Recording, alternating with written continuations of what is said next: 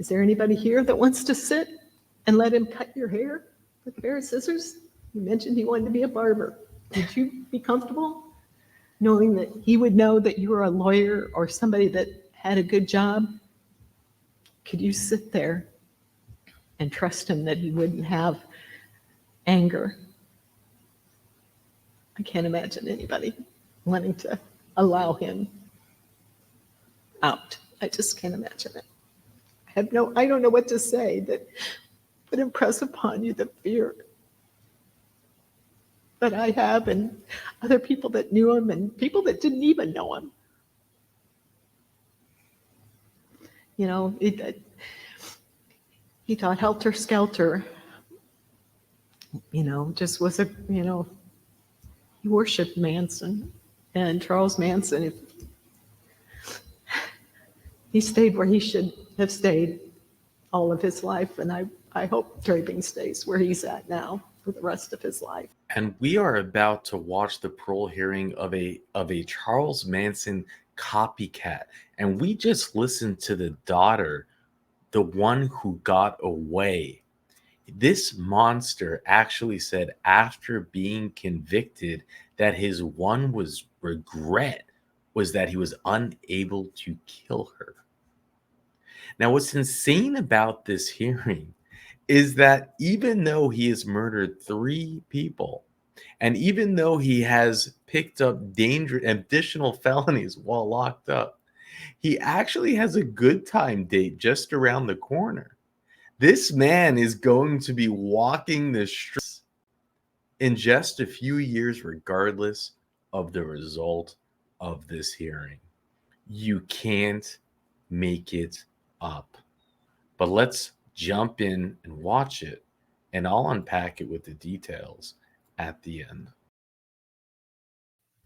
Good morning. Thank you. So I interviewed Mr. Draping on Tuesday, August 13th via WebEx, our virtual platform from the Lawrence County Corrections Center at 9 a.m.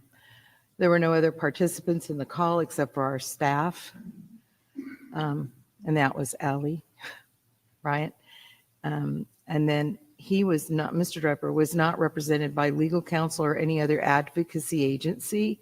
He represented himself. When I asked him about legal counsel, he said he couldn't afford it and was unaware of any other potential legal options for himself.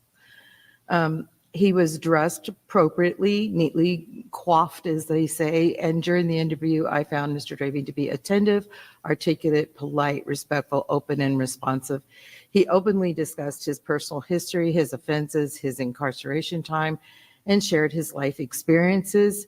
He responded politely to questions and open with his responses. He was invested in the process and responded to the best of his knowledge and ability. He did talk to me about how many years had gone by and trying to remember everything that occurred and having come here so many times.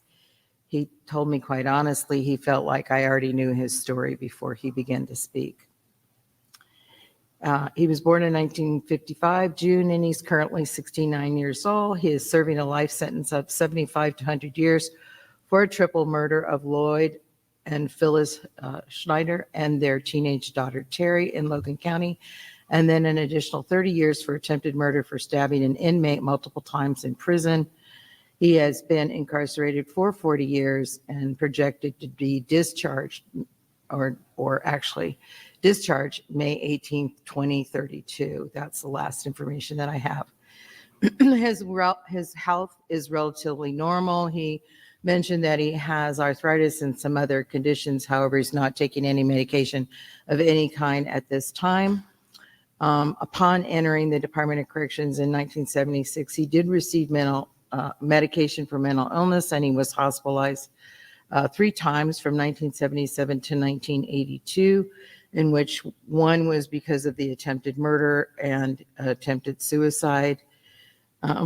His last mental health assessment or evaluation, mental illness evaluation, was done in 2018, as requested then by the en banc and presented by Dr. T. James. He reported at that time that Mr. Dabbling did not exhibit any mental health issues. He has been in contact with family members, his niece, Jessica, and who lives currently in Texas. And in the past, she offered him shelter and support for his release. It's unclear if she still provides that option. She wasn't there to share or give. He's had contact with other family members, but since 2018, no one else has come to visit him or called him or talked with him. He was raised by a single mother. He states that his childhood was a pretty normal upbringing, although he always felt that he was treated differently and often felt that that treatment was unfair. He continues to express a belief that he is treated differently and unfair, but he doesn't understand it. He's seen people who have done worse crimes than him, and he just doesn't get it why they are released and he's not. But it is what he is. That's what he said. But it is what it is.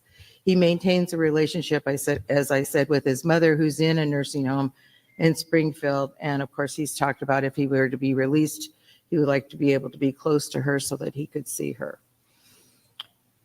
He said that he reads a great deal. And when I asked him what types of books and material, he said mostly history and biographies. He does keep up, he said, with current events.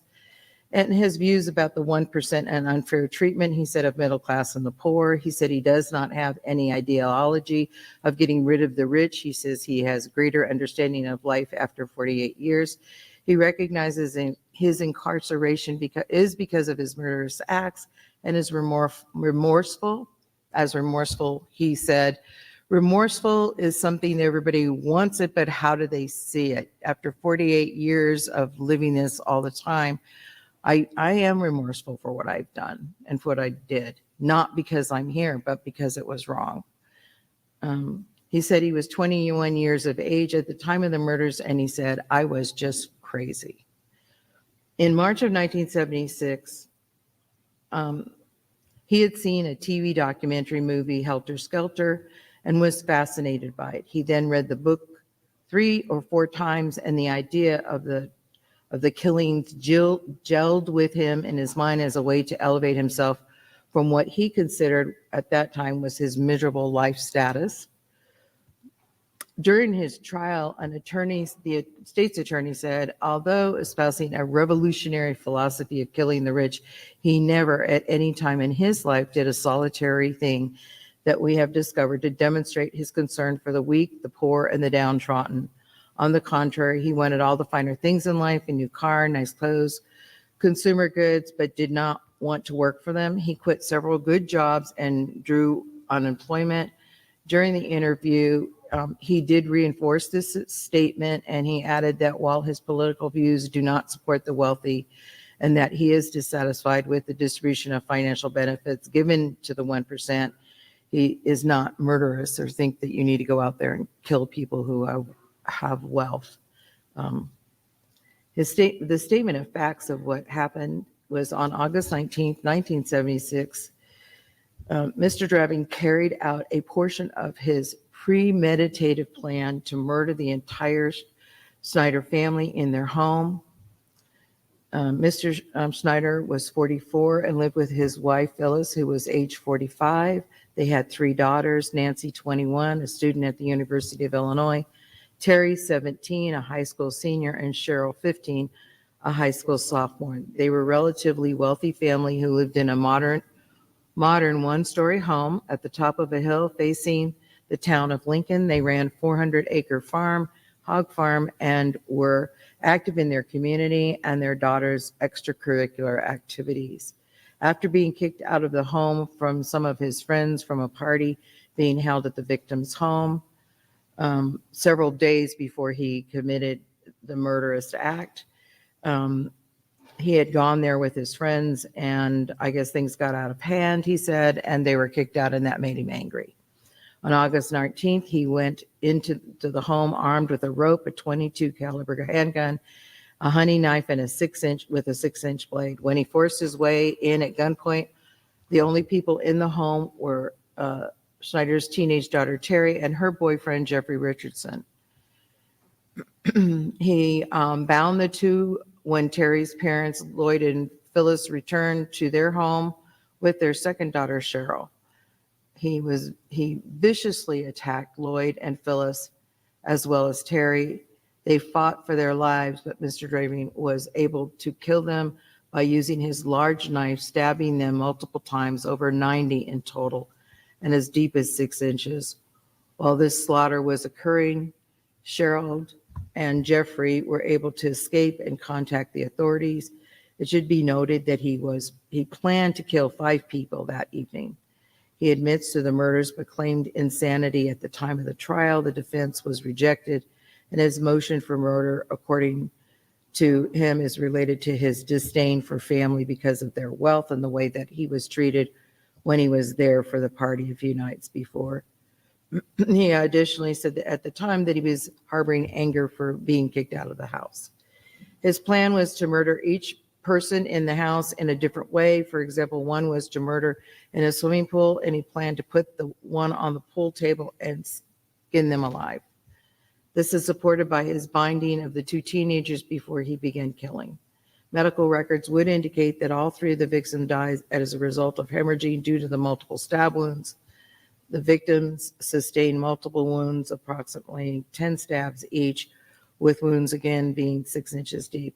On February 10th of 1981, while housed in Menard, he was charged with ultimately convicted of attempted murder for stabbing a fellow inmate 9 times while in prison.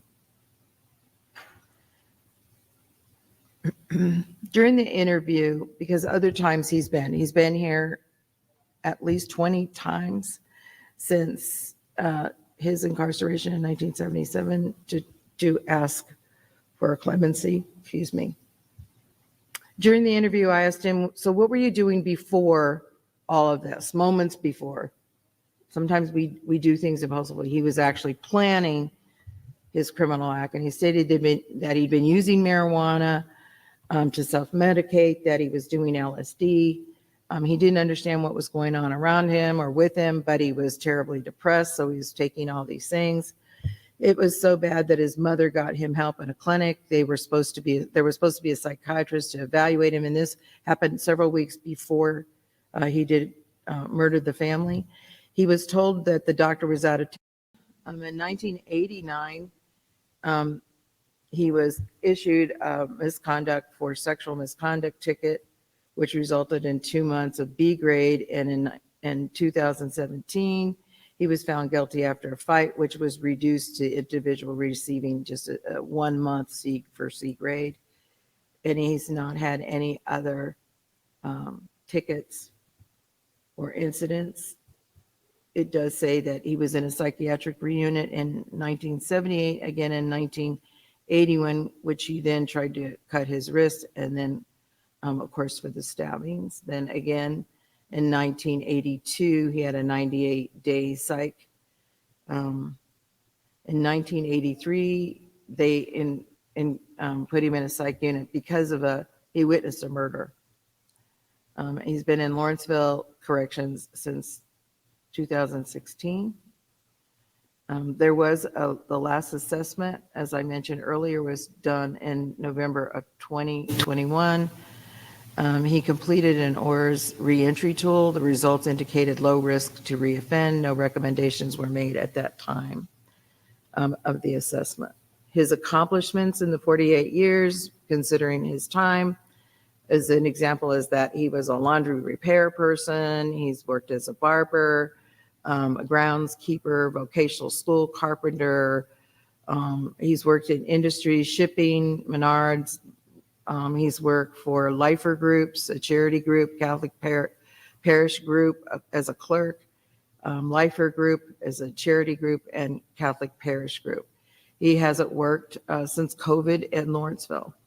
Rehabilitation with his sentence, of course, he was limited in his participation, but made efforts to improve his cognitive attitude and behaviors and skills.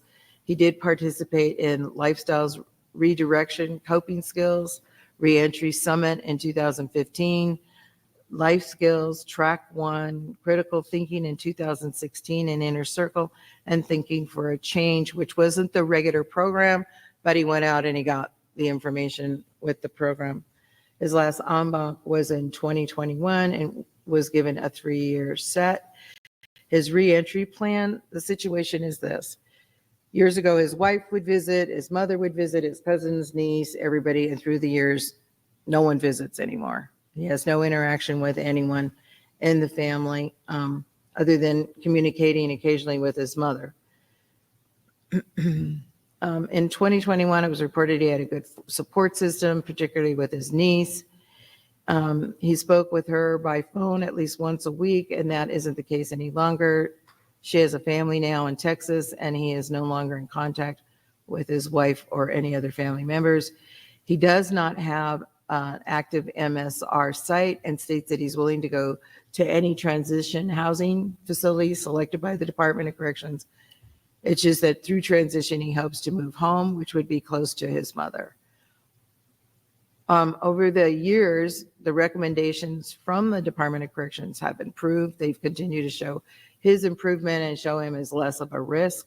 And they do recommend that he continues his mental health counseling, which he's continued through the years. There was a letter of opposition from Associate Judge William, and no other letters that were added to the file since then. So that's the end of my presentation. Thank you. Do any of the board members have any questions for Ms. Goff? I have no questions, but I'm here to provide the protest letters of communications that we would have to do in closed session at the appropriate time, Mr. Chair. Okay, we'll go you make a motion to go in executive session, I make, and seconded by Mr. Heaton. Those in favor respond by voting aye. Aye. Any opposed? All right. We're going to go in executive session, and when we're done, we'll call you back in for the next case, or the rest of this case. is there anyone here to speak in opposition? All right, but should we hear them? Or? Huh? Should we hear the opposition first? Well, we've already had a motion. Okay, let's to go in ahead. Yep. executive session. So, and it's been granted. So thank you for appearing. You realize these are public hearings, and by testifying, your names will be known if he ever does get out. His projected release date right now is November 18th of 31. So it's about 6 years, regardless of whatever the board does, or 7 years, I should say. I think he is now currently 69. 69. So after that point, he'll be on parole for 3 years if he's still with us. I'm just letting you know that before you are sworn in. All right? Okay. Amy, do you want to swear him in? Do you solemnly swear or affirm that the testimony you're about to give, you will give in this hearing to be the truth, the whole truth, and nothing but the truth, so help you God? Okay. They need to turn on their microphone and just go ahead and tell us what you want to hear us to hear. Well, I guess first I should tell you who I am. I'm Cheryl Snyder, daughter of Lloyd and Phyllis Snyder. And Terry was my sister. I did notice a few things that Dravian had said that was different from some of the things he had said earlier. And some of the things that he said, I think if you look into the case, you'll definitely see differences there. He claims he was an outcast, but yet he was well enough liked that he was supposed to be in somebody's wedding later in the fall. That's not really an outcast. If you're an outcast, you're not asked to be in somebody's wedding. He couldn't even behave himself when he was in prison. He's got numerous tickets. I think he's maybe realized that he has to behave or no point in coming to these hearings. I think he's smart enough to know those things and will lie to get released. He wants to come back and live in Springfield. I still live in the area. My family still lives in the area. He wants to be close to his mother. I'd like to be close to my family too, my mother and my father and my sister. But that was taken away from me many years ago. I'll never be close to them again.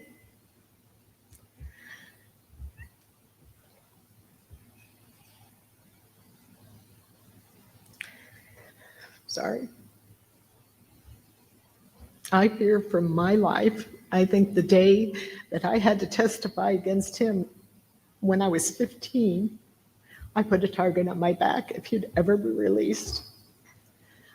I was hopeful that he would get life, but unfortunately at the time that was not an option.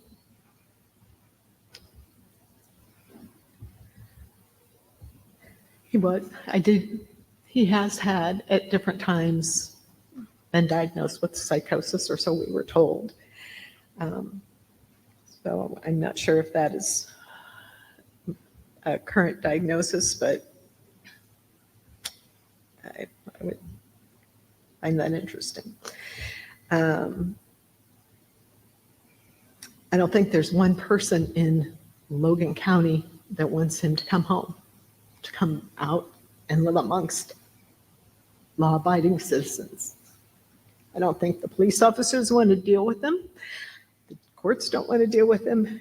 And just the fear everybody would have, knowing that he is there and would have the opportunity to finish what he wanted to do. My family was just basically a trial because we were remote, and he knew that he could get practice doing it. And I fear for my life, my family's life, my kids' life, and their children. There's too many people.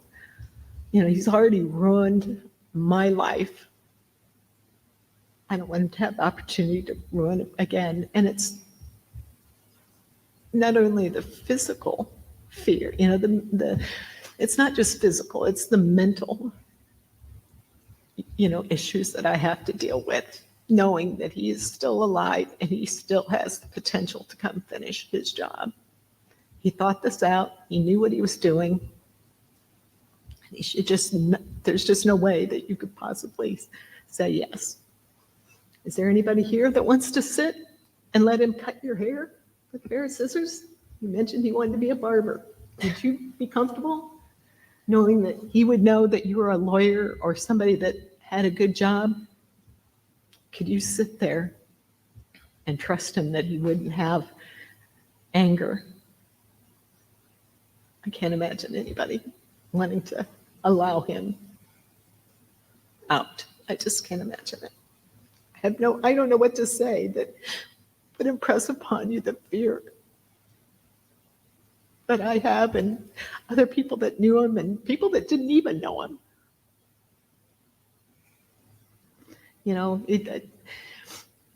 He taught helter skelter,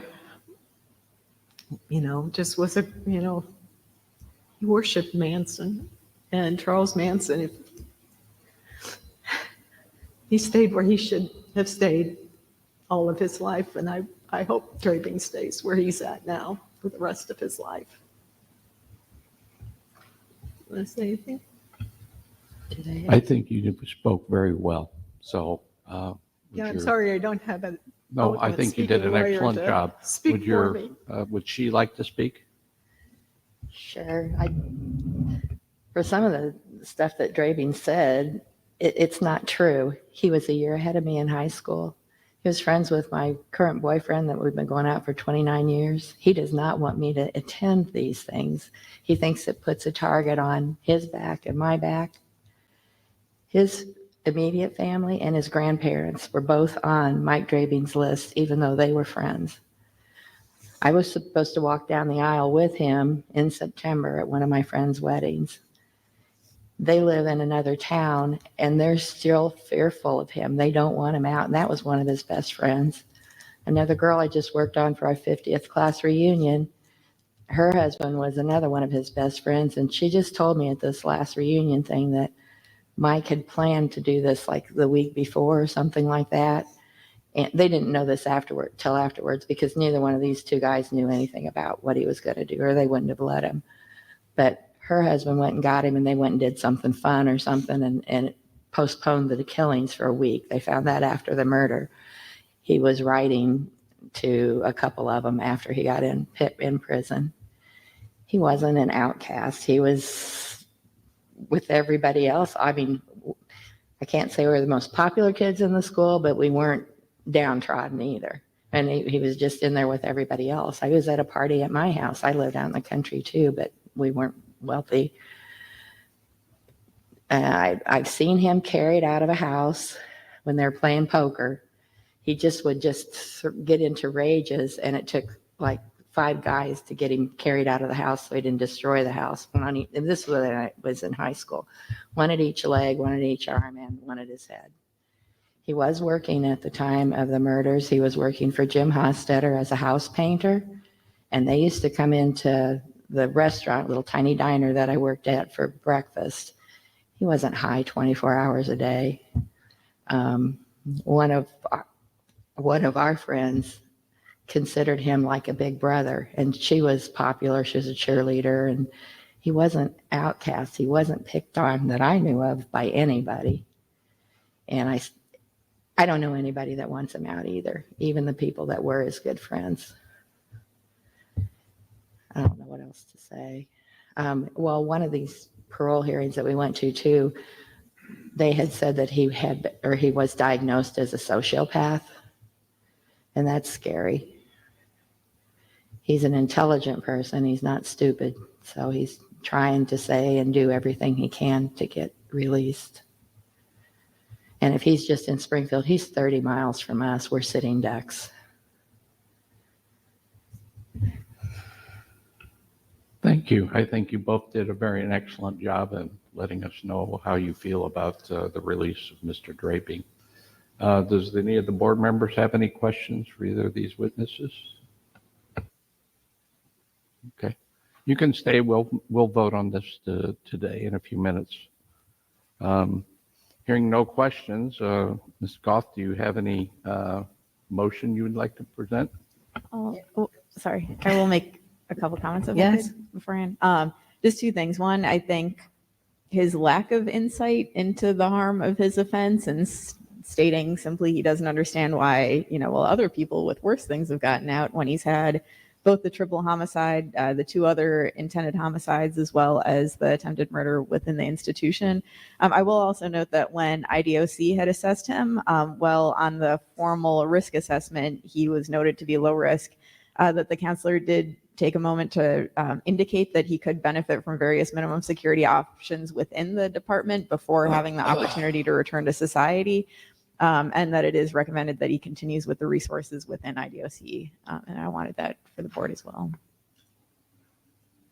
Thank you. Thank you. Thank you, Julie. Ms. Goff, any other questions from any board members? Ms. Goff. Okay, so I'm sorry. So sorry. I had one other thing. There was indication in the file simply pointing out that he served approximately 15 years per life that he's taken. And I thought that was striking as well, given the statutory minimum for a homicide of 20 years and the various factors of aggravation. That's all. Thank you. You're welcome. Not a problem. I don't want to belabor my recommendation.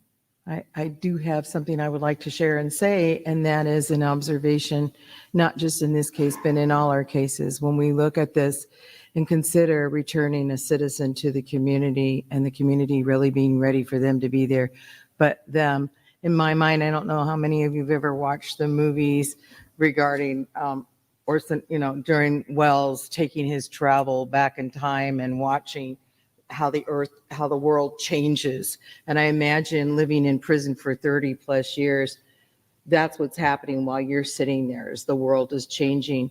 There's no way you're prepared to go home. We watch that time and again. So I just wanted to say that I wanted to make that statement. It is, I seriously think that the victims and the families and their fears with regards to, I want to acknowledge that it's real. It's not imagined, it's real. And that I think that Mr. Drabbing's poor reentry plan, he doesn't have a plan. So the thought about him being released in 2031 or 2032 is he doesn't have a plan to really a stable plan for going home. And so I think it's in the best interest of the families of the community of Illinois that we not grant him his request. So is your motion to deny? My notion is to deny. I'm sorry, Mr. Dupuy. Yes. I'll Okay. second. Do we have a second? I'll second. All right. Motion's been made and seconded by Mr. Boland. Amy, please call the roll. Ms. Goff, Yes. Mr. Boland, Yes. Mr. Coates, Yes. Mr. Delgado, Yes. Ms. Globaker, Yes. Mr. Grubbs, Yes. Mr. Heaton, Yes. Ms. Schaffner, Yes. Ms. Taronis, Yes. Mr. Tupy. Yes. By a motion of 10-0, the motion to grant parole is denied. Do you have a second motion? On the set. Yes, I do. I know that it's my understanding we can't do 5, but I would recommend that the maximum, which would be what, 3 years set? You can I do believe 5, it's 5. but he's going to get out in 7 years, so they're going to have to come back at least one more So time. I'd say 3 years. 5 5 the is fine? maximum if you'd like it. Okay. I just want to make sure. I think I was corrected one time and told I couldn't do 5, so that's what my headset is right now. All right, motion for 5. Any second? By Mr. Delgado. Motion's been made and seconded to grant a 5-year set. Those in favor of the motion respond by voting aye. Call the Aye. roll. Amy. Ms. Goff, Yes. Mr. Boland, Yes.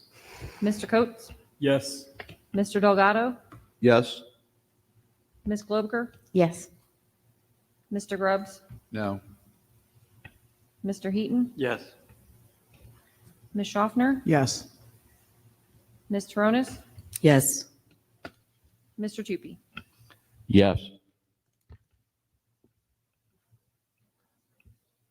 By a vote of 9-1, the motion passes. He's going to get a 5-year set.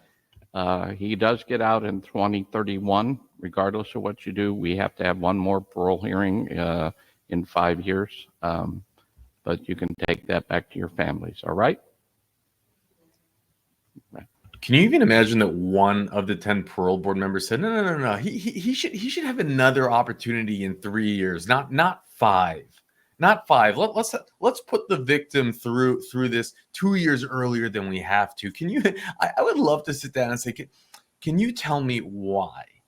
Like, is there an even if you want to say that you're ideological, where I want to give him a chance to get. What do you? Anyways, there's so much more to talk about. To talk about that is actually pretty dumb. Here, he has a good time date.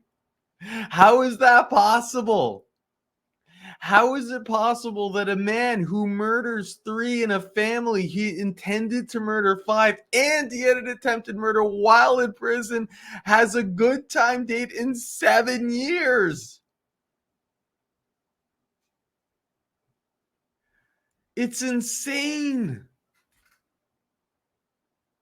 He's born in 1955. He's young. His good time is 2031. Even if he somehow messes up, his full term is 2034.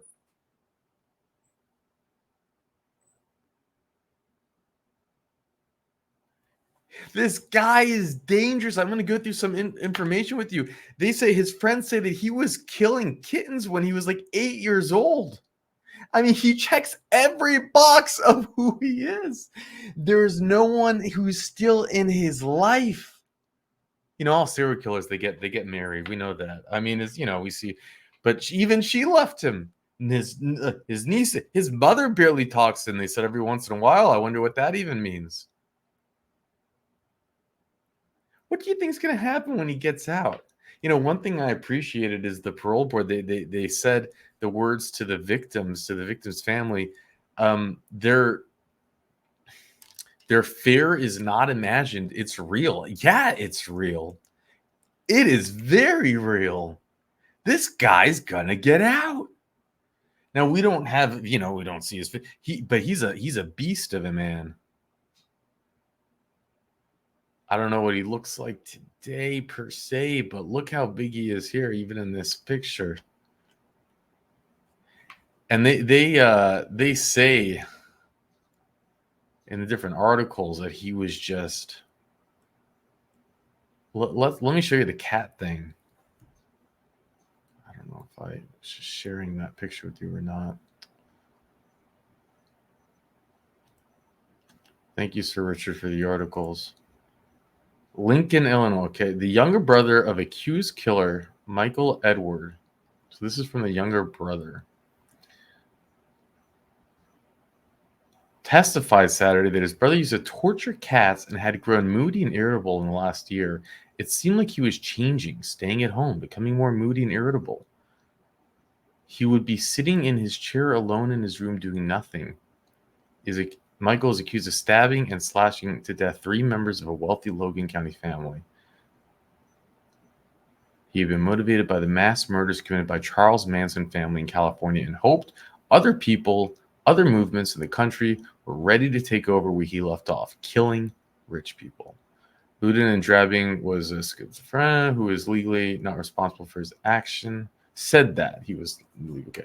He is, though. Drabbing apparently knew his victims only slightly. Testimonies indicated he accused of invading the Lloyd Schneider home and killing Schneider 44, his wife 45, and their daughter Terry 7. He apparently chose them only because they seemed wealthy and lived in a remote spot.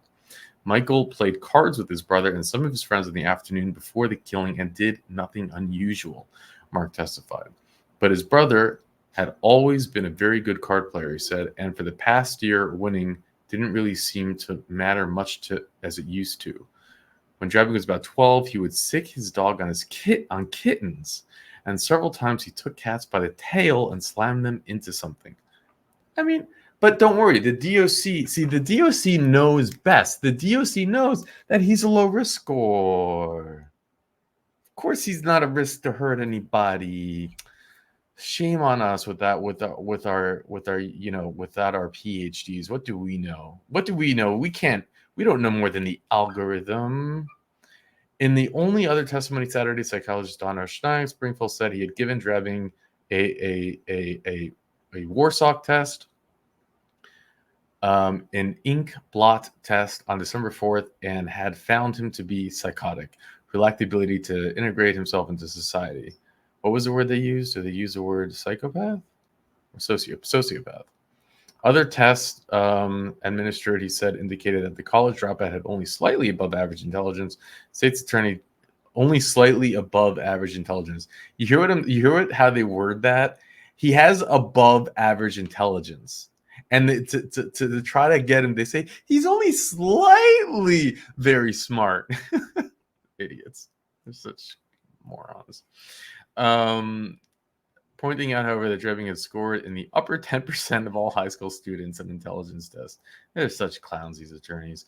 Now, let me here it is. Man is found guilty of killing 3 Illinois farm family. Michael Drabbing, Lincoln House painter, sat smiling yesterday at circuit court. Judge found him guilty of the murders of a wealthy Lincoln farmer, his wife, and their daughter. Judge James Heipel ruled that Drabbing was sane at the time of the killing. 5 or 6 persons in the courtroom applauded when the verdict was read. Drabbing leaned back in his chair, grinning, and was still smiling as deputies led him from the courtroom. 21 years old, who pled not guilty by reason of insanity, was convicted on August 19th stabbing of Lloyd Schneider for in the verdict shortly after the argument had been presented. This defendant, in the popular conception, is crazy because he did what most of us would label as insane, Heipel said. Then he added, I agree with the conclusion on psychiatrists who testified for the prosecution that the defendant did understand the criminality of his action. Drabbing testified that Tuesday that his only regret was that he testified Tuesday that his only regret was that 2 intended victims, Jeffrey Richardson, an acquaintance of Terry's, and his second daughter, who we heard bravely stand up and, mind you, even mention, and I don't get an attorney. She gets nothing. The DA doesn't show up. Clowns. Really. Unreal. How does he have parole eligibility? And listen to this: with his attempted murder in prison, they sentenced him for that, but they had it run concurrent with his current sentence, which they could have just made sure he would never get out by running it consecutively, but no, no, why would they do that? So, second daughter Cheryl, 16, escaped while he was killing the others at the farmhouse. She was there and she escaped. When I got back, this is now him talking, the monster. When I got back to my car, I started crying. He said, I felt like I hadn't succeeded like I should have. The prosecution contended that Draving had been influenced by the book and movie Helter Skelter, based on murders committed in California by Charles Manson and his family of followers. Heupel ruled that such influence did not constitute insanity. Draving testified he knew that he was doing what he was doing at the time of the killings and that it was right. He also testified that he planned to kill the good politicians in Springfield, Illinois. After the Schneider killing, so bad politicians would cause the downfall of the country. Wow. Okay. Lucky for you, these politicians are the one that are giving you parole eligibility. Psychiatrist Dr. Philip Bornstein testified for the defense Monday that Draving was a schizo who should be confined in a mental hospital, quoting Draving saying, rich people should die for what they're taking from everybody. This is justice. So this is the guy that he attempted to kill in prison. Also a serial killer. Now here's classic Illinois for you. This man was a convicted murderer, let out of prison after serving just 10 years. You heard me right. He served 10 years for murdering someone. So for 1972 to 1973, following his parole, he was on parole in 1963 for killing an accomplice. He then went and murdered 3 women over a 10-year period. I guess that's 3 that they know of. On March 25th, 1963, William visited his barber shop, asking him to accompany him for another robbery. They're talking about the first murder. Then they go into so he was a serial killer. Now this is where it comes in. That now in 1981, the prison assault. On February 10th, 1981, while serving his sentence, Summer was walking on a sidewalk in the central area when he was suddenly ambushed by another inmate. Triple murderer Michael Draving. So triple murderer versus serial killer, who then stabbed him with the shank. Summer's injury required 17 stitches and he was hospitalized for a week, but he would later fully recover from the attack. While a full explanation behind the attack was never given, Draving, and I know I'm saying Draving, I just heard it, I'm sorry, that if it was in self-defense, he admitted to being the instigator, but claimed that Summer was in possession of the shank. His claims were not believed, and Draving was given an additional 30-year sentence for attempted murder and armed violence to be served concurrently with his already existing sentences. I mean, why? Why?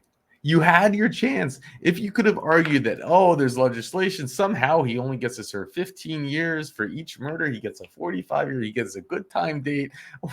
What is going on? I know, Griggs, maybe you're watching this from Illinois. He's a law nerd. Can you tell us what's going on with this legislation? Because Sir Richard is ill right now, and he's not doing good. So if y'all can say a prayer, light a candle, give a thought. He says, please just give the thoughts and prayers for Lorraine, his wife, who is struggling with Sir Richard being out of it. But he's pretty much, he's bedridden, having difficult seeing. He can't really sit up for more than 15 minutes at a time, which is an improvement from where he's been in the past week. But so I'm out of, I can't just read. Normally I'll just reach out and say, what's going on here? But also another thing, if you notice on the top left corner of this hearing, it said that the hearing date was 6/13/2024. That's wrong. They're just, whoever set this recording up was wrong. This hearing took place October 30th or 31st, 2024, just as an FYI. And how long have we been doing this? 11 minutes. So we have time for one more hearing. Now we're going to do another serial killer Illinois parole hearing. About 10% of you have already seen it, but most of you haven't. So that's why I think it's worth playing it again here. And feel free to just not watch it if you've seen it already. And with that, let's jump in. Now we are going to watch the parole hearing of a full-fledged serial killer, maybe one of the most unknown but notorious serial killers. I never heard of him until now. He was locked up, given 500 years in prison in 1971. Yes, this is an Illinois parole hearing. Now, he was serving in the army in Germany, and they think that he did many, many more murders than the 4 to 12 victims that they have listed here. You'll hear about that in the parole hearing, and I'll share more of it with you in the unpacking. Can you imagine a serial killer having the rights to have a parole hearing? I don't know. Make it make sense, but what do we know? With that, let's jump in. That's your call. Thank you. Good morning, board members. Good morning again, folks. Now we're back in session here for en banc hearing of today on parole requests of Mark Allen Smith, C number 10587. Mark Allen Smith was interviewed on July 3rd of 24 via video teleconference. Mr. Smith was coherent, was focused. However, it was a very short interview. Mr. Smith was quick to inform me that he was not interested in parole. Mr. Smith was clear on the amount of time that he must serve for his crimes and indicated to me he will leave when Arkansas DOC comes to get him to serve another conviction that is in the state. He did indicate to me that he was talking to me only because of the fact that he was having a better day. I was impressed, actually, because he had refused to do other interviews, I understand.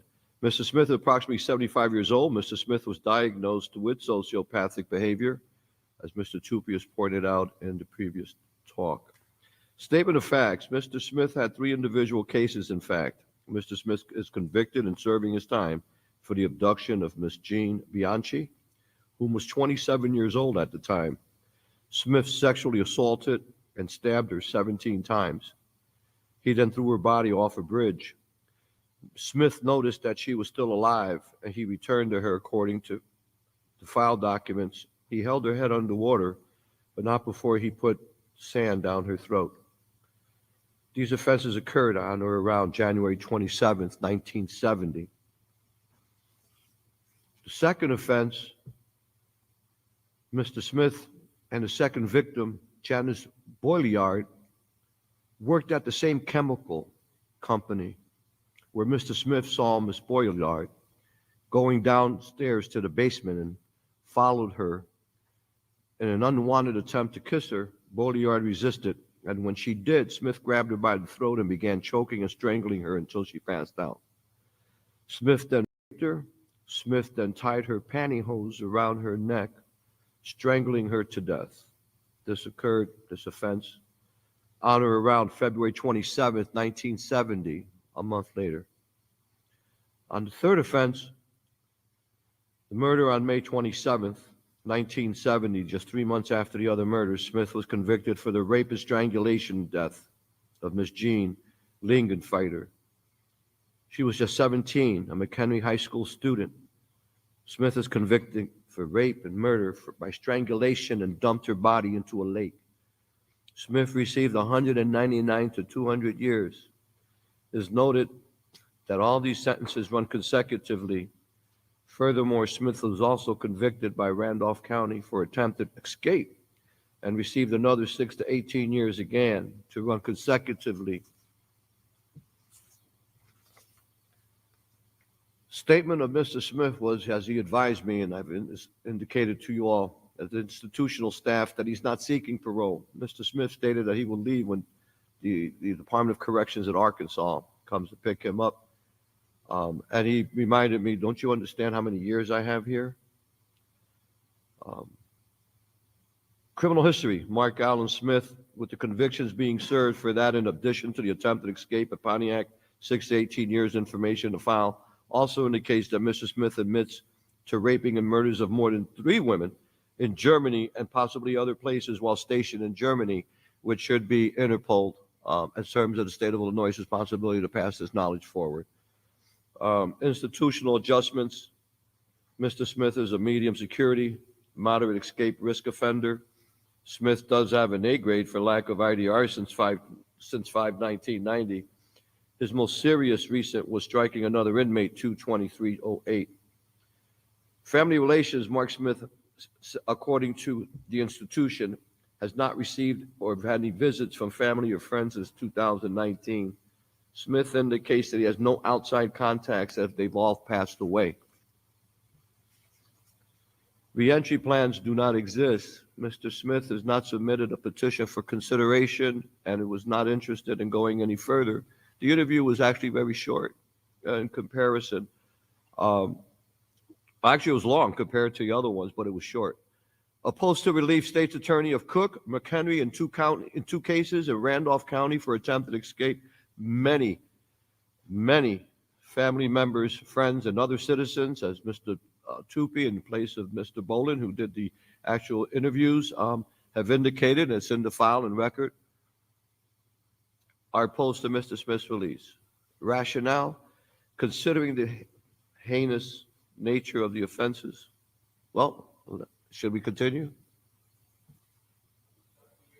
Yes, and then we'll go. Well, rationale, considering the heinous nature of these offenses by Mark Allen Smith, that his release would deprecate the seriousness of the offenses in law. Furthermore, the interests of public safety would definitely be at risk. Therefore, it's my recommendation to deny the parole of Mark Allen Smith, and I'm requesting of all the members of a 5-year set. Ms. Bartel, do you want to come up?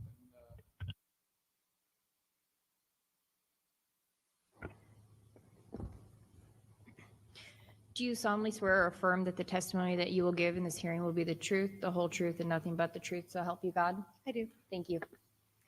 If Mr. Smith be paroled, the Attorney General's office is requesting a 90-day stay for an evaluation under the Sexually Violent Persons Commitment Act. Thank you.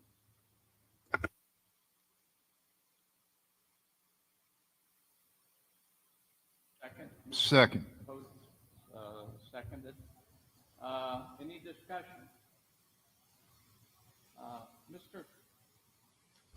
Mr. Smith is one of our few people that I consider a serial murderer, and I'm going to support that motion.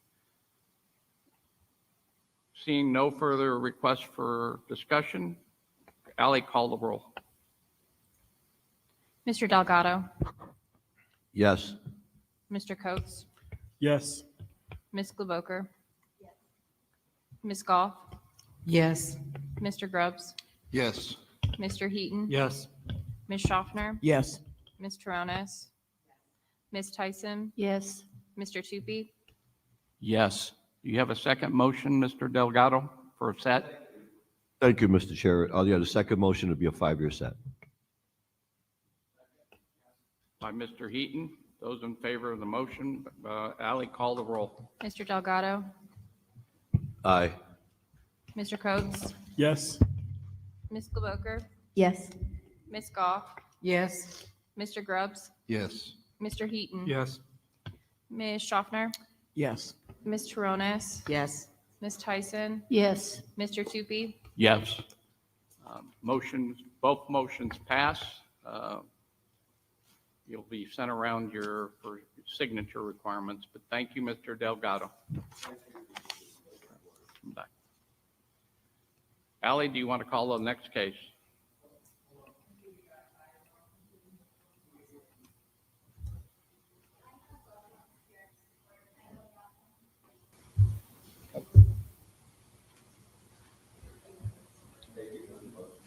He's been killing women for years. Some we probably don't even know about. There's probably a lot we don't know about.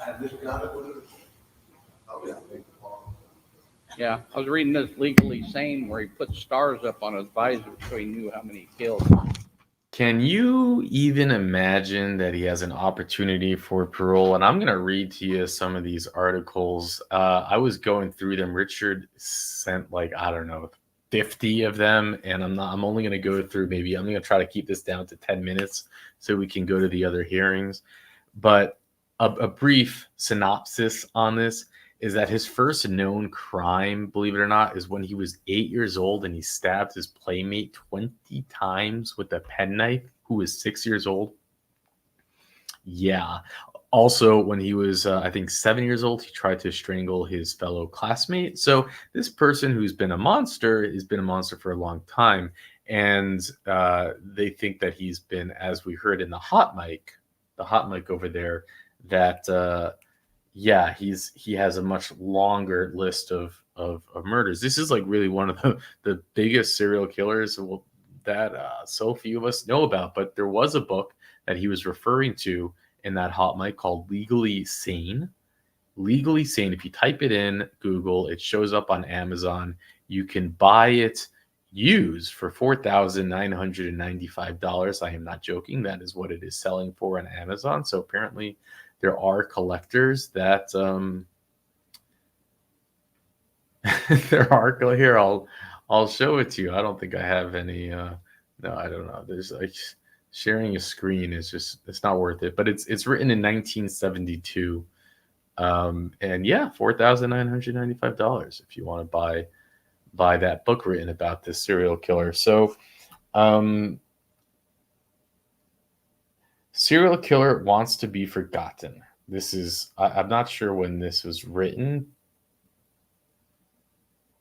I think something like maybe 30 years ago or so. But let's see. Except in his own hometown, Mark has just achieved his goal of becoming a forgotten man. Time and nearly 20 years of life behind bars have robbed him of his boyish good looks, although he has retained his burly physique, his sandy beard, and his shoulder-length hair make him look all of his 41 years. This was like 30 years ago about. So if it weren't for the fact that he dressed in denim prison garb and was sitting in a drab yellow interview room on Pontiac Correction Center, he could have been mistaken for a construction worker. Even with the prison grounds, he attempted to maintain a low profile, and when he discussed the 7 murders of young women he admitted to committing more than 20 years ago, they seemed like remote events that happened to someone else in another lifetime. I don't think I understood what I did then, Smith admitted earlier this month during his first interview in 18 years. I didn't have a sense of self-worth. I didn't like myself much, less anyone else. Smith, the state's forgotten serial killer, confessed to sexually assaulting and murdering 2 women in then largely rural Henry County, another in suburban Des Plaines, 1 in Mountain Home Arc, 3 in West Germany while he was stationed there in the U.S. Army. Since then, he has been questioned about murders in Vietnam, Korea, 5 other states, Washington, D.C. At one point, he was questioned for the 1966 murder of a 21-year-old Valerie Percy, daughter from former Illinois Senator Charles Percy. Prosecutors believe his victims may have exceeded 20 in the number, but because the crimes covered a 2-year period and occurred over a large geographic area, he did not receive the notoriety of such infamous killers as Charles Manson, Richard Speck, and John Wayne Gacy. The sexual assault and strangulation of 7-year-old Jean, am I pronounced this right? Is it Jean Ann Lingfelder? Is it Jean? In 1970, stunned the small northwest suburb of McHenry, but received surprisingly little attention in the Chicago news media, even after the details of the earlier murders dribbled out. A psychologist who examined Smith testified he is far more dangerous than Manson or Speck. He could talk to you about murdering people just like it was going to a grocery store, said McHenry County state's attorney, who helped prosecute Smith in 1971 and is now trying to keep him from being paroled. Can you imagine, by the way, he had his first parole opportunity 3 years after getting convicted for this, after getting a 500-year sentence, and he had that parole every 3 years. He has had something like, if I have to remember correctly, over 20 parole opportunities or 15 parole opportunities. Why? And what I've been reading, victims were writing in letters and showing up in every 3 years.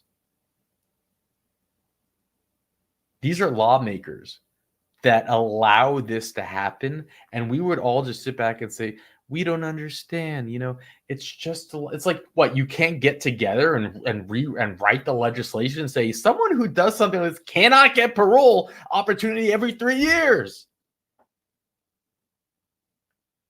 And even now, they allow him an opportunity after 5 to get another rehearing, which is just like the brains of our. But we don't understand. We're just sheeple. What do we do, right? We don't understand. We don't. Clearly, we don't. I mean, come on. How could we? We're not in government. So when Smith faces a prisoner review board on July 25th, the families of Langfelter and another of his victims plan to attend the hearing to present petition containing 4,000 signatures and protesting letters opposed to reducing his 400-year sentence. Although Smith says he can successfully re-enter into society, he isn't asking to be paroled in Illinois. He realizes his chances are nil here, and besides, he'd rather go to Arkansas where prisons are less crowded. He awaits a life sentence there for 1969 sexual assault and murder of another housewife. Well, I guess now he's comfortable where he is because he doesn't seem to want to go there. Or again, this could all be word manipulation and jokes and tricks with these guys, what they say, right? He claims he has changed. The "I just didn't care" attitude is gone, he says. And today he's an avid artist selling his oil paintings to prison officers. Hey, if that book goes for $5,000, imagine what those paintings go for. He's working on his 3rd college degree, and he's even taken another name, Remington Steele, which he said has no connection to the fictional television detective. I realized somewhere along the way that I don't like violent people, and that I don't like the kind of people who do what I did. Okay, bro. But then I have to justify what I did, and I can't. I'm aware that what I've done is serious, he said. But if they're looking for a monster locked up here, they're not going to find one. No, you're a monster. Yeah, you're the definition of monster. That is not the opinion shared by McHenry area residents old enough to remember May 12, 1970. Where am I in the time? I'm at 8 minutes. I'll do 2 more minutes, so I have to hurry through this. I don't know how many of you like hearing me doing these unpackings, so I know. I'm just saying, like, it's hard. It's hard to know how much to read when the whole parole hearing is 9 minutes. You know, how much of it am I going to talk already?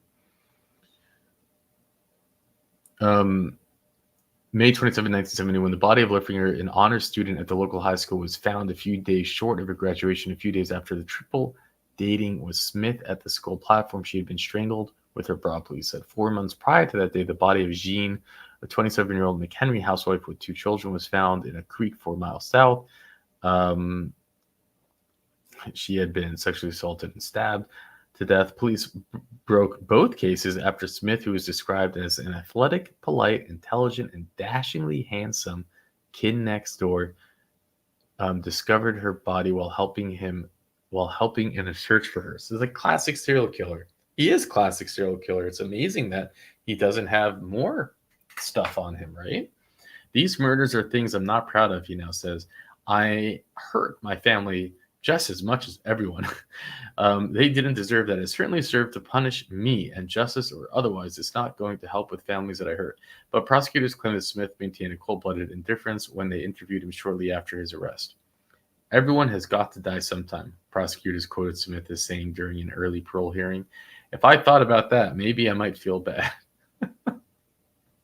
So I don't think about it. Smith escaped the death penalty because the U.S. Supreme Court moratorium on it at the time. It's a shame, Baker said, because if anyone deserved to be put to death, he did. And he's still kicking and screaming and alive and up for parole in 5 more years. We could see him in 2029. Unbelievable. You can't make it up. This is what we have. Thank you, Richard, for sharing this information. I mean, he's born in 1949. He's got plenty of life in him. Can you even imagine? I just can't. I can't with this insanity. Who writes these laws? We have insane people writing laws. And the idea that they exist even till today because no one can change them. I don't know why. Do I just not know? Do I need to learn? I need a PhD. I guess I'll understand it when I have a PhD. So we saw an Illinois hearing. If you want to see more of these, let me know. as you see, they didn't show up, but we do have Illinois hearings where they do show up. They're just a little different. They're different than what I'm used to, and I got to pick and choose what I do. So if you like something, send me an email or put it in the comment section. And we'll jump to another hearing, or I'll let you go. See how I play this out. He was not at the robbery. He was not in the car. He had no idea that Smith and his buddy, who came with Mr. Advick, had a gun. He did not think that someone was going to get killed at this event. But he did accept responsibility for giving this young woman's phone number and saying that she would be an easy target for a robbery because she was selling cannabis and had cash. And he accepts that responsibility. But not only does he accept the responsibility, and not only did he plead guilty to the not murder count of this case, but also he lives every day with the knowledge that a woman was shot and survived, and the person she brought as muscle was killed. He knows he wasn't guilty of murder, but he feels a responsibility for the injury to a person and the taking of a life. And I know that because I represented him in the trial court, and I've represented him until today. 17-year-old Niles North varsity swimmer was shot and killed in Skokie last Sunday in what appears to have been a botched robbery attempt of a friend he was with. And now comes the news that two of those implicated were his friends, one of them in particular. When they were on the swim team together, this individual was a couple years older than my son, very much a mentor to Max. So to think that somehow this individual was involved in the murder of my son is devastating. Charged in connection with the murder are Zavad Avdik, Jeremy Lai, Miles Hughes, and Nicholas Smith, all of them 19 years old. Avdik and Hughes are Niles North graduates themselves. In court today, prosecutors said it all started when Avdik decided to rob an as of yet unidentified 17-year-old girl he'd agreed to buy some marijuana from. When they met last week, Max Godot was in the car with her, but apparently not involved in the deal.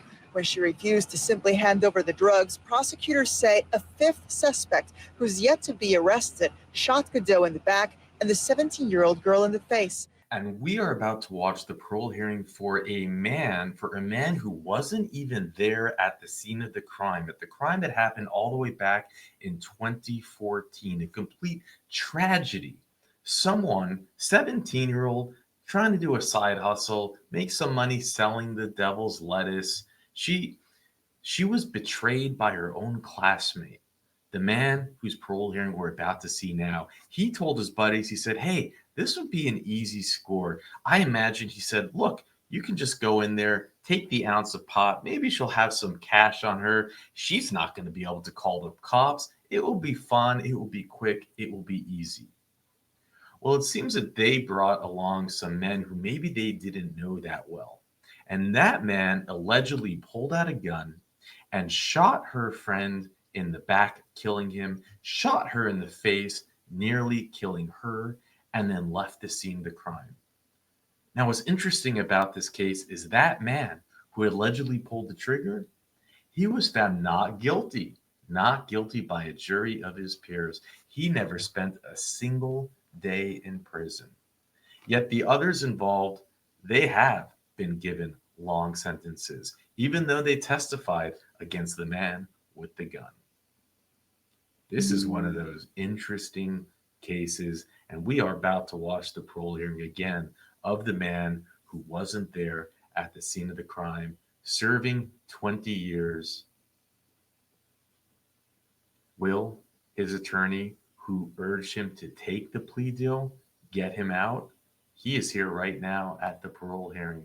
Will the Illinois Parole Board find that he has done great in prison, find that he is deserving of parole? Well, we're about to find out, and I'll unpack it with more details at the end. Mr. Chairman? Ready to go? Thank you, Mr. Chairman. And once again, as we continue going. Today's video is sponsored by Aura.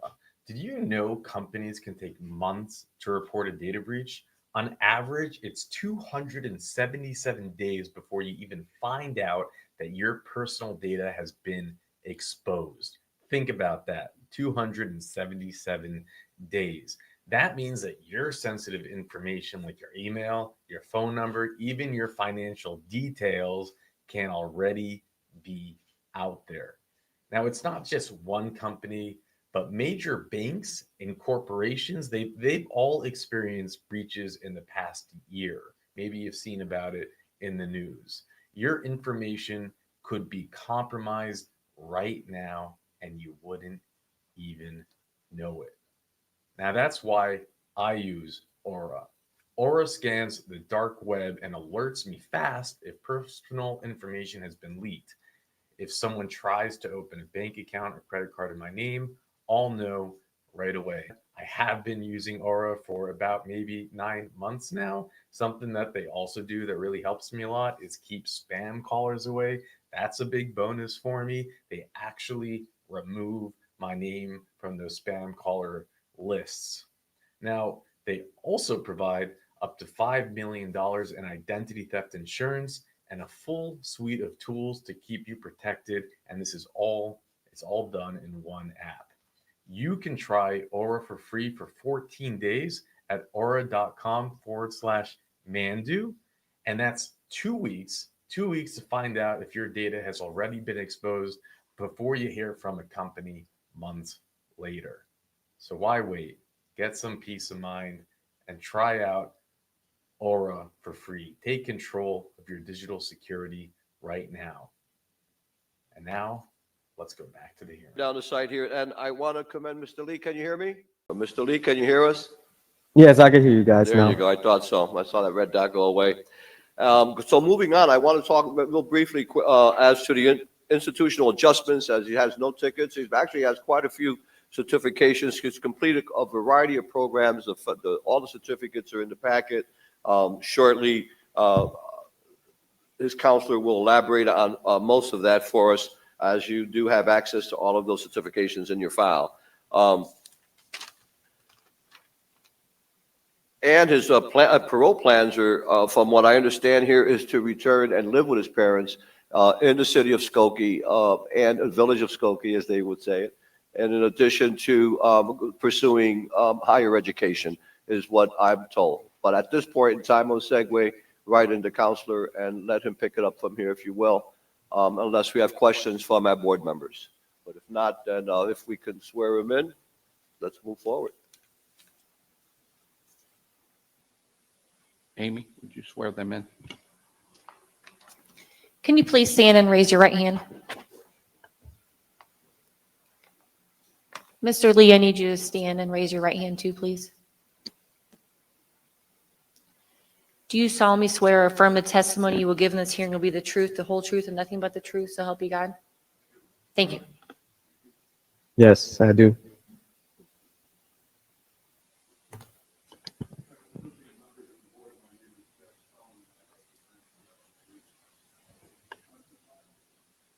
You might want to hit your mic so that way we Got can it. record it. Thank you. Be one of the first times in my life when someone said they couldn't hear me. But I'll turn on the mic.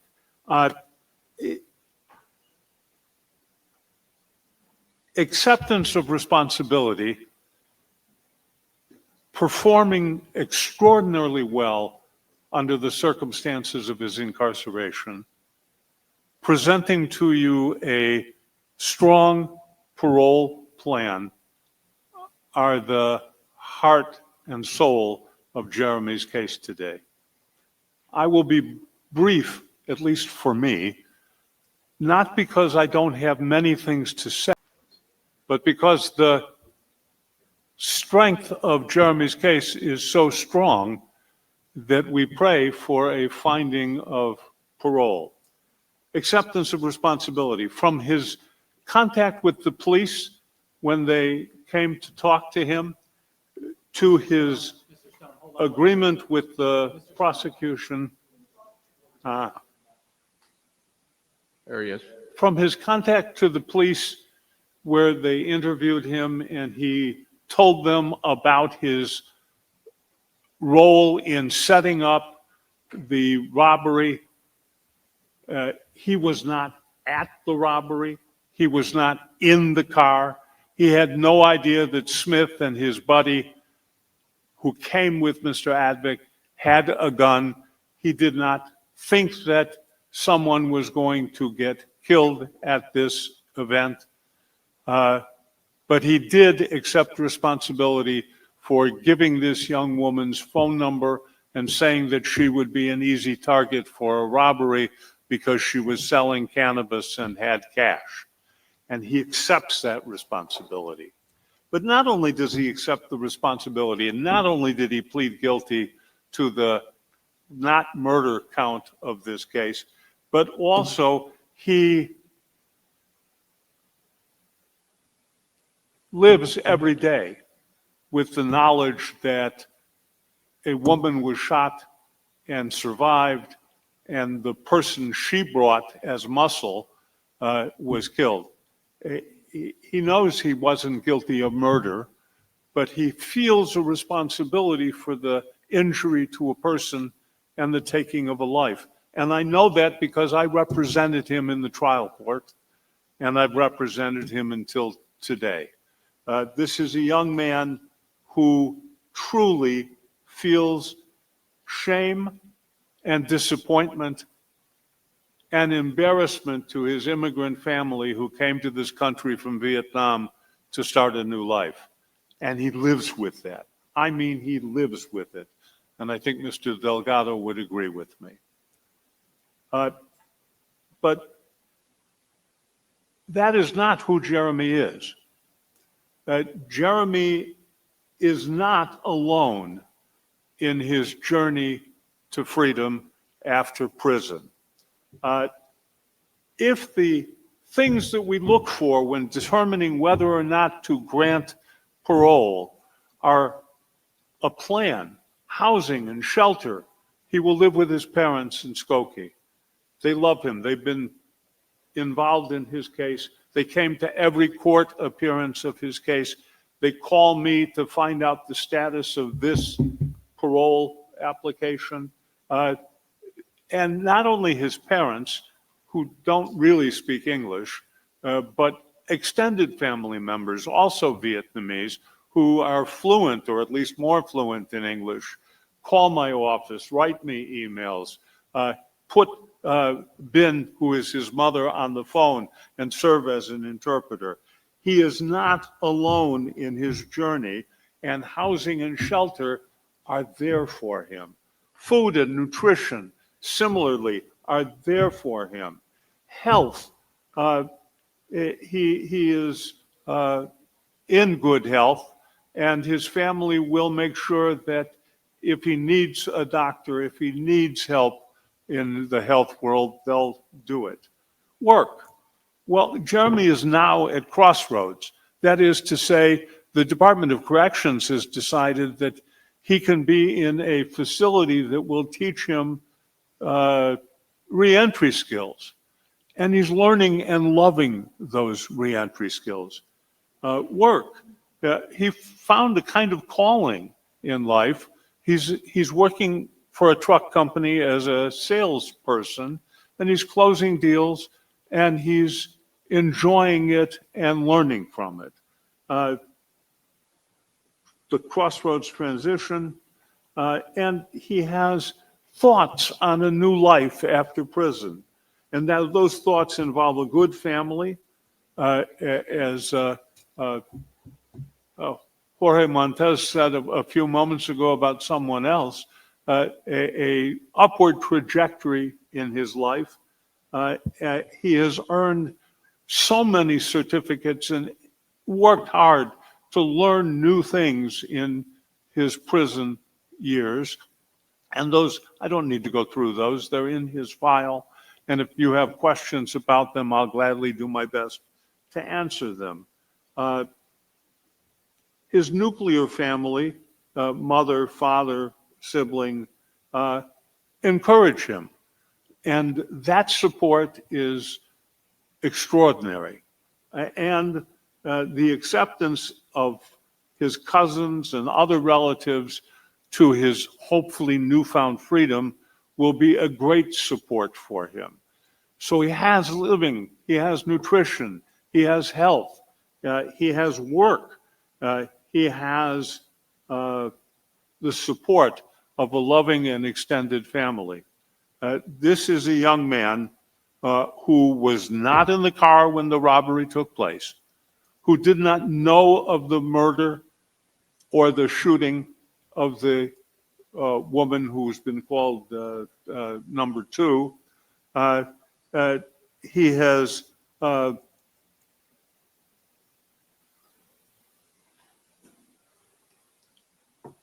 this was a horrible mistake to say that this young woman was selling cannabis and would be an easy target and likely would have cash on her. And telling that to Ardvik, who set up the rest of the crime, was a horrible mistake. But it is one that the state's attorney recognized was not murder. I don't believe that there is an objection by the Cook County State's Attorney to a request for parole. We are here under the Juvenile Parole Act. He has served more than 10 years of his 18-year sentence. He is eligible for parole. He is a worthy candidate for parole. And I think now you should hear from him, and I'll be quiet. Thanks, Mr. Stone. I will correct you. I think there is a protest from the Cook County State's Attorney's Office, which I can. Thank you. Yes, but Mr. Stone, there is a protest letter from the Cook County's office adding a line to the first letter as to from Eileen Burke's office. So that's in the file. I've not seen it. And I have a question for you also in your own petition, and because you just made another comment, and now you have to help me understand. But let's hear Mr. Lee, unless I can go straight, continuing asking counselor questions. Mr. Chair. Hello, good. Can we just wait 1 minute? Mr. Stone, we're going to give you a copy of the state's attorney's objection. We want you to be able to see that so Thank you you. can comment on it.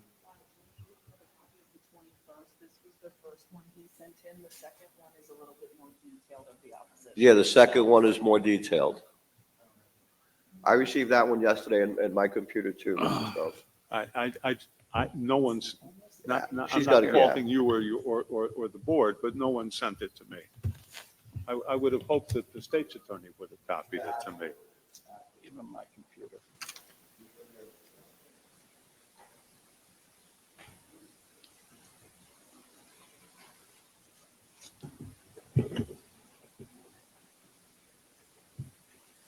Thank you. Here's the copy of the first one we received on 18. There's just a smidge of the difference of the opposition letter with a little bit more detail towards the end.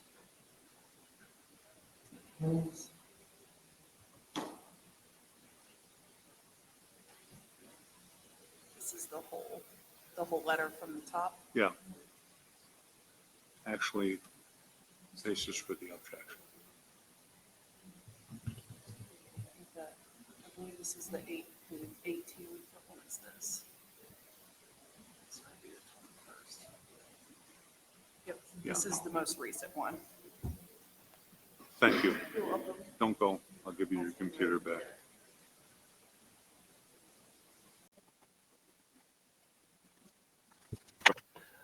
And on that note, Mr. Lee, this is an opportunity to, this is Delgado again, and sir, just wanted to talk with you a little bit, and my first question for you is to first of all, let me commend you on what you've been able to achieve while you've been there and your enthusiasm for yourself going forward. You're a young man.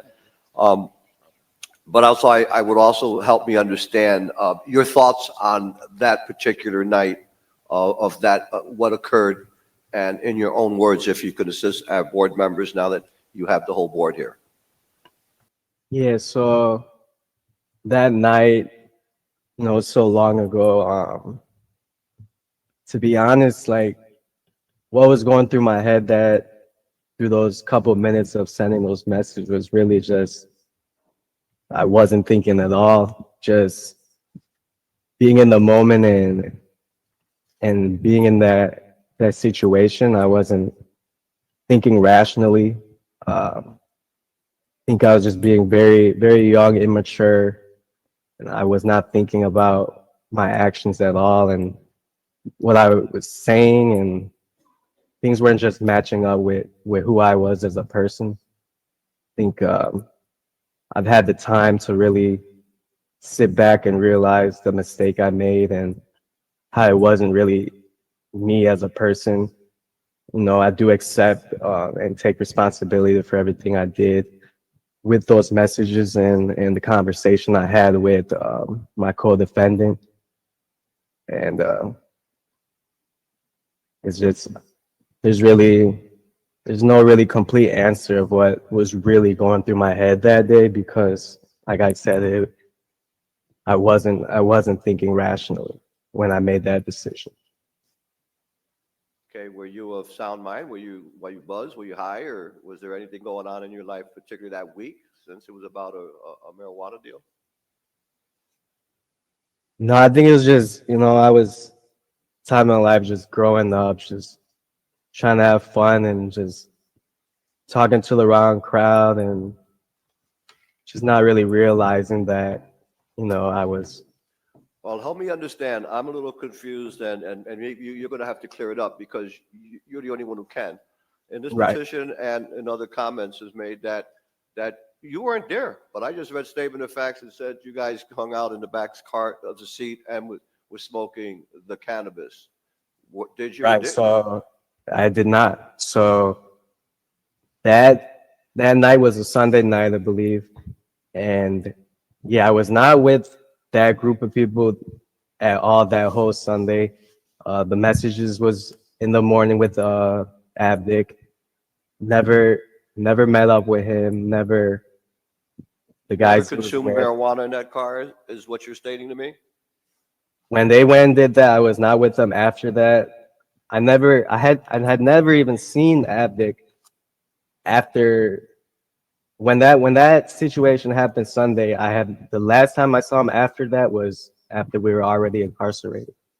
So I was never with him after the robbery happened. I had never smoked the weed that they took. I never saw it.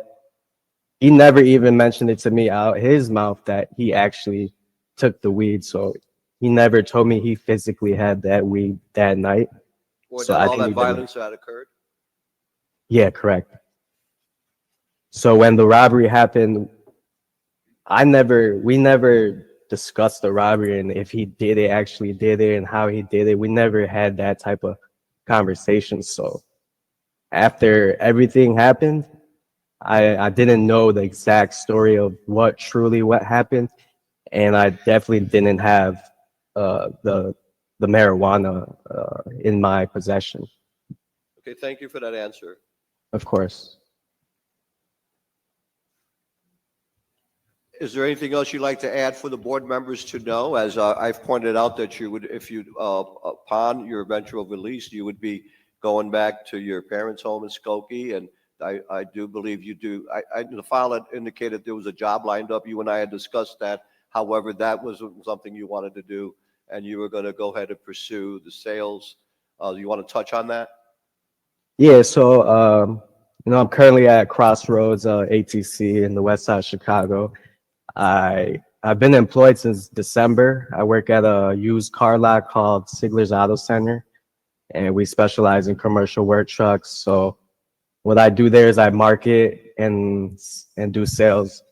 I get on the internet, I post ads, I email, call, get customers in, and then I help close the deal, do the paperwork. And so basically I'm a salesman. I sell mostly trucks, commercial work trucks, but we do have regular cars there too as well. But that's what I'm doing right now. I've been doing that since December. If I do get the chance to parole out, I'll be right by work. It's right by my mom and dad's house, which I plan on paroling to. So I'll still be able to work there, and I like it. I'm learning from it, and see how that goes. And hopefully I could, continue to do that as well as finish my education because I was in school when all of this happened, and feel like I should get back in the classroom as well.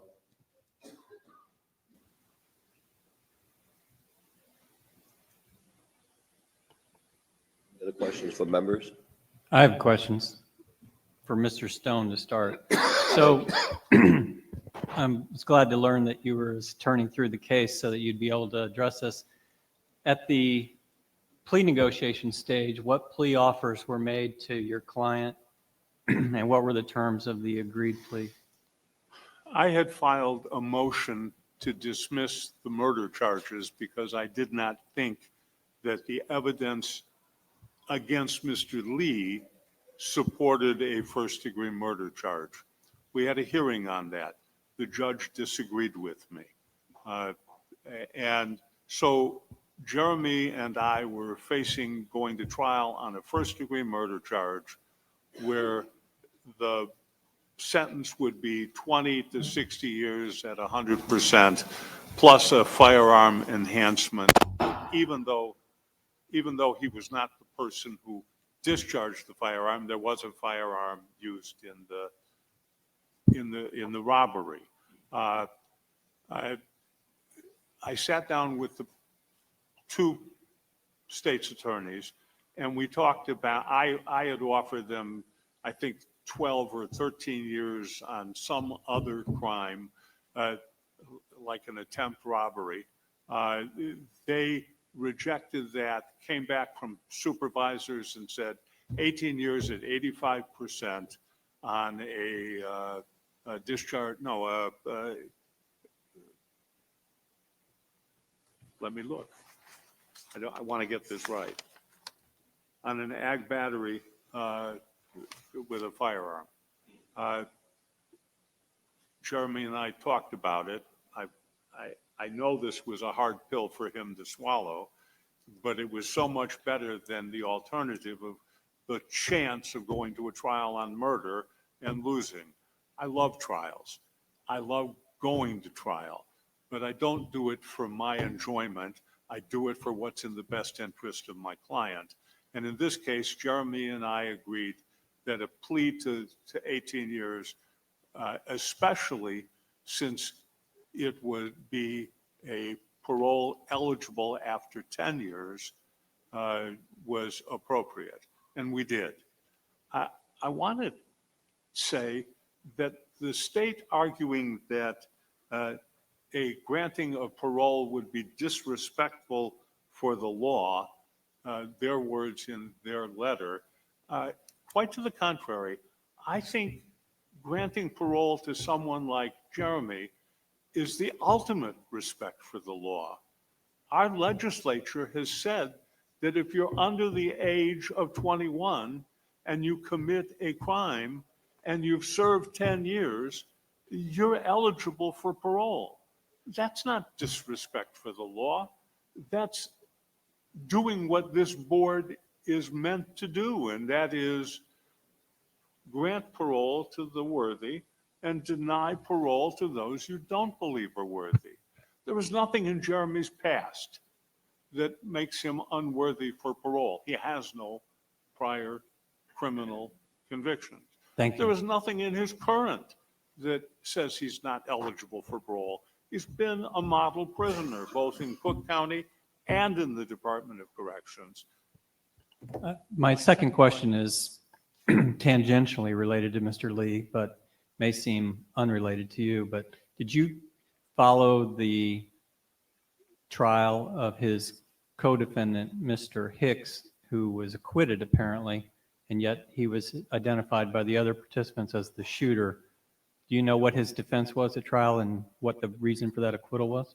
I believe that their defense was you can't believe the people who testified against him because they were involved in the crime themselves. It was a successful and surprising defense. I know from talking to the prosecutors who put their heart and soul into that trial that they were shocked by the verdict. What this board may not know is that Jeremy participated in those two trials. He was a witness. And that shows you how much he was embarrassed, ashamed, and acceptance of responsibility. And he didn't do it for any benefit. He did it because he could not believe that his conversation with Advic cost someone his life and cost the woman a bullet to the face. Thank you, Mr. Stone. If I may follow up on that, I just want to be sure his testifying in the other trials was not a condition of his plea deal, correct? No, it was a condition of his plea deal, but it was a condition that we agreed to. I think we would have gotten 18 years without it, but The reason I ask that is you say that he did it with no benefit to himself, but it was tied to a benefit, correct? I didn't see it as a benefit. I saw it as a agreed upon condition that we agreed to. Understood. Obviously, he was not in custody in IDOC until late 2021. Have we seen Cook County disciplinary records to ensure that there was no tickets during that long stretch of time? Was that discussed? No, the only knowledge I have that reflects in the file is that he was, quote, a model citizen, rather model, person in custody. Okay. Mr. Stone, are you aware, or Mr. Lee, did you have any tickets or anything that you need to make the board aware of from the Cook County records that are not before us?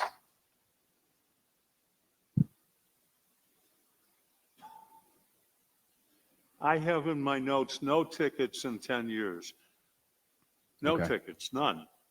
Mr. Lee, no disciplinary issues while in Cook County custody at all?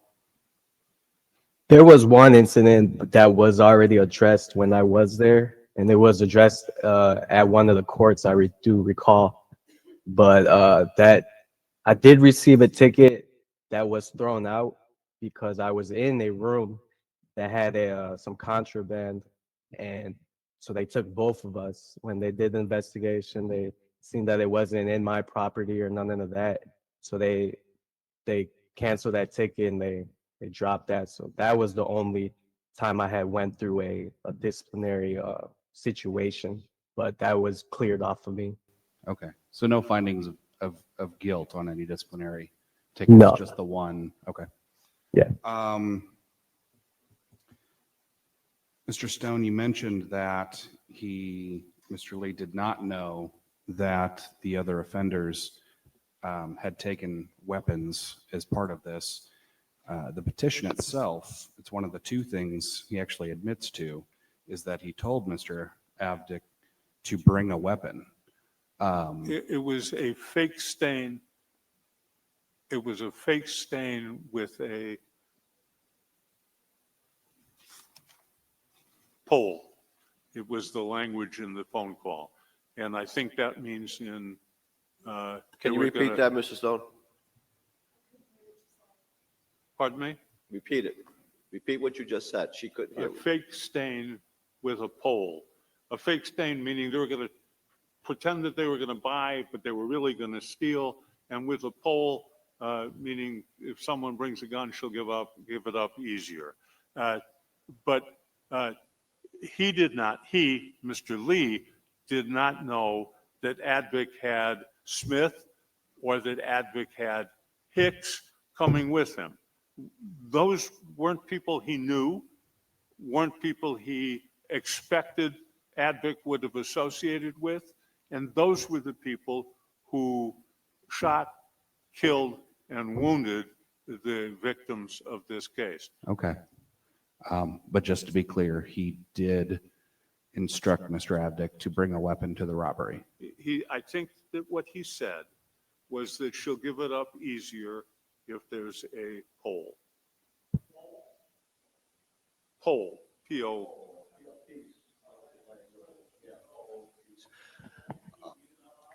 No, pole, like a pole. P-O-L-E. P-O-L-E. That's another slang term for gun piece. Mr. Boland? Okay. That's all my questions. Yeah, because I want to follow up right on that. I was perturbed because I have the highest respect for you, but it's in your petition. And the one sentence that I just burned a hole in me last night was that Mr. Lee told Avdic to bring a weapon. So it's not specific as to be a zip gun, a knife, or a bat, or a stick, and it couldn't gun. So it was a speculation. That's what I'm trying to help understand. It's in your position, and I was reading yours to have a feeling for client. Mr. Lee told Advic that she'd give it up easier if he brought a pole. Yeah. That is uncontroverted. Yeah, thank you for that answer. Go ahead, Ms. Tyson. I have a question concerning the parole plan. I understand he'd go to his parents in Skokie. Are they in good health? Are they? Are they in good health? They're in good health. And in the event that for some reason he was not able to stay there, what would the plan be? Well, he's got a job. He's going to have gainful income, but at least in terms of the, excuse me.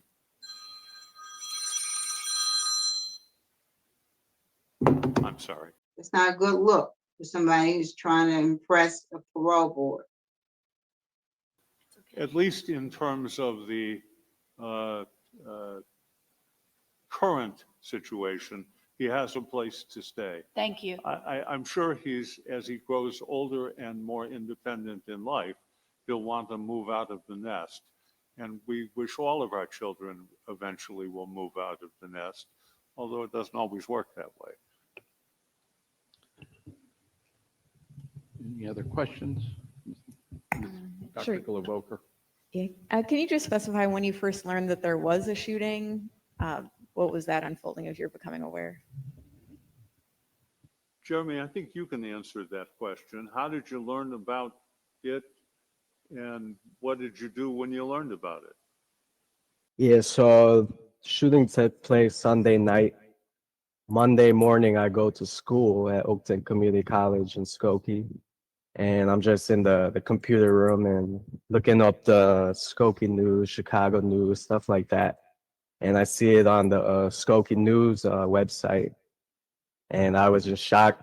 Honestly, I didn't even realize like I could have been a part of this. It was just complete shock because I knew one of the I knew both victims obviously, but one of the victims I actually knew his family, talked to at school, so it was complete shock. And I just remember I was with another friend at school, and I ran up to him, told him about it. He was shocked. Everyone was just shocked, and that whole day, everyone was just talking about the shooting, and that's how I found out about it, was through the computer. Thank you for that. Yeah.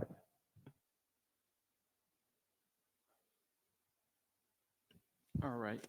Seeing no further questions, Mr. Delgado, do you have a motion? Thank you, Mr. Chairman. Mr. Lee, you've done a wonderful job in your self-development. What's subsequent to these unfortunate situations that escalated to a point of a death and a disfiguration? You've done well considering under that incarceration, and your discipline and program opportunities speak for themselves, as we have quite a few of your certificates here in that packet. Your petition is well presented, well written.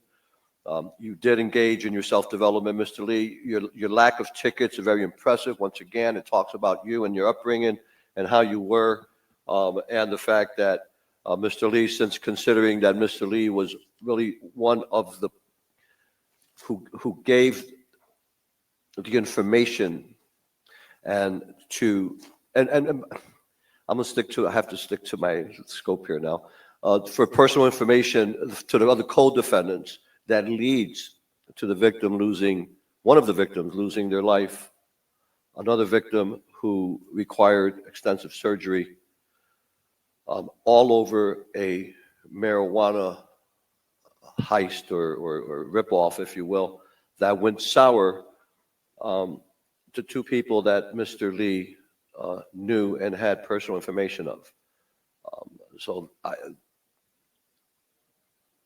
Therefore, in that, Mr. Lee's release at this time deprecates the entire, in my opinion, after reviewing this file last night, would definitely deprecate the seriousness of the offense.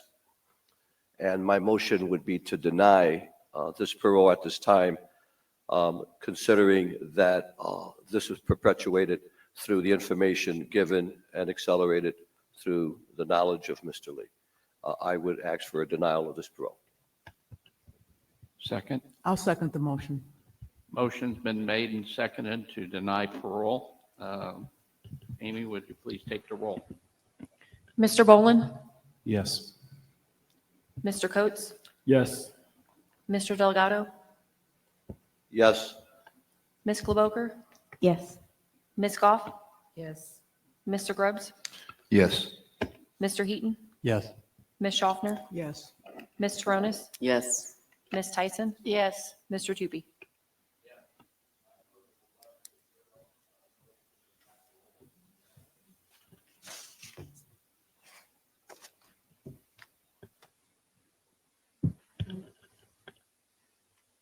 Jeremy, I'll be in touch with you. Ladies and gentlemen, thank you for your attention this morning. And they unanimously denied 11 votes to none. And if you could imagine, I think if there's one takeaway from this, it's that, at least for me, the surprise that Illinois is tougher on crime than Iowa. Illinois is tougher on crime than Connecticut. In some ways, Illinois might even be tougher on crime than Louisiana. Definitely Utah. And isn't that interesting? Out of all the states we cover, we seem to see time and time again where they deny a man who had served already 10 years of his 18-year sentence, a man who, by all accounts, has done great in prison, no write-ups, in work release, doing everything he can to rehabilitate himself. I mean, I would even argue that he is no risk to reoffending, that he is no risk to the general public. And what more good can he do locked up? But here we are, Illinois, with the denial. And this is an interesting case. Now, however you want to feel about it, I think that this is an interesting case. Out of the 4 that were initially charged here, we had 2 that took plea deals, 1 that was found guilty by a jury because he did take it to court, and then 1, the man who fired the gun, found not guilty. And we'll go through all the information because Lady Holly provided the research, called out this case. It was actually teamwork. I see Sir Richard there in the spreadsheet as well. And, again, I have to give a special thank you to them because we record hundreds of parole hearings every week. And it's their work that makes it possible to even know to look at this case and then to have the research to piece it together, because at first glance, it is just confusing. Now, some things that I want to get off my chest in this unpacking, and this unpacking, it can be a long one. So, buckle up, hang in there. And I think that it deserves all the research, all the unpacking, so that we can get some clarity on this case. But I'll start first with his attorney. And this isn't the first time that we've seen his attorney. We've seen him. He represented the woman who killed her mother, her father, and her brother many, many years ago. And if you haven't seen that one, check it out in the Illinois playlist. It's a case that needs to be seen. I felt that he did a disservice to his client in this case. I did. For one, you can't leave your phone on. That is inexcusable. Two, you can't have a ringer like that. I mean, it literally sounded like he was carrying around a 50-year-old, phone with him. I thought he was going to pull this big block phone out of his bag and take it off the hook. Number three, and maybe this isn't so much his fault. He didn't know that the DA wrote an objection. It could be that simply no one notified him, and I don't blame him. Look, if you don't hear from the DA, are you really going to reach out to the DA and wake a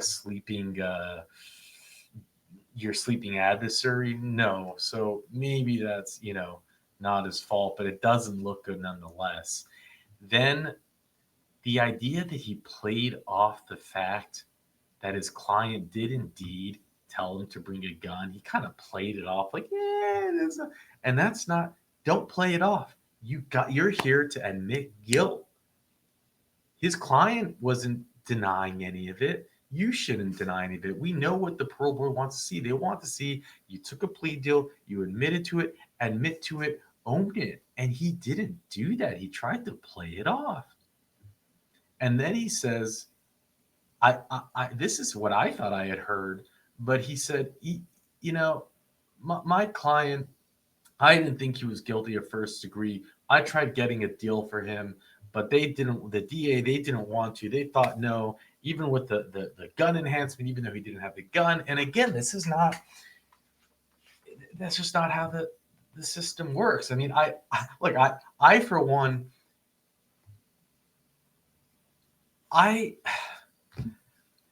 for me, it could be easy to believe that, like, he was what, like 18 years old in community college. It could be this all just seemed like a game. He asked his friends who he knew. It could have been he thought he was being cool. He thought he was being gangster by using some slang like bring a what do they even call it, a pole, bring a pole, and this is going to be an easy hit. And then his friend brings this dude who it seems that no one really knew, who pulls out a gun and blasts them. And this was all for 2 ounces. 2 ounces, which he, the man who we just saw, never even got. So when they blasted them for the 2 ounces, they then took it, left, and then they divvied it up between themselves. But he, the man who we just saw, he never got any of it. And like I said, again,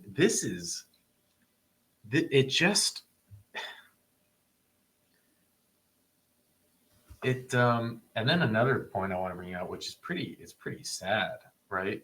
His parents didn't show up to be there in support of him. Now, they said on the record that they were going to let him come home, but they didn't show up to his parole hearing. And the group of people behind him, I don't believe they were there either. In this day, they had a long docket. They had many parole hearings. And at the end of this hearing, one of the parole board members was caught in a hot mic. I didn't play it because it just didn't seem so relevant. But he said, I mean, it's relevant, but it was just, I don't know when I could play it. Maybe I could play it for you now. I don't know. Who are all these people up there for? Are they? But he basically said, "Who's all these people here for?" That's what one of the 11 parole board members was saying. Who's the? So I don't think anyone shows up for him.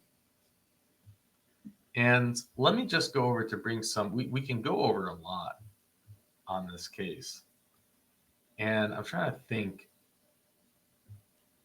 how to do it. So let's start. They're just like babies here, and then you see the pictures of them now, and it's like prison transformed them, and it's crazy. The people they killed were still seniors in high school, 17 years old, just trying to how many of us knew someone in high school that's dealing pot? It was 2 ounces of pot. It's so insane. So this is the man who decided to take it to jury. He was found guilty. This is who that was. You can't recognize the 2 people. right here. You go from kind of like high school kid, whatever, to this. It's just insane. And so here it is: jury finds men guilty of murder. And this was 2018. The court, the wheels adjusted a little slowly. Now, a jury found David, I remember his name, guilty of first-degree murder of Max Gadou and attempted murder of his companion. Both were 17 years old. Students at North High School when they were shot on September 28, 2014 during a marijuana robbery. This reminds me of Judge Brady from Florida, right? Who always says, that unlethal, unviolent drug. Admitted arranging the deal, but insisted he had never intended to involve the use of force. The Cook County jury found that he was legally responsible for the killings because it took place during a violent crime in which he participated, even though he did not pull the trigger or intended anyone to die. He mouthed something to himself silently before the 7 women and 5 men of the jury returned with a decision. After about 6 hours of deliberation, his friends and family quietly saw that the verdict was announced: guilty of first-degree murder and guilty of attempted first-degree murder. Oh, on that note, his attorney made another mistake. Which is in right.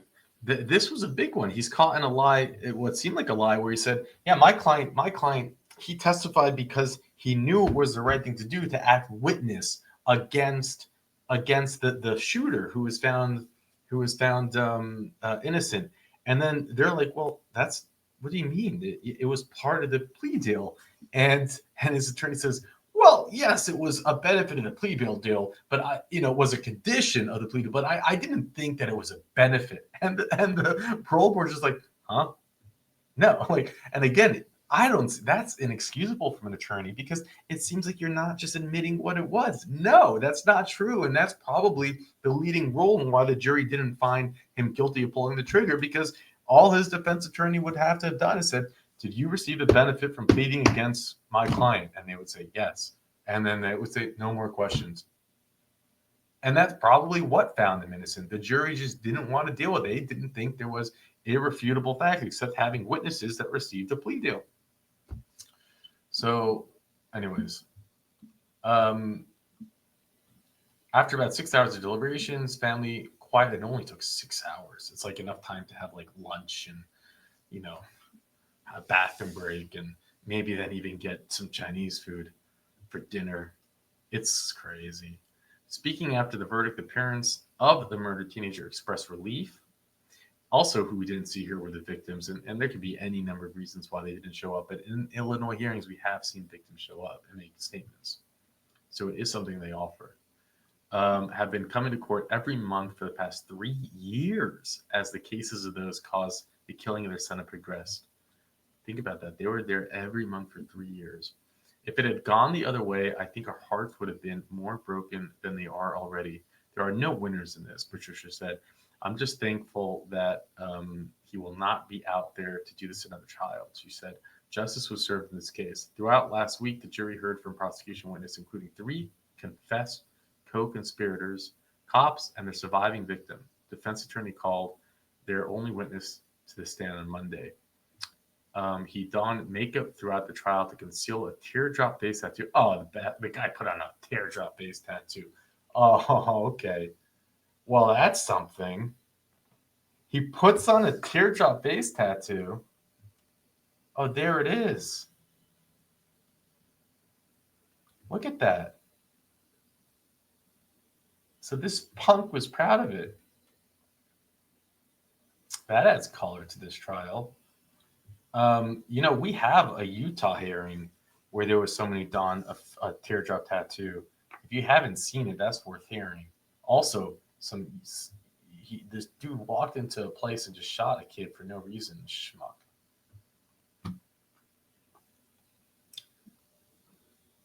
Who donned makeup through the trial to conceal a teardrop face tattoo, testified that the shooting was a result of bad luck. He said his plan had been for one of the 3 teens he drove from the South Party to snatch $500 worth of Devil's lettuce from a girl who attended Niles North.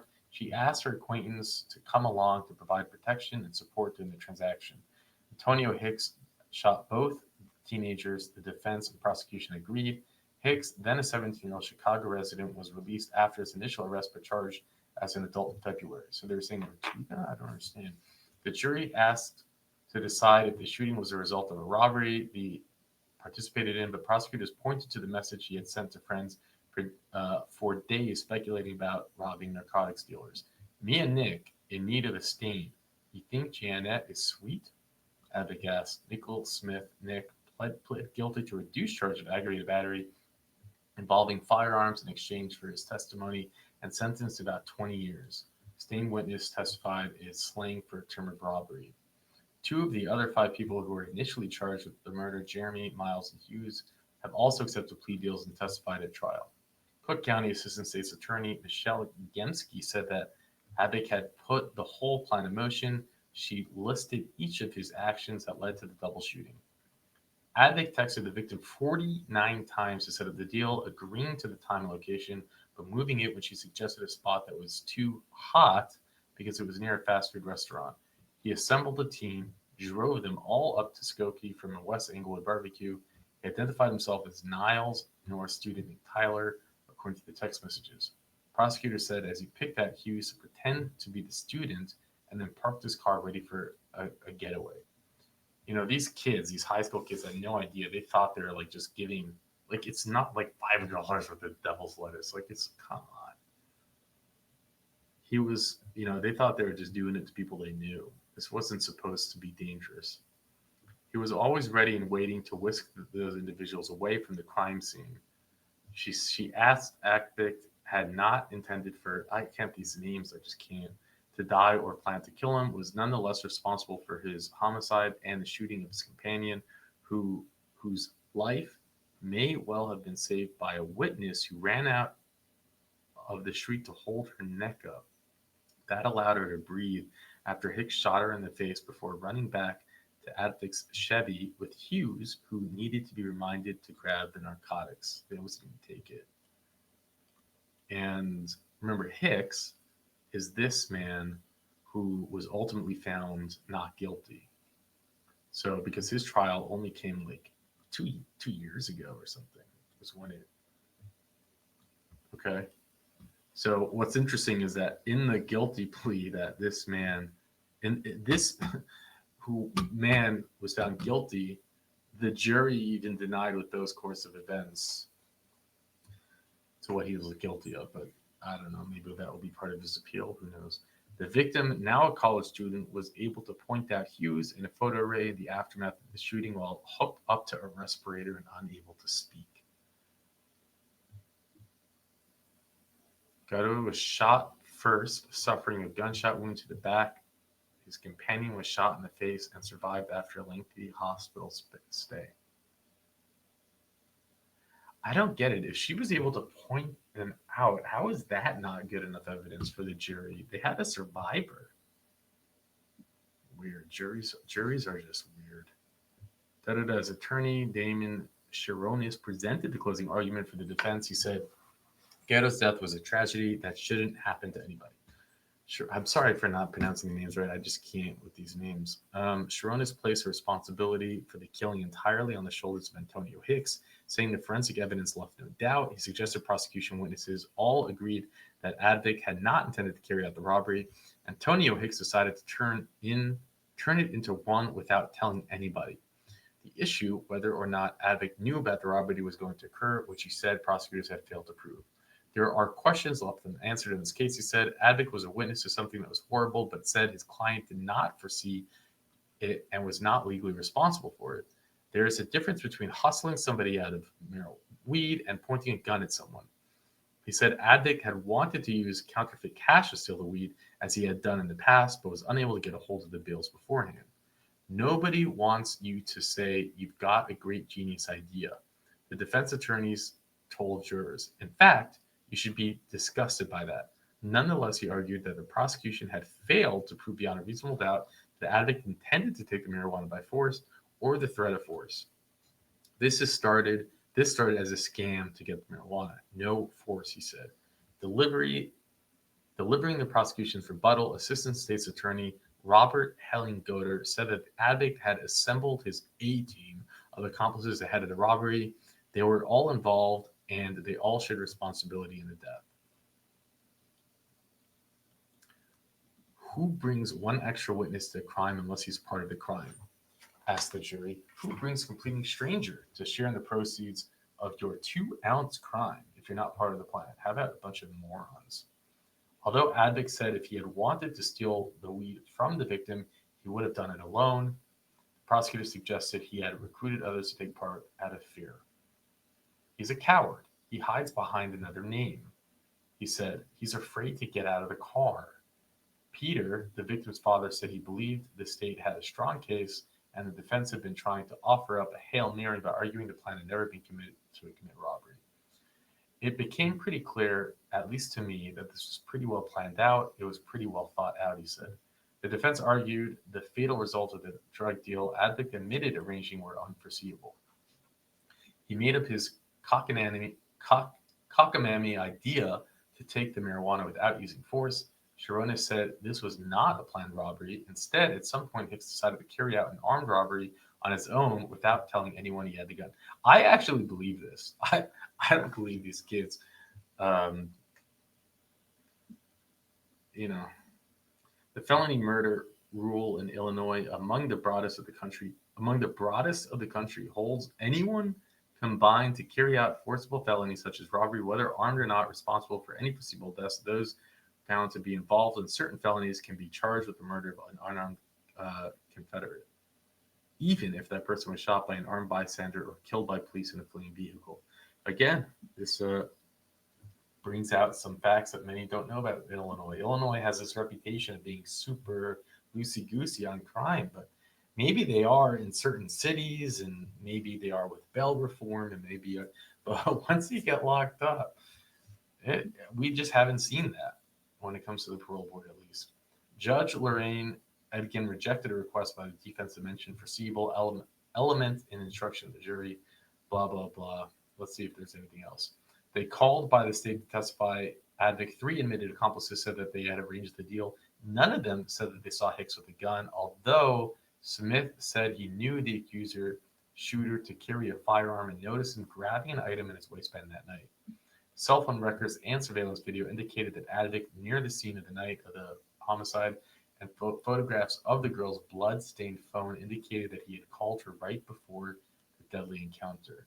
Crime scene's photos of the bloody interior of the victim's Honda showed a replica handgun left behind after the shooting, although it was not established whether or not the victim had drawn the weapon when she was shot. The murder weapon was never recovered, although ballistic evidence found that both shots were fired to the same gun. So that fake gun could have been from one of the perpetrators, or they're saying that she had a fake gun. This is interesting. There was a fake gun left at the scene. Hicks' fingerprints were found on the rear passenger side of the victim's car.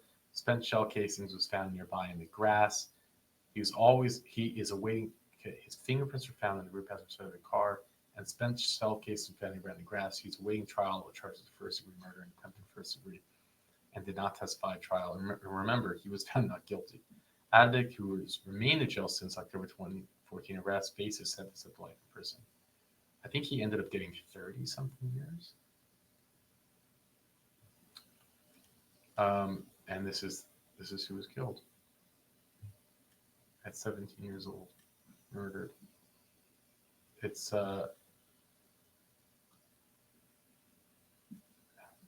here's where he's found not guilty.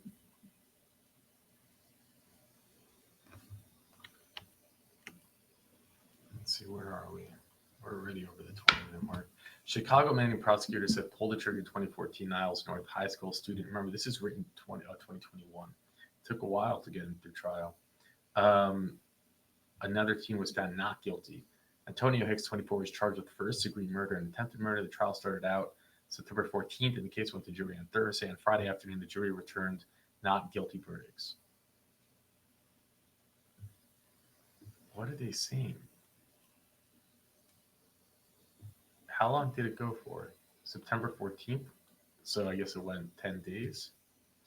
5 people, including Hicks, were originally charged in connection with the shooting that killed 17 years old, injured his female friend. Prosecutors said that the shooting was part of a deal gone wrong. The group planned to steal $500 worth of cannabis, who was shot in the face and seriously wounded during the robbery. All the other defendants either took plea deals or went to trial, including Advick, 26, who was convicted of first-degree murder, attempted murder in 2018, and sentenced to 35 years in prison. Prosecutors alleged that Hicks was the person who actually shot, and Spitz, the other 4 defendants, were charged because, under the law of accountability, they helped plan and commit the robberies. But during the trial, public defenders argued another member of the group shot and killed Spitz. They also said that there was not enough evidence to convict Hicks, and that the witnesses who testified were unreliable. Advick knew, blah, blah, blah, and informed the plans to go to Skokie, splits the 2 ounces of marijuana, prosecutors said at the time. They said that the group agreed to meet Spitz in the vehicle in front of the home in 9200 block and supported the protection during da-da-da. Hughes testified that he got into the car with Hicks and that as soon as Spitz pulled out the 2 ounces of marijuana, Hicks shot him through the backseat and then shot her in the face. Hughes and Hicks grabbed the cannabis, ran back to the car, and drove to Chicago with the other 3 men. The 5 were arrested and charged a short time later. Again, we saw the parole hearing of the man who wasn't even there. During sentencing hearing for Advick in July, Patricia Maxwell, Gadoo's mother, told Advick and the court about the terrible trauma she and her family lived through after the murder, about the plans about how their son had planned to become an engineer. How does one begin to describe the murder of their child and the toll it's taken on them and my family? I imagine dropping your child off at a friend's house in the afternoon and then receiving in a text earlier that same evening that he's been shot. The family cannot be reached for comment. Can you imagine if you believe that the man who shot him actually got away with it, got away with the murder? There is an appeal for the man who, it was just decided June 2nd, 2023. For the man who was sentenced to, 35 years?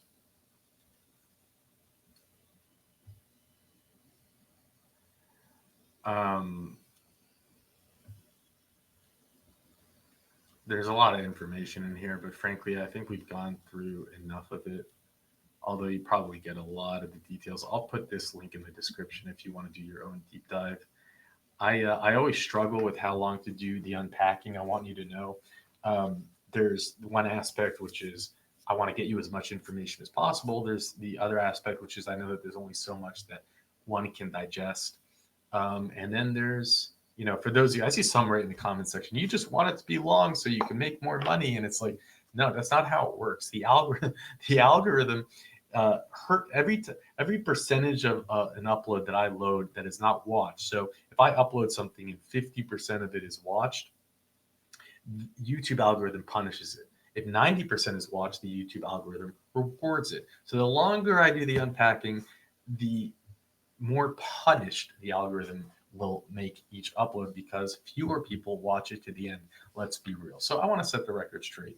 I am not doing this to hear my own voice. I'm not doing this to improve this. I'm doing this because I want to do this case justice and pass along the. It is not Friday in a mosque or Saturday in a synagogue or Sunday in a church. It is Thursday in a parole board hearing. But redemption is very much the issue. Let us practice what we preach. Patricia Colombo, now 68 years old, has led an adult life in prison. She has spent that time loving her God, asking not for forgiveness, but rather working for change, for growth, for health, and maybe most of all, for her dedication to others in need of those same values. It's time, ladies and gentlemen, to grant Patricia Colombo parole. I was the lead investigator on the Colombo murder case and a former deputy Chief of Police for the Elk Grove Village Police Department. 21 years as the Chief of Police for the Village of Mundelein, and 4 years as the Undersheriff for Lake County Sheriff's Department. Since June of 1984, I have appeared before this board to oppose the parole and release of Patricia Colombo. After 50 years in law enforcement, I finally retired. As people normally do when they retire, you look back over your career and how things are different today. Societal changes, changes in people, changes in crime, changes in attitudes. But the thing that is fixed in my mind is this case. The horrific things that Patricia Colombo and Frank DeLuca did to Frank, Mary, and Michael Colombo, they are as real to me now as if I was still in the house that day. I can still see and smell the crime scene, the horrific sight of the mutilated bodies, the blood everywhere. They are always with me, just as they are with the jurors, family and friends of the Colombos, the Elk Grove community, and the officers that were there. Some of you may have been younger when these murders occurred, so you wouldn't remember the impact that this triple homicide had on everyone that heard about it. These murders obtained daily national attention and news coverage. For this reason, I need to make this crime real to you, like you were there at the crime scene, like we all were, became the incidental victims of Patricia Colombo and Frank DeLuca. We are about to watch the parole hearing of a case of a woman who you probably never have heard of, yet she captured the imagination or the nightmares of a nation. It was back in 1976 when she snuck into the home of her parents and killed both her mother and father. But what was particularly disturbing was what she did to her 12-year-old little brother. Now, what's interesting about this case, I know it looks like it was filmed back maybe in 1980, and they're kind of using a potato for a microphone, but it was just recorded November 21, 2024, right before the Susan Smith case. And I bring that into contrast because with the Susan Smith parole hearing, it had all the lights, it had all the sound, it had captured the attention again of the nation. But this parole hearing, decades later, 4+ decades later, and there is almost no fanfare. But there is one unsung hero, in my opinion, of this case, and that is the original detective. We just heard him speak.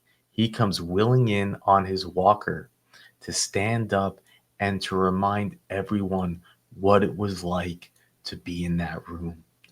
Now, they're going to uncover a lot of different details in this parole hearing that I will unpack for you at the end. Okay, Mr. Stone, you want to make your presentation? Before I begin, thank you. Before I begin, I want to give you a message from Patricia Colombo. She asked that I say this before presenting information on her behalf. She says she wants to tell the board, all of you, thank you for releasing Katrina Giles.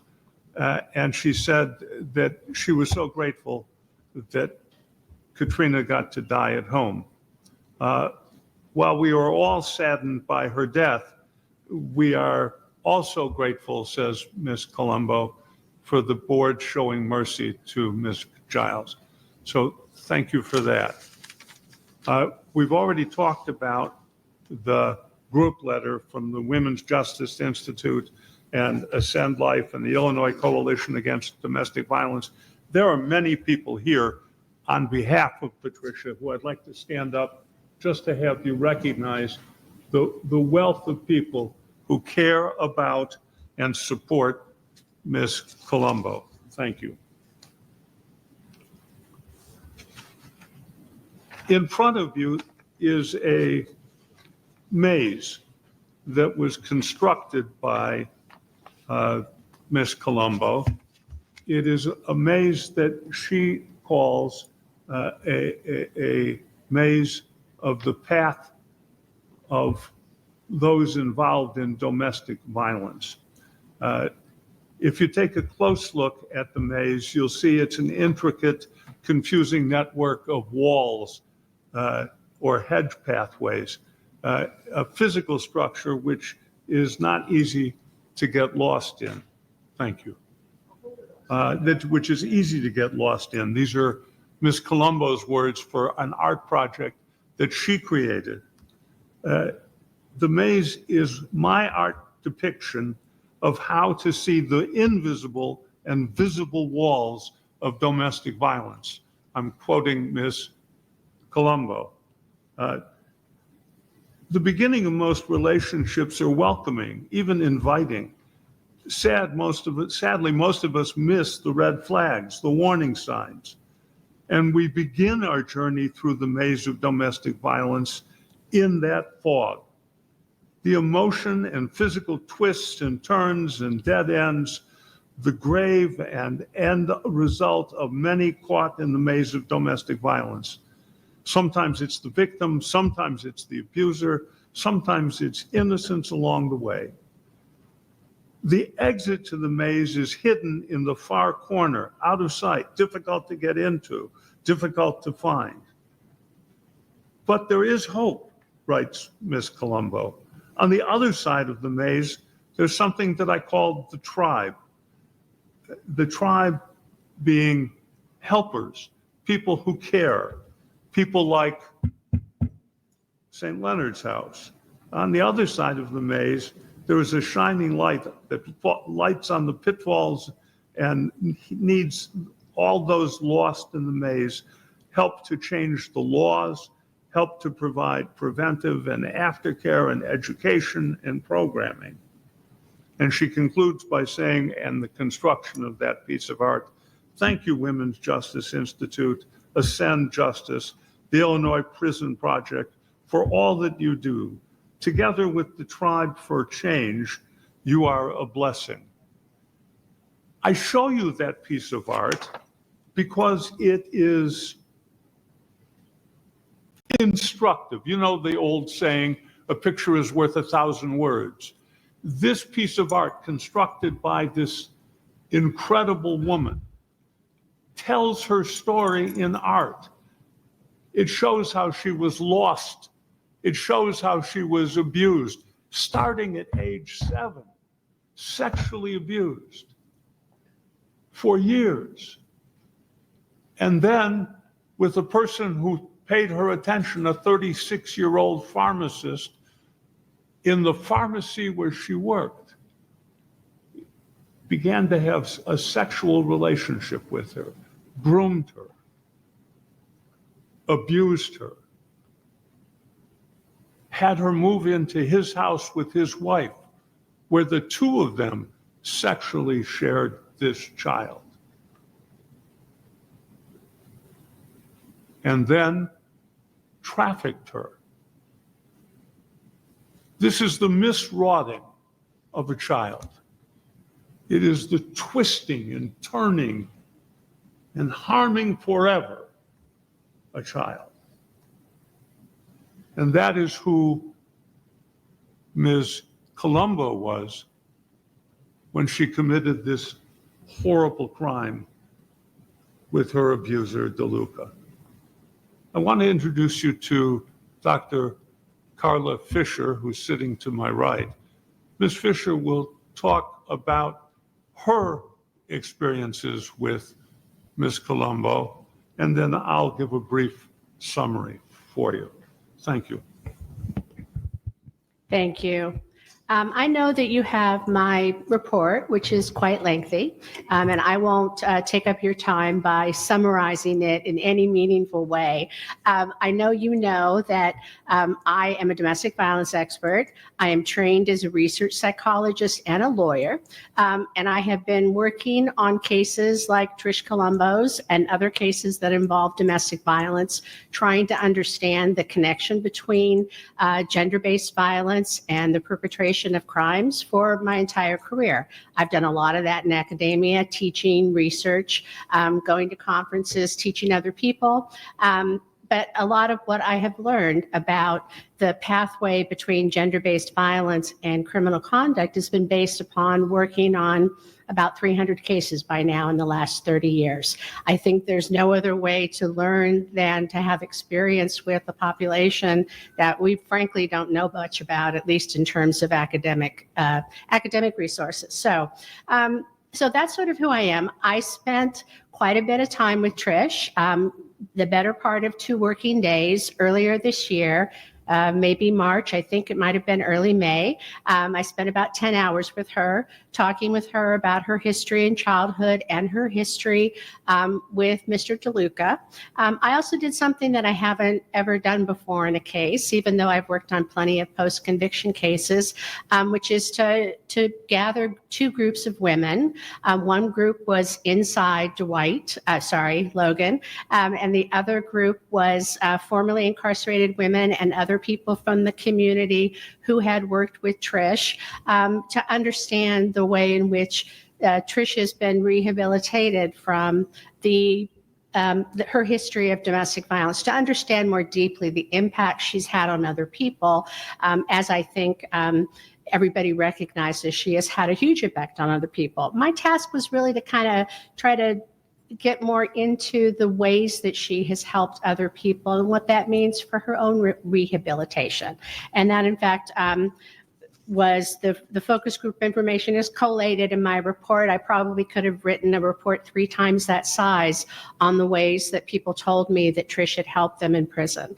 And I can share some of that with you if you like.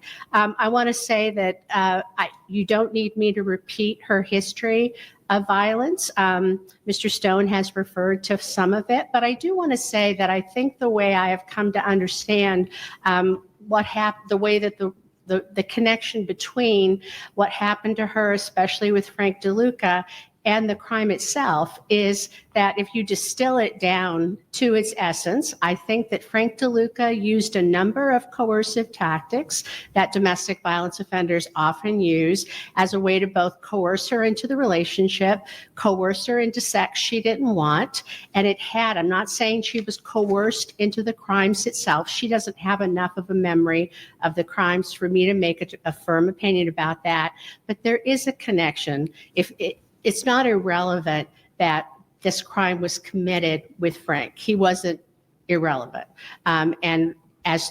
So anyway, let me leave that aside for a minute. But I think that the other important thing to understand about her rehabilitation is not just that she's changed as a person, but what she has been able to do to help other women change. And the specific types of change that the women either on the inside and also on the outside spoke to, one of the consistent themes was that she encourages others to do better. She encourages others to not only make better choices and to understand their emotions better, but there's been a ripple effect of her helping other people who have then been inspired indeed to help other people, sort of like dropping a pebble in a pond. I think those ripples go very far. And when I asked people about the kinds of change that she had promoted, one of the things that came through loud and clear is that she has been a person for whom they can trust with their own traumas. She has, in effect, become a peer trauma counselor while she's been at both Dwight and Logan, and had the ability, she has sort of become full circle. From when she went into prison, she was a woman who had a lot of secrets. Her life had been defined by secrets, and her secrets had cost her a lot. And now she has become the kind of person that other people can tell their secrets to. She is a listening ear for other women to talk about the trauma they went through. She's a support to help them think about their emotional responses to what happened and the behavioral choices they can make. And she reinforces positive behaviors and positive emotional reactions from them. She teaches people how to be different. And I suppose that's pretty much the best definition of rehabilitation that I can think of. I will close just by saying that I think it's very clear that Trish deserves parole. She's earned parole. But I also think that the benefit for her parole is not just for her. It is for people out in the community. We don't have a wealth of people who can do what she can do. We don't have a wealth of people who can talk to youth about trauma, adults who can talk to youth about trauma. We don't have people who have the skills she has to be able to make change in our community. And that's exactly what she will go out and do if she is paroled. Any organization, any community would be happy to have a person who's become what she's become, who can help people with their trauma and perhaps prevent other people from going to prison. Thank you. I want to end my conversation with you all about redemption. You know, as a society, on Fridays, our Muslim friends go to the mosque and talk about redemption. On Saturdays, my family goes to a synagogue and talks about redemption. On Sundays, all across America, Christians go to churches and talk about redemption. It is sewn into the American culture that people can be redeemed. Illinois law recently created a juvenile parole act. You all just heard 2 cases involving juvenile parole, and you hear probably dozens of others throughout your lives as members of this board. Redemption is real and should be honored by this board. It is not Friday in a mosque or Saturday in a synagogue or Sunday in a church. It is Thursday in a parole board hearing. But redemption is very much the issue. Let us practice what we preach. Patricia Colombo, now 68 years old, has led an adult life in prison. She has spent that time loving her God, asking not for forgiveness, but rather working for change, for growth, for health, and maybe most of all, for her dedication to others in need of those same values. It's time, ladies and gentlemen, to grant Patricia Colombo parole. Nothing that I say today will deprecate, devalue, or dismiss the tragedy of the death of her family at her hand. Nothing I could say to these gentlemen would soothe their pain, their sorrow, their loss, even their anger. But we have a duty to understand that people change, that they can be redeemed. We have a plan. Patricia has a life, and we ask you to honor redemption. Parole her. Thank you. Okay, we're going to open it up for questions for Mr. Stone and Dr. Fisher. And then after we're done with that, we'll let the opposition testify and then ask them for questions. So anybody have any questions at this time? Mr. Grubbs. Go ahead. Go ahead. Go ahead. So I guess what I would like to hear, I've heard your argument of redemption, but I've also heard that testimony that Ms. Colombo can't remember what occurred regarding this crime. Her statements in the past have been vague regarding it, though there's detailed information regarding a detailed murder plot. And my question goes to accountability, responsibility, and remorse, which I don't see really contained in this petition.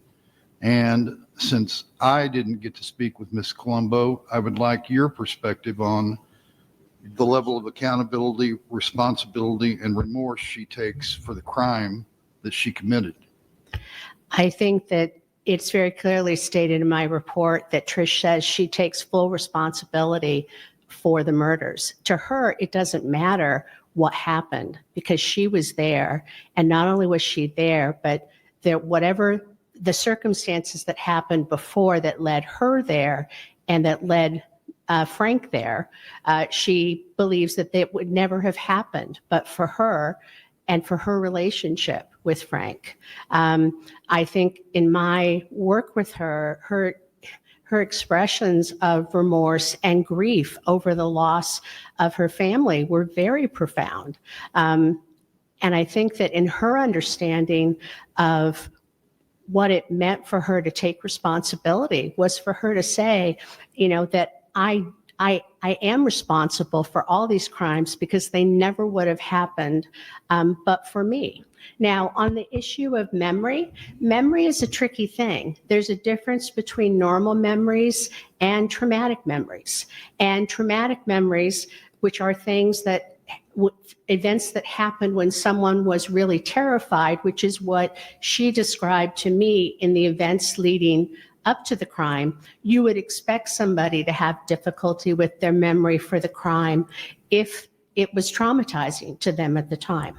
So I see her memory for events as distinct from her ability to take accountability and responsibility and have remorse and grieve her family. Those are two different things. I also want to add that in speaking with her, she knew that she was sexually abused between the ages of 7 and 12, but because of the trauma of it, she couldn't recall exactly what happened to her because it was such a horrible thing that happened. And I liken that to the same way that she dealt with the death of her family. She was there, she experienced it. She says she was in a dark place and went off a cliff from there, and doesn't recall because, again, it was a very traumatizing event. And that's to live with yourself after all of that. You're in a safer place, not having recall of those horrible events. May I speak to that?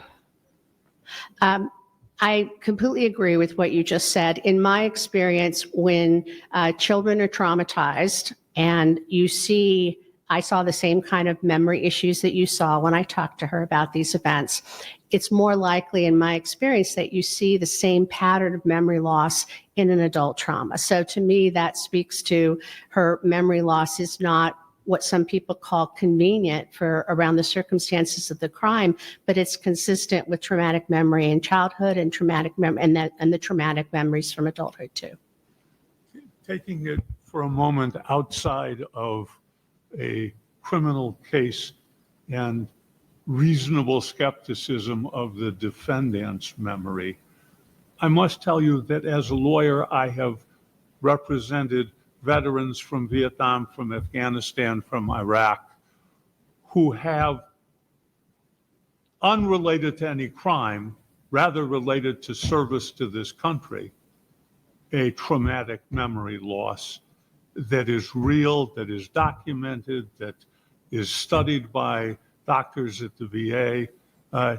And I have no doubt and hope that you all understand that the memory loss that you're seeing experienced by Ms. Colombo is very much akin to the memory loss of combat veterans.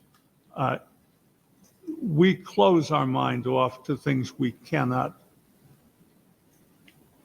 understand or deal with. And it comes to the skeptic as lack of responsibility. But I think that's unfair, unwise, and untrue. Mr. Ronas. Good afternoon. Thank you for the report, extensive report that you created, Dr. Fisher. I do have a couple questions as it relates to assessment tools that I didn't see in the report. For example, personality functioning and risk for violence. I just want to inquire or ask a question as to why those weren't conducted and if that has any relevance as it relates to decision-making for you. The first one was personality assessment, and the second one was risk assessment? Risk for violence. Yes. I'm not a clinical psychologist, and I'm not trained in those specific aspects. That would come under the heading of a clinical workup, although I think risk assessment is a specific area that's actually a subset of clinical work. I don't think all clinical psychologists would be qualified to do a risk assessment. So in other words, those are not in my wheelhouse. My wheelhouse is understanding how a history of violence impacts someone's behavior, thoughts, and emotions. Understood. Would you think there's a value to this testing based on your expertise and experience in the field of domestic violence? Because I see you're operating from a domestic violence framework. Would that be something that you think warrants or has a value at this juncture?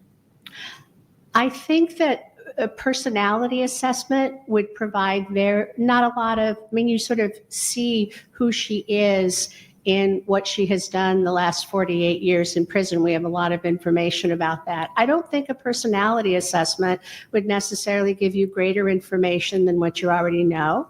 I would be shocked by what I know about risk assessment.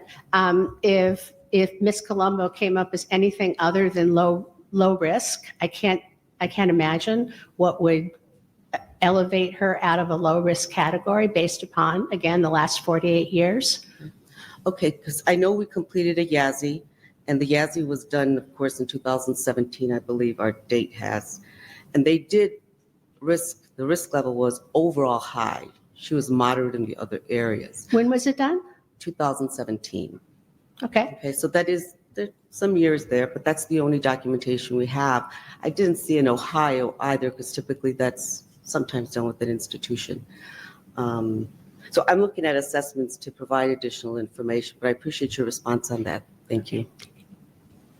I think you can also rely on the fact that the correctional facility, Logan, has placed her at a low risk, given her an A grade, and allows her moderate freedom within the institution. If they thought she was a high risk, none of that would be present in her housing portfolio. So I'll make a statement to that. I think in our structured environments, that's a contributing factor, correct? And my assessment need is to better understand her response or coping mechanisms that she will embrace when she returns to community.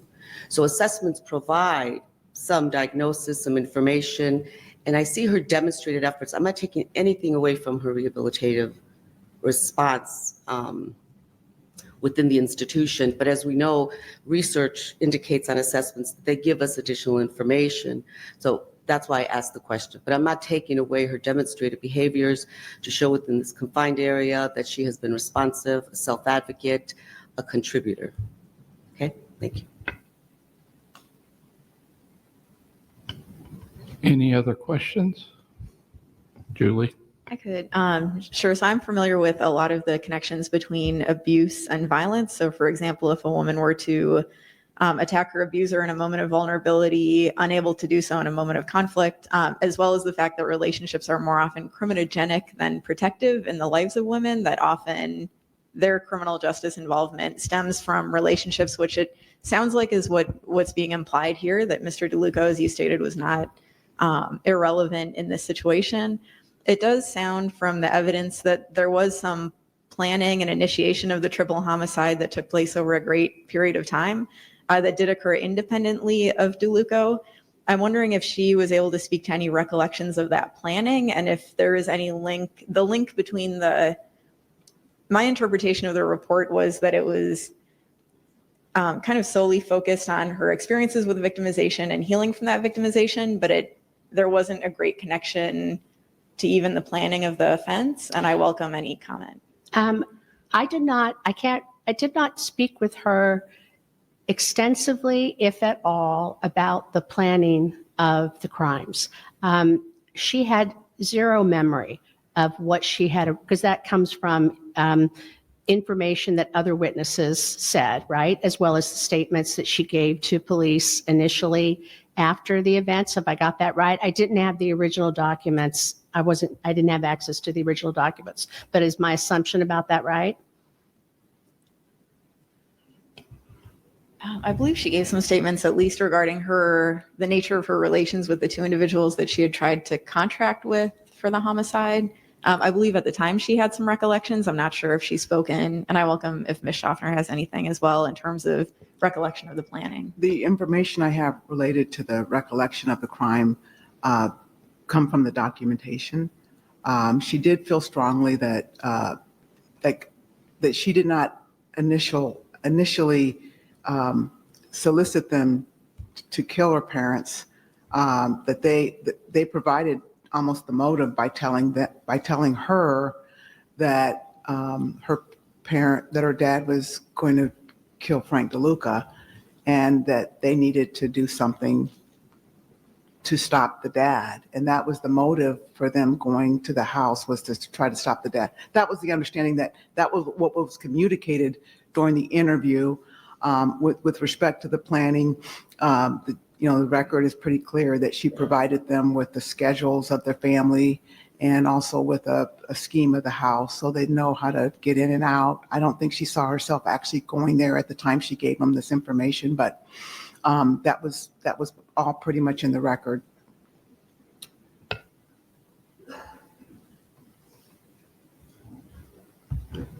Any other questions? Mr. Heaton.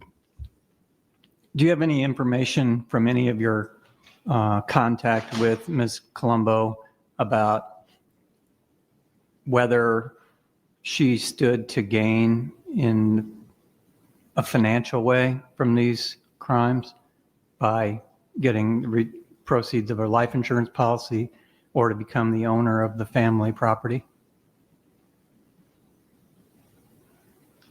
I don't have any information about that. Well, I never asked about that. I know of no evidence of that. And while I understand its interest, I'm here today begging for parole 48 years later to a woman who was not a 19-year-old victim of sexual trafficking, but a woman who seeks to help others and re-enter society through Grace House. I understand. Thank you. Any other questions from board members? Seeing none, I will now go to the opposition. So you've already been sworn, so make a statement to identify who you are and how you're related to this case and make your presentation.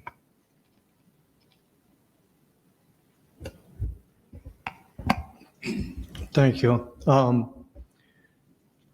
In light of the discussion today, I've had previous information that's been provided to the board. So with your permission, I have a statement that I would like to go over and reiterate some important information. And if you can introduce yourself as well. I'm sorry? Introduce yourself. I'm getting ready to. Is it okay if I go? Okay. So my name is Raymond J. Rose. I was the lead investigator on the Colombo murder case and a former deputy chief of police for the Elk Grove Village Police Department. 21 years as the chief of police for the village of Mundelein and 4 years as the undersheriff for Lake County Sheriff's Department. Since June of 1984, I have appeared before this board to oppose the parole and release of Patricia Colombo. After 50 years in law enforcement, I finally retired. As people normally do when they retire, you look back over your career and how things are different today. Societal changes, changes in people, changes in crime, changes in attitudes. But the thing that is fixed in my mind is this case. The horrific things that Patricia Colombo and Frank DeLuca did to Frank, Mary, and Michael Colombo, they are as real to me now as if I was still in the house that day. I can still see and smell the crime scene, the horrific sight of the mutilated bodies, the blood everywhere. They are always with me, just as they are with the jurors, family and friends of the Colombos, the Elk Grove community, and the officers that were there. Some of you may have been younger when these murders occurred, so you wouldn't remember the impact that this triple homicide had on everyone that heard about it. These murders obtained daily national attention and news coverage.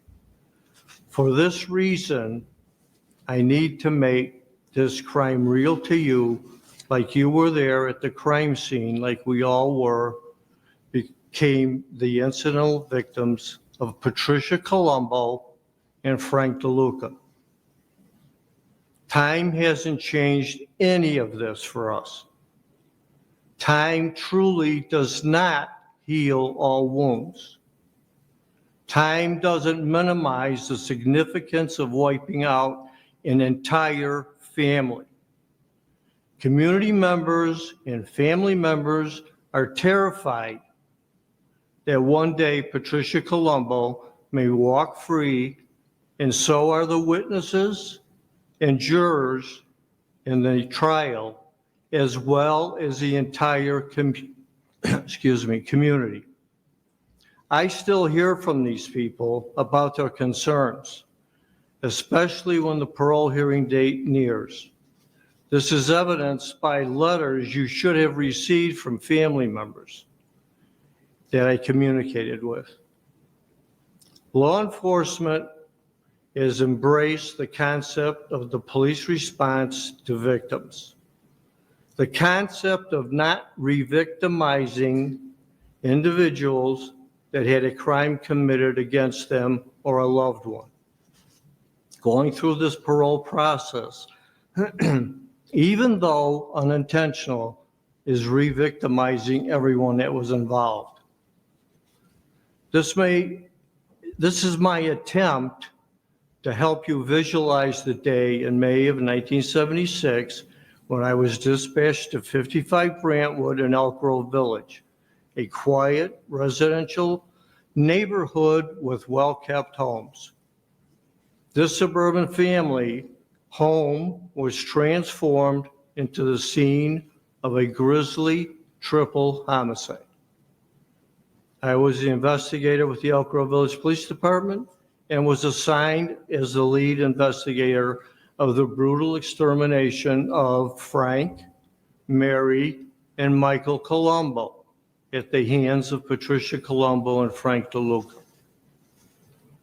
As you are aware, the parole board and I have met periodically over the years regarding the gruesome, senseless murders of her family, Frank, Mary, and Michael Colombo.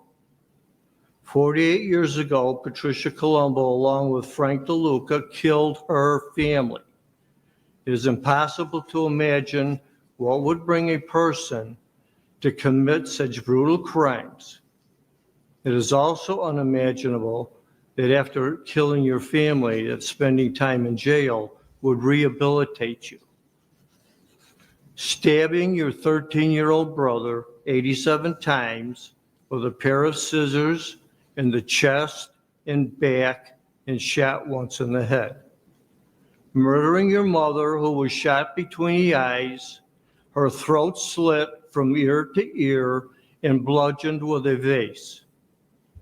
Murdering your father, who was beaten so severely with a bowling trophy that the back of his skull was disintegrated and was stabbed numerous times in the throat and chest and shot in the head 4 times. There's no amount of time that can pass or good deeds you can do that will undo the evil that was done. It is important for me to again tell you about the real Patricia Colombo due to the comments and perceptions expressed today and at previous hearings that Patricia Colombo has been rehabilitated. It is extremely important for you to understand that Patricia Colombo methodically planned the murder of her family and also manipulated or attempted to manipulate many other people to assist in killing her family. You may look at her now and not understand what she is truly like. At that time, Patricia was an attractive young woman, skilled in using her looks and abilities to manipulate her family, her peers, and her teachers.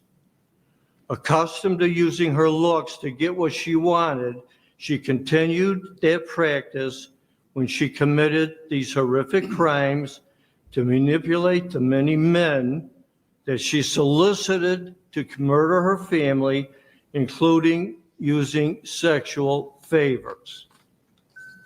Let me give you a few examples of how Patricia Colombo manipulated people and planned the murders. Patricia Colombo has been soliciting people to commit the murders for 8 months prior to the murders occurring without DeLuca's knowledge. She traded sex with 2 men that portrayed themselves as hitmen and gave them dossiers on her father, mother, and brother, including photographs, and even brought one of these men to the family home to see firsthand where she wanted the murders to be committed. She drew a detailed description of the interior of the home.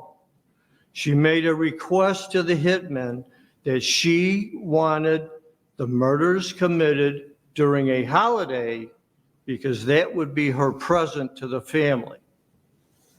She also stipulated that she wanted to be there to witness it. After the murder and mutilation of her mother, she mailed her a Mother's Day card. She traded sex for the gun that was used to shoot all 3 victims. She discussed the murders and conducted dry runs with her friends after deciding that Frank DeLuca, were going to perform the murders themselves. She called her parents and arranged to meet with them the night they were murdered, bringing DeLuca to the residence. Patricia's hair was found in the blood on Michael's chest. Consider 13-year-old Michael that never had a chance to live his life. In the last moments of his life were being stabbed to death by his sister. Frank DeLuca testified before the judge and jury, substantiating that Patricia Colombo was in fact the instigator, planner, and manipulator that caused the death of her father, mother, and brother. Initially, she did not inform Frank DeLuca about her plans.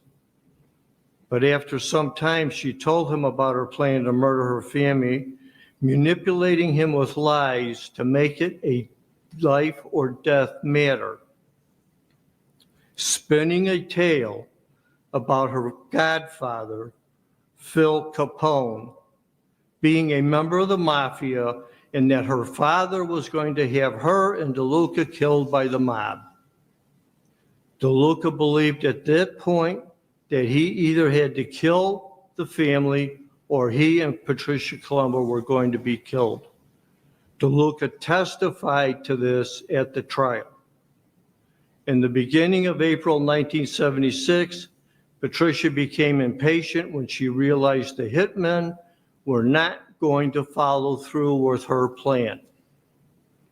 She had already convinced Frank DeLuca that the murders needed to be done for their survival, and she elicits the assistance of the assistant store manager for Bert Green of the Walgreens store where DeLuca worked as the manager. Bert Green assists them by making practice runs to see how long it took them to drive from Patricia and Frank's apartment in Lombard to the Colombo home so they can establish alibis.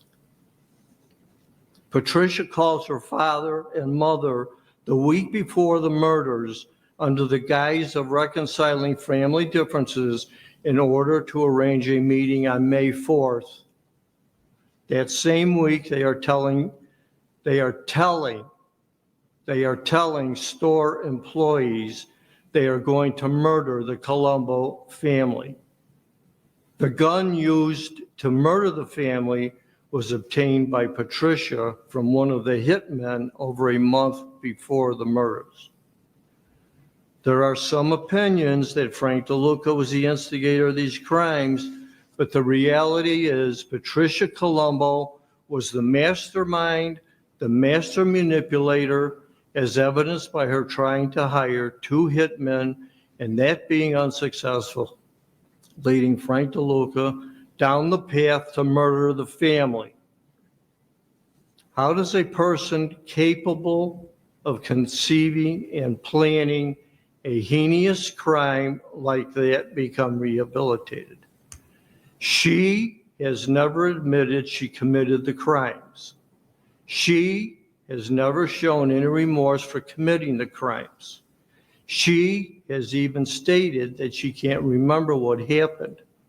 How does someone atone for crimes that they have committed if they haven't even taken the first steps of expressing remorse or admitting participation?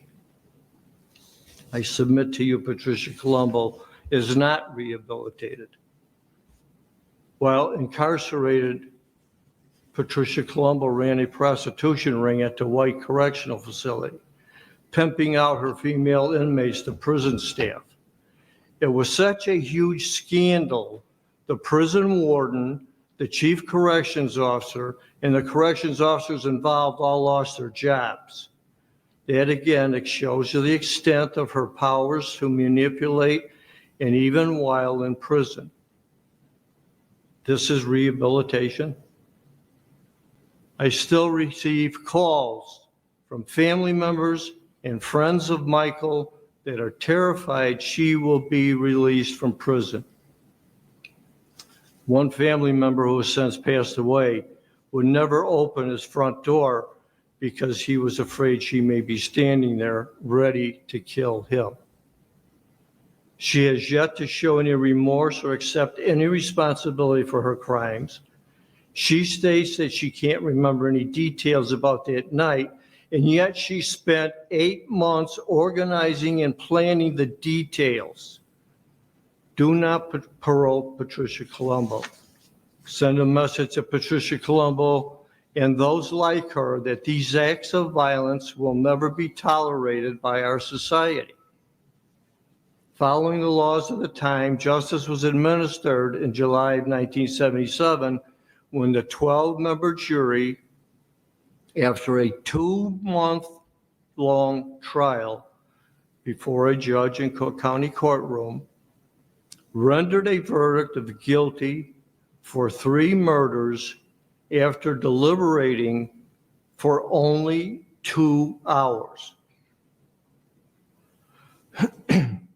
The judge imposed a 200 to 300-year sentence for each of the murders, a 150-year sentence for conspiracy to commit murder, a 50-year sentence for solicitation to commit murder. This was being considered a death penalty case until the United States Supreme Court put a moratorium on the death penalty as cruel and unusual punishment. It is obvious from the judge's 1,100-year sentence that he didn't want Patricia Colombo to ever be released back into society, the equivalent of today's sentence of natural life. We cannot and will not simply forgive, excuse, or forget these crimes, and the Illinois Prisoner Review Board should not as well. Given the ability of Patricia Colombo to perpetrate these savage crimes against her family, her own flesh and blood, her father, mother, and brother, no one can say it will not happen again. We can't become immune to this level of violence. The parole board needs to guide society by demonstrating that we cannot be tolerant of this type of vicious behavior. How can you be rehabilitated after killing your entire family and then mutilating their dead bodies? What is the value of these 3 innocent lives? There are a number of things you will be considering as you make your decision, and I would ask you to consider the following. Frank, Mary, and Michael Colombo were murdered viciously by Patricia Colombo, their daughter, their sister. The impact it had and still has on the entire community. Consider the family who are afraid that she's going to be released. The judge intended for her to spend the rest of her life in prison. Respect the decision of the judge and jury who for 2 months listened and evaluated all of the testimony and the evidence, sustained the intended life sentence. Speaking to you as the investigator who 48 years ago witnessed this brutal crime scene and investigated these savage murders, and on behalf of a society who was not willing to forgive and forget, we vehemently oppose and object to the parole and release of Patricia Colombo.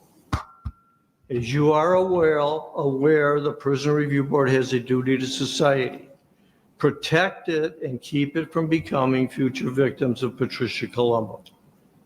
If you wouldn't want her living next to your family, don't subject anybody else to that danger. By doing so, you are sending a message that there is value to the 3 lives that Patricia Colombo took. In conclusion, I would additionally request that the board assign another 3-year set. Please consider the victims of this crime when you make your decision and allow them 3 years of not having to relive this nightmare. Thank you.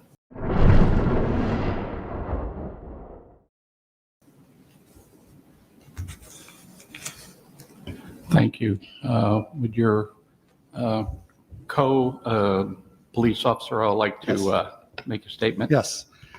Thank you. Good afternoon. Yes, afternoon. My name is Stephen Schmidt, and I retired from the Elk Grove Village Police Department in November of 2016 after serving 41 and a half years there, the last 17 as the chief of police. I continue to serve Elk Grove. I ran for trustee, and I am in my 2nd term as a village trustee. And I also want to say that I also was an instructor at William Rainey Harper Community College in Palatine class. My class starts in about 1 minute. I teach criminal justice there. On Tuesday, it's ironic because Tuesday I was talking in my class about parole and probation. I was explaining the importance of how these two how this plays part in our criminal justice system. I only wish I could have brought my class here with me today because they would have seen a lot. Saw a lot today and learned a lot. So I thank you for the service that you provide to the criminal justice system. I had a letter that I submitted, and I was going to be part of it, but you already got my letter. I just want to talk about something that happened to me Saturday that kind of ties into this. We had a death in our family, and we had a funeral on Saturday. And we were at the funeral home, and my eight-year-old grandson was there, and I could tell that he wasn't looking too good that day, wasn't feeling too good. And he came up to me and said, "Grandpa, I just don't feel good." I says, "Well, let's walk out of the parlor. We'll go into the common area. There's a couch there." And we sat down, and he laid up against me. He wasn't feeling good. He put your arm around. I don't know if you're any of our grandparents. If you are, you know what I'm talking about. He felt that security with me. And I was sitting there thinking about, okay, this week I got a board meeting on Tuesday night. I worry about that. I have an event to go to tomorrow on Friday. I'm going to my class that I was teaching at Harper. Then I thought about today. I thought, here I am holding my grandson who's not feeling well. And as stated in the letter that I submitted to you, Frank and Mary Colombo never had that opportunity to be grandparents, to do what I did. Michael never had the opportunity to be a teenager, to go dating, get involved in sports in high school, get a driver's license, go to a prom, date, fall in love, get married, and have children of his own. He would have been in his early 60s now. Maybe he would have been a grandparent, and he could have been sitting on that couch comforting a grandchild. Never had that opportunity. That family never had that opportunity. In fact, that night on May 4th, 1976, that family ceased to exist because that family name would never be carried on. So I ask you to honor the intent of Judge Eugene Pincham, who is a very well-respected judge in the Illinois judicial system. As Ray Rose said, his intent was never to let Patricia or Frank out of prison, that they should serve life sentences. And because of that, I hope that you honor his decision, keep her in prison, and I agree with Ray to keep it at a 3-year set. Thank you very much. Thank you. Do we have any questions from the board? I have one. I saw that the chief prosecutor in this case had joined you gentlemen for many years and objected to any parole for Ms. Colombo, but has now concluded that she has served enough time and demonstrated her rehabilitation and now supports the petition. I'm curious whether either of you have anything to say in response other than what you've already said, but it seems a little unusual to see the chief prosecutor now supporting the petition. I'm not aware that that is occurring. Mr. Balayunas, Algis Balayunas? Yeah, I know who he is, and I'm not aware that, quite frankly, that he's taken that position. I can tell you this. I just met with the state's attorney in the office of that deals with the parole hearings and parole. And I can tell you that the state's attorney's office is adamantly opposed to any parole. Thank you. Since you're both associated with the Elk Grove Police Department and were at the time of the crime, what services existed for families like Patricia Colombo's family, where there was an underage, a teenager involved with a married man at the age of 35? Did you have an investigative unit that looked into incidences of sexual abuse or predator or that type of stuff? I know a lot of departments have it now. What was the nature of your investigative services that would have protected someone like Patricia Colombo, who was being victimized by Mr. DeLuca at the age of 16? The police department did not have any unit specifically to deal with that, but there were community social services available. Thank you. But can I finish? But I would submit that if there was an issue, it has to be reported for anybody to be aware of it. occurring? My understanding is that the police became aware of it when her father knocked out Frank DeLuca's teeth in a parking lot, and there were criminal charges that were pending, but somehow that was the notice, and that's when everyone sort of became aware of the fact that this was happening, or at least the police department would have known. He did knock his teeth out, you're right. And that was because he was with his daughter. You also mentioned something about. Can I just add something to that? Sure. I'd like to add something to that Elk Grove Village Police Department was one of the first departments in Illinois to have social workers. We have social workers on staff when I started in 1975.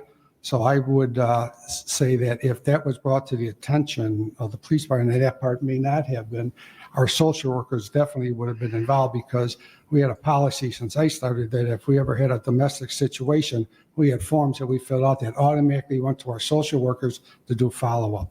So that part of it may never have been brought to the attention of the police department.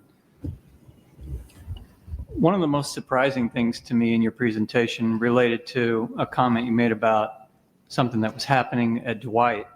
I'm not aware that we have any information about this scandal involving Miss Colombo running some kind of a prostitution ring. And I'm curious about, if it was so well known, why there wouldn't be a disciplinary record where she was ticketed for that conduct.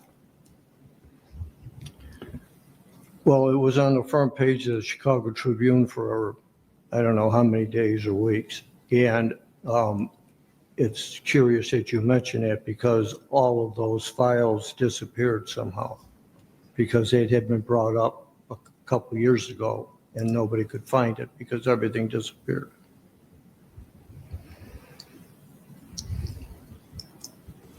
Well, you can understand that it would be challenging for us as a board to consider this information when there are no records that support it. So that's why I'm raising it, to find out if there's some information that you're aware of that we could be looking at that we don't have.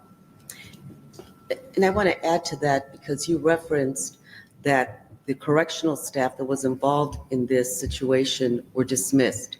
So there has to be some concrete documentation, at least as it relates to the involved parties.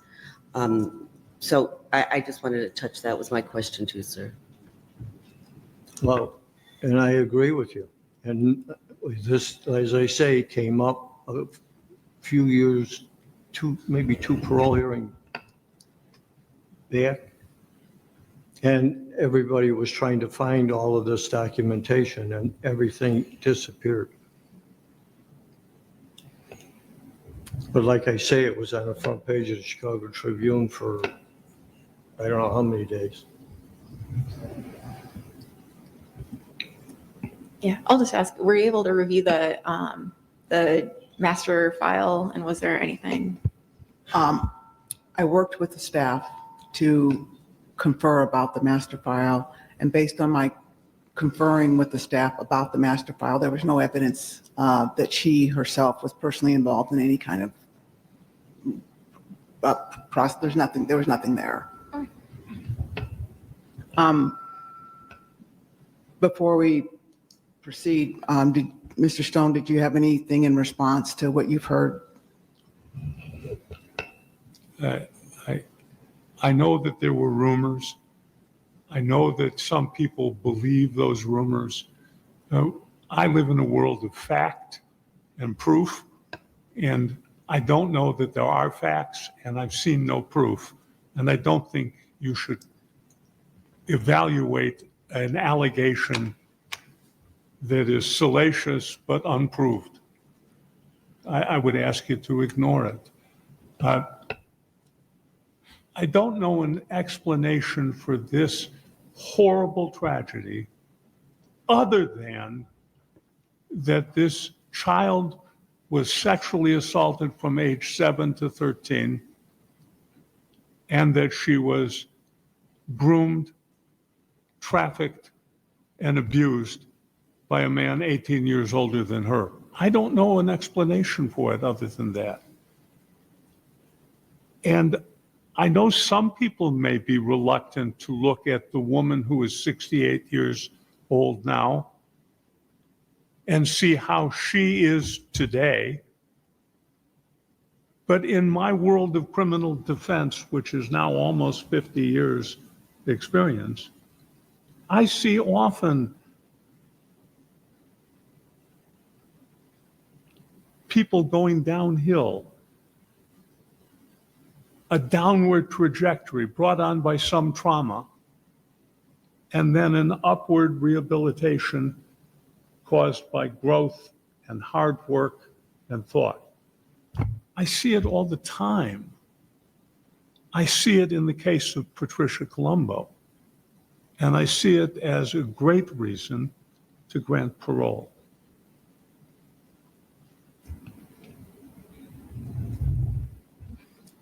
Julie. The statement in opposition had mentioned the 8 months of planning, much of it which had taken place without the knowledge of Mr. DeLuca. Clearly there are cases in which women are manipulated or coerced to engage in criminal activity by manipulative and controlling loved ones. In this case, did you have any response specifically to the allegations that appear in evidence pertaining to the extent of planning that transpired without his knowledge or involvement?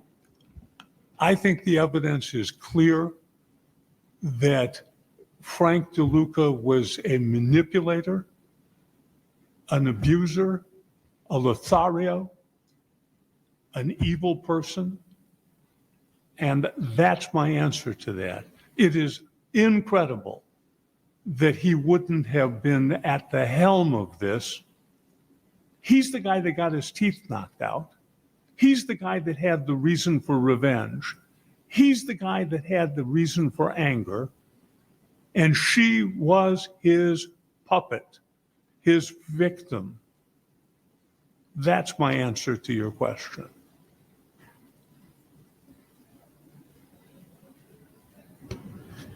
Any further questions from board members? All right, seeing none. Excuse me, I do, Mr. Tupi, Go ahead. I do.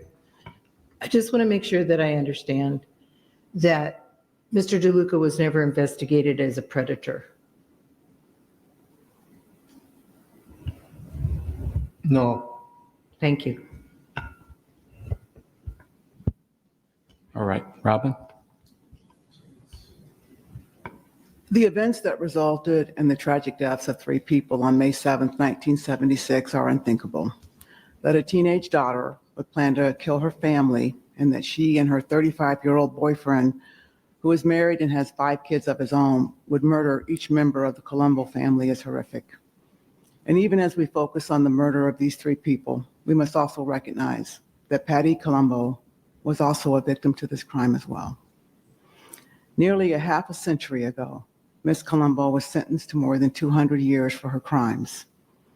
Since that time, Illinois sentencing laws have been amended to reflect neuroscience.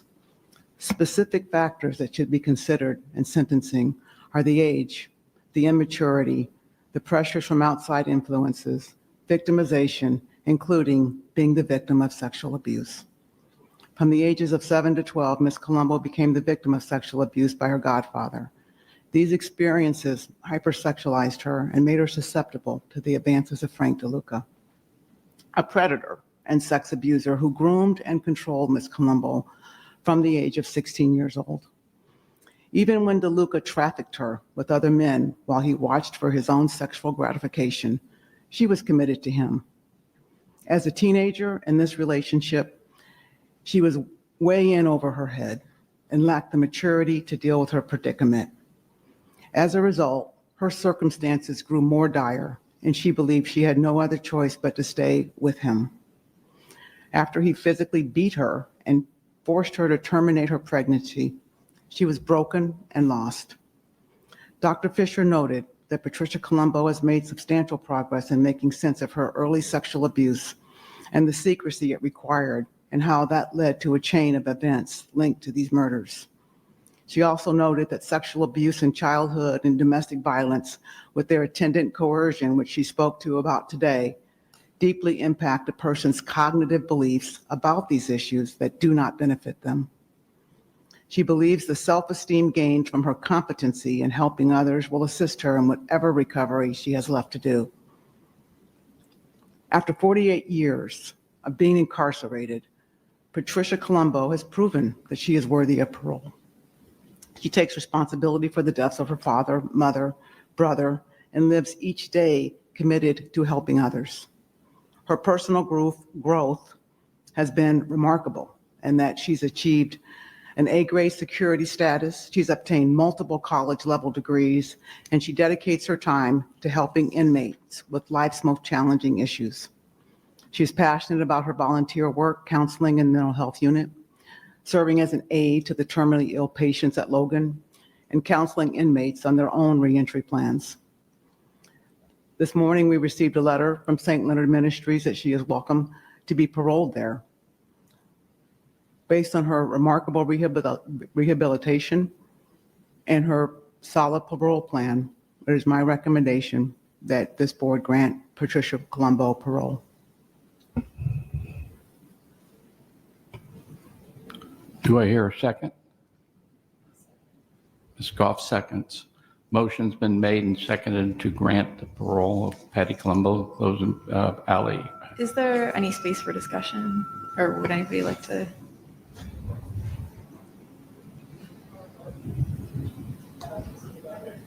I'm sorry, I was asking if there was space for discussion after a motion. Yeah. No. I think we've already had our discussion, and there's been a motion that's on the table now, so, and it's been seconded. I think now we just call the roll. Okay. Ms. Schaffner, Yes. Mr. Bolin, No. Mr. Coates, No. Ms. Globoker, No. Ms. Goff, Yes. Mr. Grubbs, No. Ms. Taronis, No. Mr. Heaton, No. Ms. Tyson, No. Mr. Tupy. No.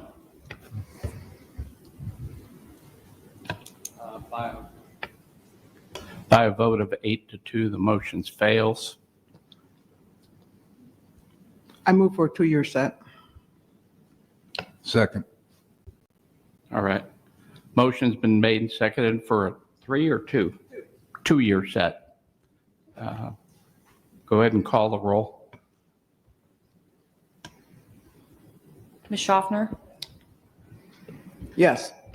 Mr. Bolin, Yes. Mr. Coates, Yes. Ms. Globoker, Yes. Ms. Goff, Yes. Mr. Grubbs, Yes. Mr. Heaton, Yes. Ms. Taronis, Yes. Ms. Tyson, Yes. Mr. Tupy. By a vote of 10-0, the motion for a 2-year set passes. You didn't get 3, but you got 2 years. And Mr. Stone, you did an excellent job. We always appreciate your presentations. Thank you. I appreciate the hard work that this board does, and we'll see you in 2 years. Okay. We'll learn from our experiences today and try and get this done. Patricia is a worthy candidate, folks, and I know in your hearts you feel that. Thank you. Wow, and they denied. And the way that that started, I thought maybe they were going to grant. And you know, Illinois is more tough on crime when it comes to the parole hearings than many of us, I think, are led to believe, or at least the assumption, right? Being a light on crime city, but maybe a tough on crime when it comes to parole hearings. And it's, you know, it's interesting that they said a 2-year set. It's like the old detective became willed in and has been coming. I think this is, don't quote me on it, but this might be like the 20th parole hearing that he's had to participate in. The laws are insane that you make it every 2 years. You could have done a 3-year set, but no, it's like they want to make it a 2-year set. Okay, so they do that. Then you get the last words in from like the defense attorney, by the way. He says, we're going to have to reassess. We're going to go and get this. She needs to get out. And it's like, it's the classic defense that we see, the people who cover these type of inmates. It's not very different than the parole hearing of Susan Smith that we recently covered, with the kind of wacky attorney and support. If you haven't seen it, I covered the hearing. Go check it out.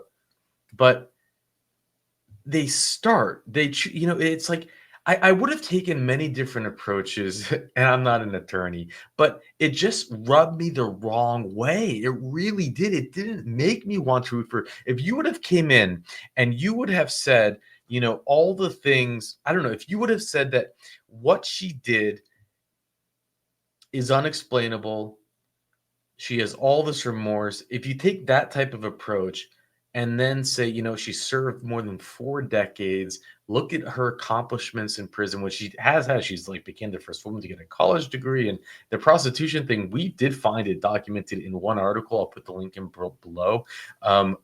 Sir Richard and I tried to find the old archives of the Chicago Tribune, but there was a paywall, and decided, it would have taken a lot of time to try to find it, but I was curious about finding it. I do believe that it was there. It's interesting that came up as a motive of contention about the prostitution ring thing. I mean, why would it be in this old article written? But anyways, they're like, oh, it mysteriously disappeared. How do we know it's there? And that, I think even the idea that could be said at a parole hearing, it just goes to show that with the passage of time, things can get construed, facts can become fiction, and it's just, and soon you're paroled. But anyways, I know I digress. I'm kind of jumping all over the place with this. The bottom line is they went with the idea that she has no memory of what happened. Don't mock us. No memory, gone, poof. No memory, like from the time, and they talk about how she was sleeping around trying to get people to kill. I mean, this was not something that was spare of the moment. It goes through, I've read through the documents of how many times she had tried to solicit the murder. She just couldn't get it done. And finally, she decided she's going to go and do it herself. And it's just an insult. You're not taking accountability. How can you give parole? Their strategy is to bring an expert, the woman who's an expert on whatever it was she's an expert on, an expert on gender-based violence. That's what it was. It's like, let's find what's really trending these days. And it was the same thing. They brought an expert for the Susan Smith case too, like talking about some type of trauma she went in, and they want to bring attention to mental health. This one is gender-based violence that they're coming up. That's why she broke into the house, killed her parents, and stabbed her baby brother nearly 100 times with a pair of scissors. And they bring in this expert, which I there's no proof of it. I have no idea, but I assume she got paid. I wonder if she got paid. We don't know. But when she comes on and she says, you listen to the words that she says, I spent nearly 2 whole working days with her. 10 hours I spent with her. And she's calling her Trish, her nickname. And it's like, wow, you spent 10 hours with her? You must really know her. You must have her down flat. You know everything about Trish because you spent 10 whopping hours with her. Why don't you, if it was really important to you, why don't you spend maybe 100 hours with her before you get up there and give a whole speech about how she has no memory? And then they compare her to Vietnam War veterans that have no memory, and they compare her to, like, it's like an insult. It just bothers me. It rubs off the wrong way. And then, and remember the beginning, how it started off with an incredibly manipulative statement. She wants to thank you for releasing Christina Childs, who was a woman who they released recently, and she died of cancer. That was the woman I put in the beginning of the hearing. It was a recent case, not a, and she wants to thank you. She was allowed to die at home. And that's just a manipulative statement. And then it starts with this thing that she made with some maze, and they're talking about how it has to do with the women and violence. And it's like, again, you're the one who broke into their home and didn't just kill your family. You slaughtered them. You shot them between the eyes. You beat them over the head. You then stabbed them nearly 100 times. And you're preaching to us about violence? You can approach this hearing in different ways, but the way that it's done, it's like this departure of like reality, and it's almost like an insult to everyone who has to watch it. And they have the people behind her that all stand in unison. We are for Patricia. But it's like, you know what? Just take responsibility. Just admit that you were involved. And it's not even clear why she wanted to kill her family. You know, they alluded to maybe an insurance payout here. And again, because I haven't gone through all the documents, let me just read through the summary. And again, I'll put the links in the description. And those of you who are still here in my unpacking, thank you for being here. Those of you who are the first time at this channel, usually our parole hearings are not this intense, or usually we have the inmate who is there at the parole hearing, but these Illinois hearings are sometimes a little different. As a 16-year-old, Columba worked in a suburban coffee shop where she met the pharmacist Frank DeLuca, who managed the pharmacy next door. He soon hired her to work in the store, and the two began an unusual sexual relationship. Columbo showed classmates pictures of her having sex with DeLuca's dog. Okay, what?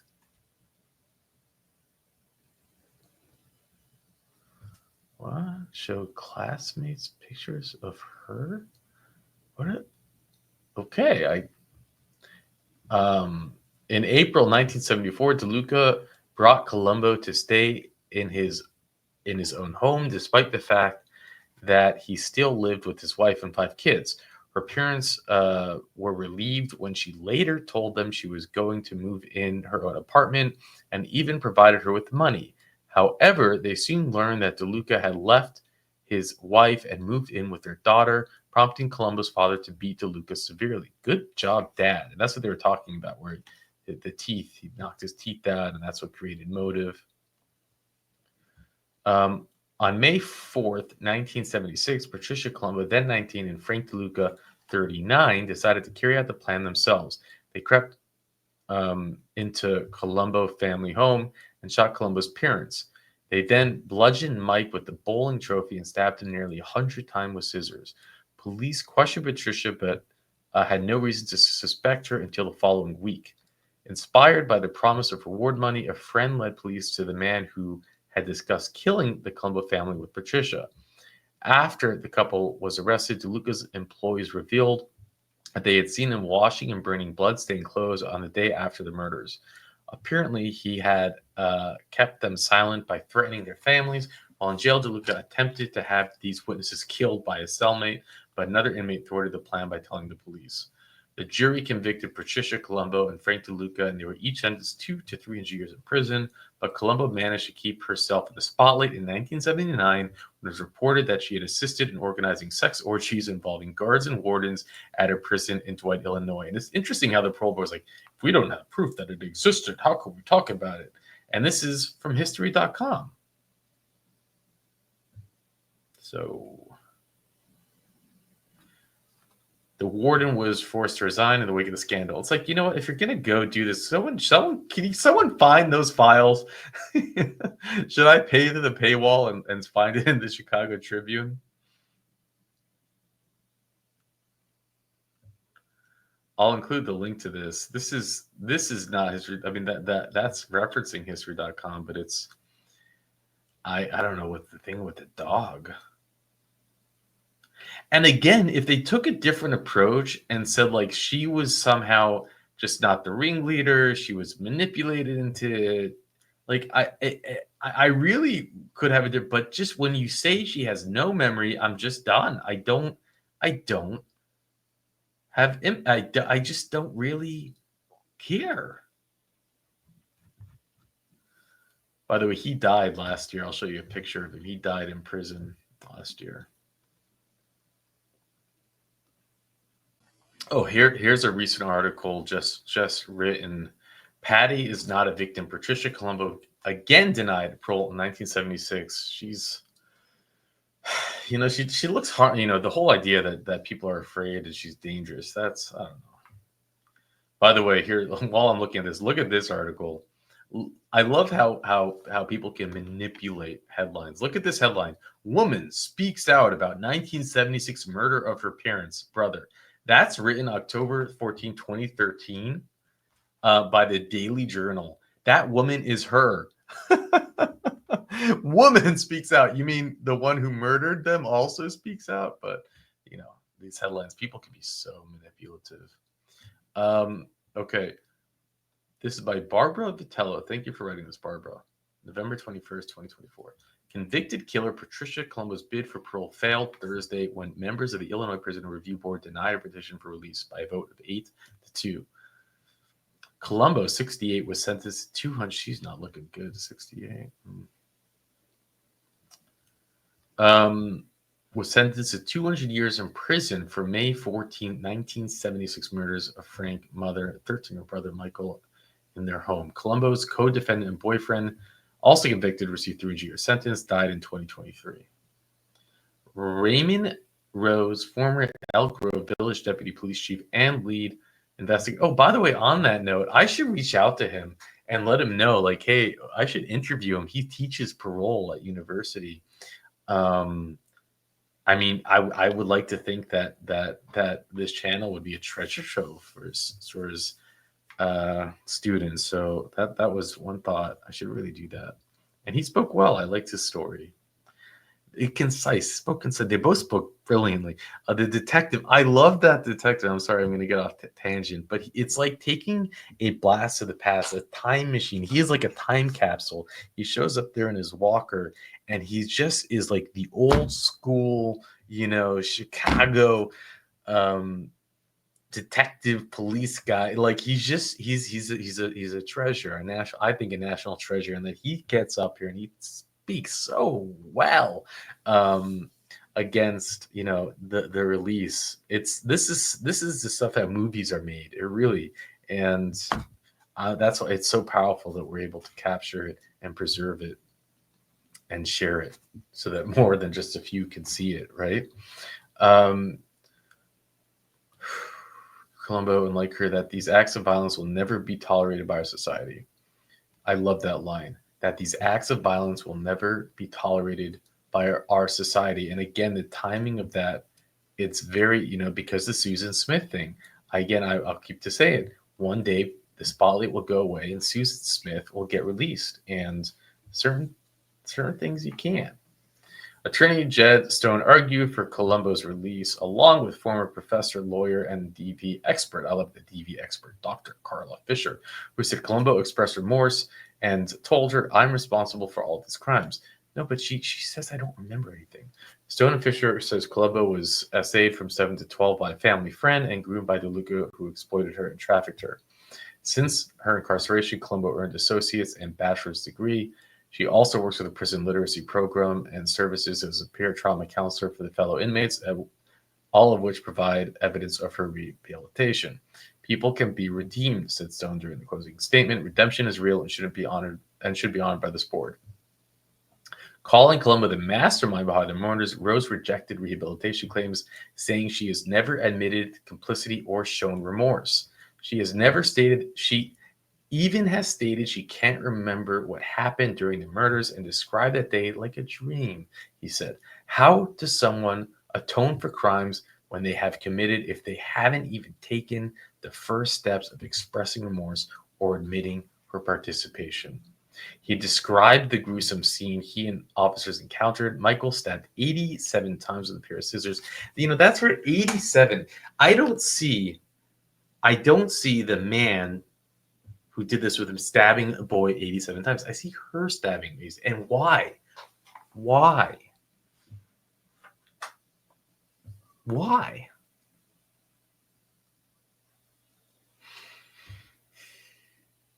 It's where this whole case becomes, if she had just killed her parents, what's crazy is that we've covered a commutation hearing where a boy killed both his parents in cold blood for no reason. He never claimed that they were abusing him, just killed them. And he got out after like 20 something years and actually went for a pardon. We covered that hearing too. Got very, very few views though. But when you hear that, it's like, whoa. But there's something when you do it brutally like this, and when you stab your baby brother 87 times. Mary shot once in the head. Mary bludgeoned with the vase and shot between her eyes. Her throat slit from ear to ear. I mean, these are not. Whatever. Frank Colombo beaten with the bowling trophy and stabbed in the throat and chest and shot 4 times. According to Rose Colombo, then 19, spent 8 months planning the murders, which included providing a layout of her parents' house to would-be hitmen she attempted to hire. Failing that, Colombo manipulated her 37-year-old married lover into killing her family by falsely claiming her father intended to have her and DeLuca killed. Rose expressed relief at the board's decision in response to an obvious push to get her paroled. I was a little concerned they were painting an inaccurate picture of what really happened, said Rose. They turned the whole thing around, making Patty a victim. Patty is not a victim. Schmidt said the board's decision honored the sentencing judge's intent, which was to incarcerate Colombo DeLuca for life in what he described as the worst crime committed in our village. That was accomplished today, said Schmidt, who promised to return with Rose in 2 years for Colombo's next parole hearing, to do it all over again and to make sure she doesn't get out.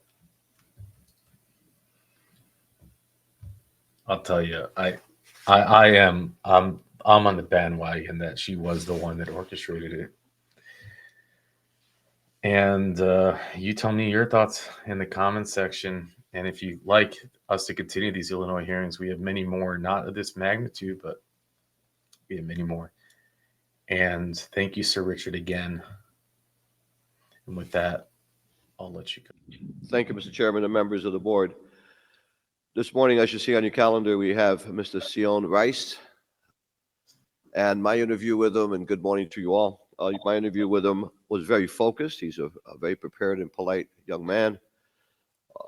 And I understand, because I've seen the petition a couple of times, but he would be approximately 43 years old right now. He's 43, yes. Be 44 in September. And appears healthy and strong. Keeping in mind that in 2020, Mr. Rice did fracture parts of his face and jaw as he was working out and dropped weights of 365 pounds that fell on his face, requiring various medical treatments and surgery. And it's, can only imagine 365 pounds.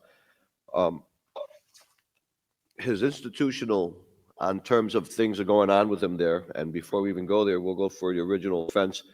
And this interview was conducted in March. Actually, if I'm not mistaken, Mr. Shelton was on with the interview in and out as I was interviewing the gentleman.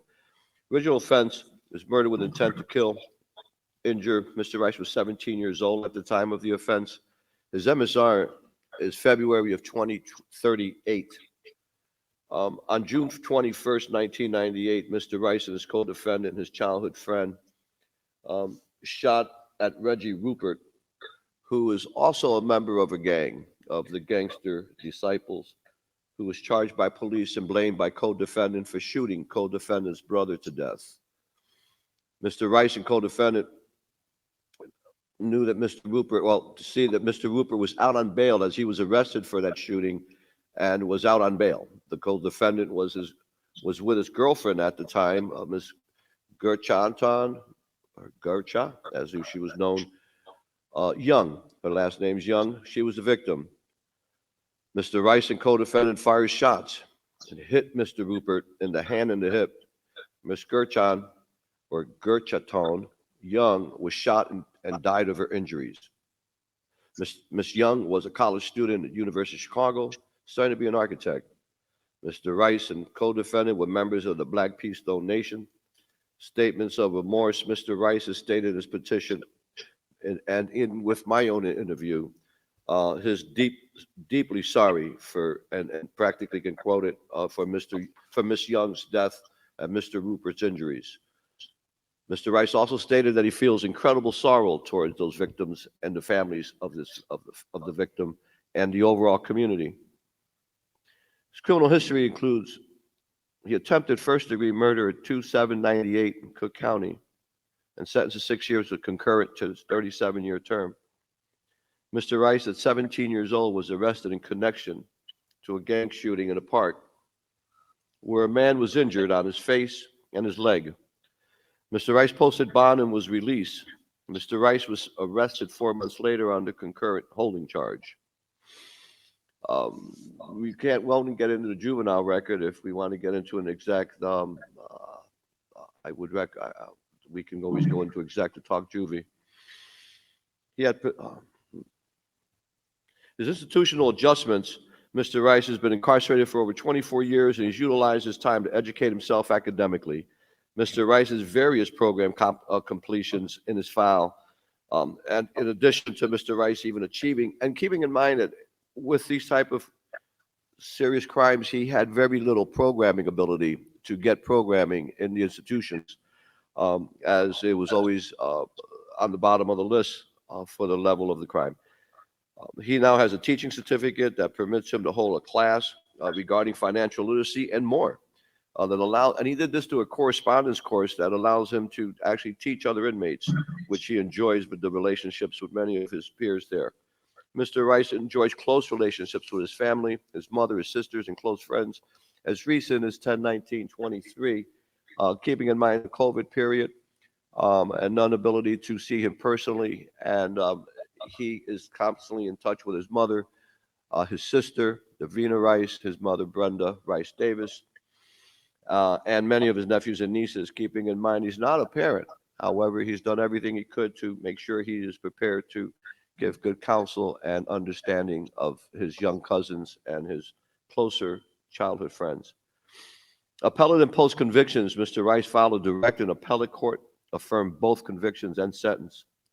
Mr. Rice then filed a pro se post conviction addressing his age at the time of the offense, and we're all familiar with. The court appointed counsel and a new sentencing hearing was granted. New term imposed of 37 years with 6 years of murder and attempted murder. And I do understand another appeal is still pending. His reentry plan is very commendable. Mr. Rice's petition and supplemental petition state that he would reside at St. Leonard's Ministry. There he'll receive free housing, case management to assist in goalkeeping, peer group support, technology training, and mental health guidance. Mr. Rice has indicated that he has a job promised to him at $20 an hour, driving freight type moving trucks within Chicagoland. And that's what Create Wealth, an organization, if you look them up, you'll find it has a United States Department of Transportation stamp and is in very good standing and is owned within his family and friendships, and have promised him a job at $20 an hour driving as he situated himself in the community if he was upon his release. In addition, Mr. Rice has also been offered services via Precious Blood Ministries along with Iman Services, Safer Foundation, task if needed. However, there's no indication that the gentleman has been involved in any kind of drugs. His adjustments inside have been really good. So therefore, task being needed, it's available if they found to be the need. The Illinois Innocence Project plays a coordinating and resource to Mr. Rice, which would serve as a overall umbrella to helping to coordinate all of the different agencies. And most of the petition was put together as to his reentry by two established social workers within the counseling services that would be assisting him. Opposed to the release, I intelligently assume we have a state's attorney. We have letters of victims, and if they were the state's attorney's present, I'm not sure, but if they were to make their comments, but we have letters from victims' mother, sister, cousins, and one cousin is including now, and wanted to be known for the fact, as it was on her letterhead, is the mayor of Matson, Illinois, who was a cousin to the victim, Gertrude Young. A 14-year-old nephew who has never met Miss Young, and he was pretty clear in his opposition to the release, as he would have liked to have met his relative. At that point, I would ask, Mr. Chair, if the attorneys would like to make a presentation.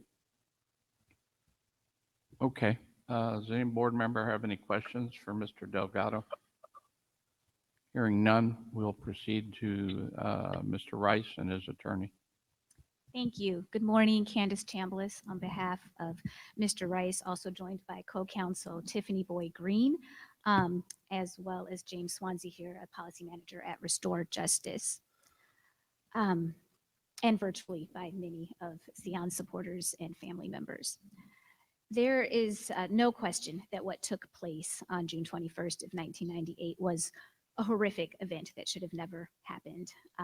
Sion and his co-defendant were charged with first-degree murder for the shooting death of a young woman attending the University of Illinois, and for the attempted murder of Mr. Reginald Rupert, who was shot in the hand and hip. While Sion was not the shooter, he was found guilty under the theory of accountability. Sion fully acknowledges he was present that evening and that he participated in a series of events that resulted in an innocent person losing her life. And the weight of this is something Sion will always carry. Essentially, what took place that evening 26 years ago was a drive-by shooting.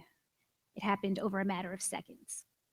The events of that evening unfolded when Sion made the decision to leave his home when he was not supposed to do so. He attended a Father's Day celebration in a nearby park, and later that evening, he knew that he should be getting back home. He asked a friend, his co-defendant, Donzel Lowe, for a ride. Donzel agreed, but he was not the driver. Another friend drove both Donzel and Sion towards Sion's home. And about a block away from Sion's house, as the car turned, Sion and Donzel saw Reginald Rupert, who was charged with the murder of Donzel's older brother. Almost immediately, Donzel fired his gun as the car drove past.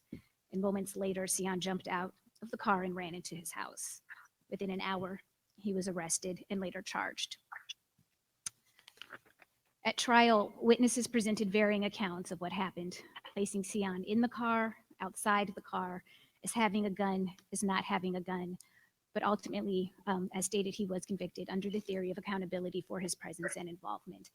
And importantly, he does take full responsibility for his participation. I will pass it to co-counsel, who has some things to say about his resentencing and what brought us to this point today. Good morning.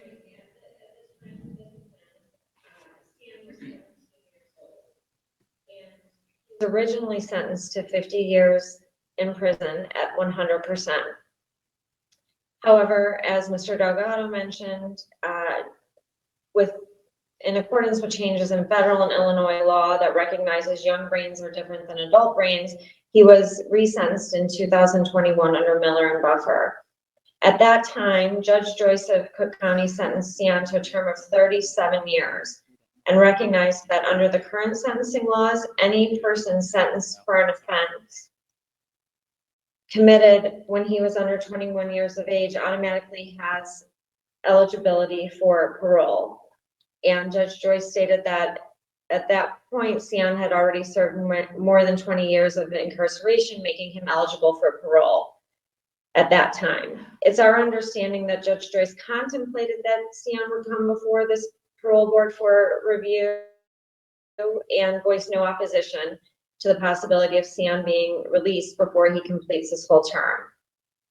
At that time, Judge Joyce also commended Sion on his disciplinary history and stated, Mr. Rice has comported himself in an appropriate manner while in the penitentiary for 23 years now. I don't doubt for a minute that that's a challenge. There are a lot of pressures and circumstances in the penitentiary, and the fact that Mr. Rice was able to comport himself in a non-inappropriate manner does tend to show a capacity for rehabilitation. He also stated that he believes Sion's statement of remorse for his role in this offense. Sion deeply regrets his actions that night, and he takes full responsibility for them. He's never claimed he's innocent, and he's never filed anything other than a direct appeal and then the post-conviction petition raising his, challenging his de facto life sentence based on his age. He's come such a long way in his 26 years of incarceration, and as mentioned, he's had limited access to meaningful programming and work, but he has carved a path for himself and for others, and at this point, I'm going to turn it over to Mr. Rice, who would like to address the board. Before you do, counsel, would you identify yourself and which firm you were with?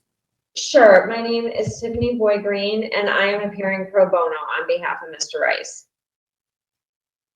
Are you? I work at the State Appellate Defender's Office. However, I'm not taking on this case in that capacity. I'm representing him on my own time. Thank you.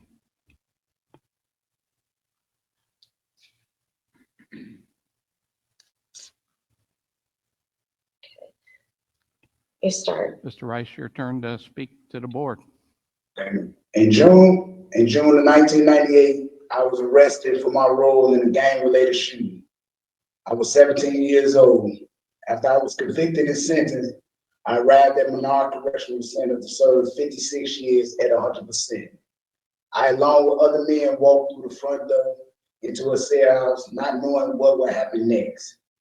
I saw grown men walking past me, and some of them asked me for my name and where I was from.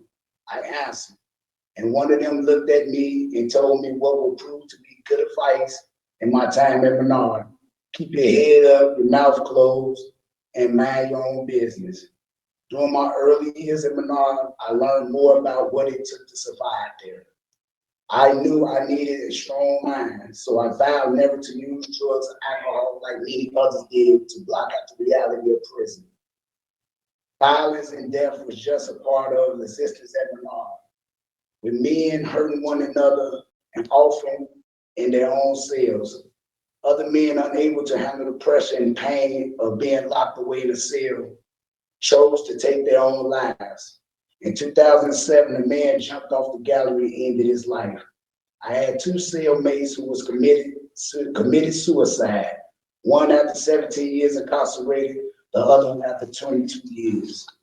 Menard provides few opportunities for employment in classes, and I spent a lot of time in the law library to stay out of trouble. I also learned that art was a way for me to express myself. I surrounded myself with people who wanted to better themselves. I met James Swansea, who was arrested as a teenager like I was. He was serving a life sentence, and I had been at Menard for several years. We grew into men in prison and had decided what kind of men we wanted to be. I wanted to be someone my nephews could look up to and who would not turn to gang members for leadership and guidance. Like James, I saw the opportunities to better myself. I enrolled in correspondence classes through prison ministry at Henry George Academy. I was interested in everything I started with, whatever classes I could find to help me become a better person. I completed class in economic roofing in College Guild. Eventually, I progressed to classes in economic money management and political science. Now, at this point, I have taken all the classes I'm allowed to take. So I have become an instructor for Henry George Academy.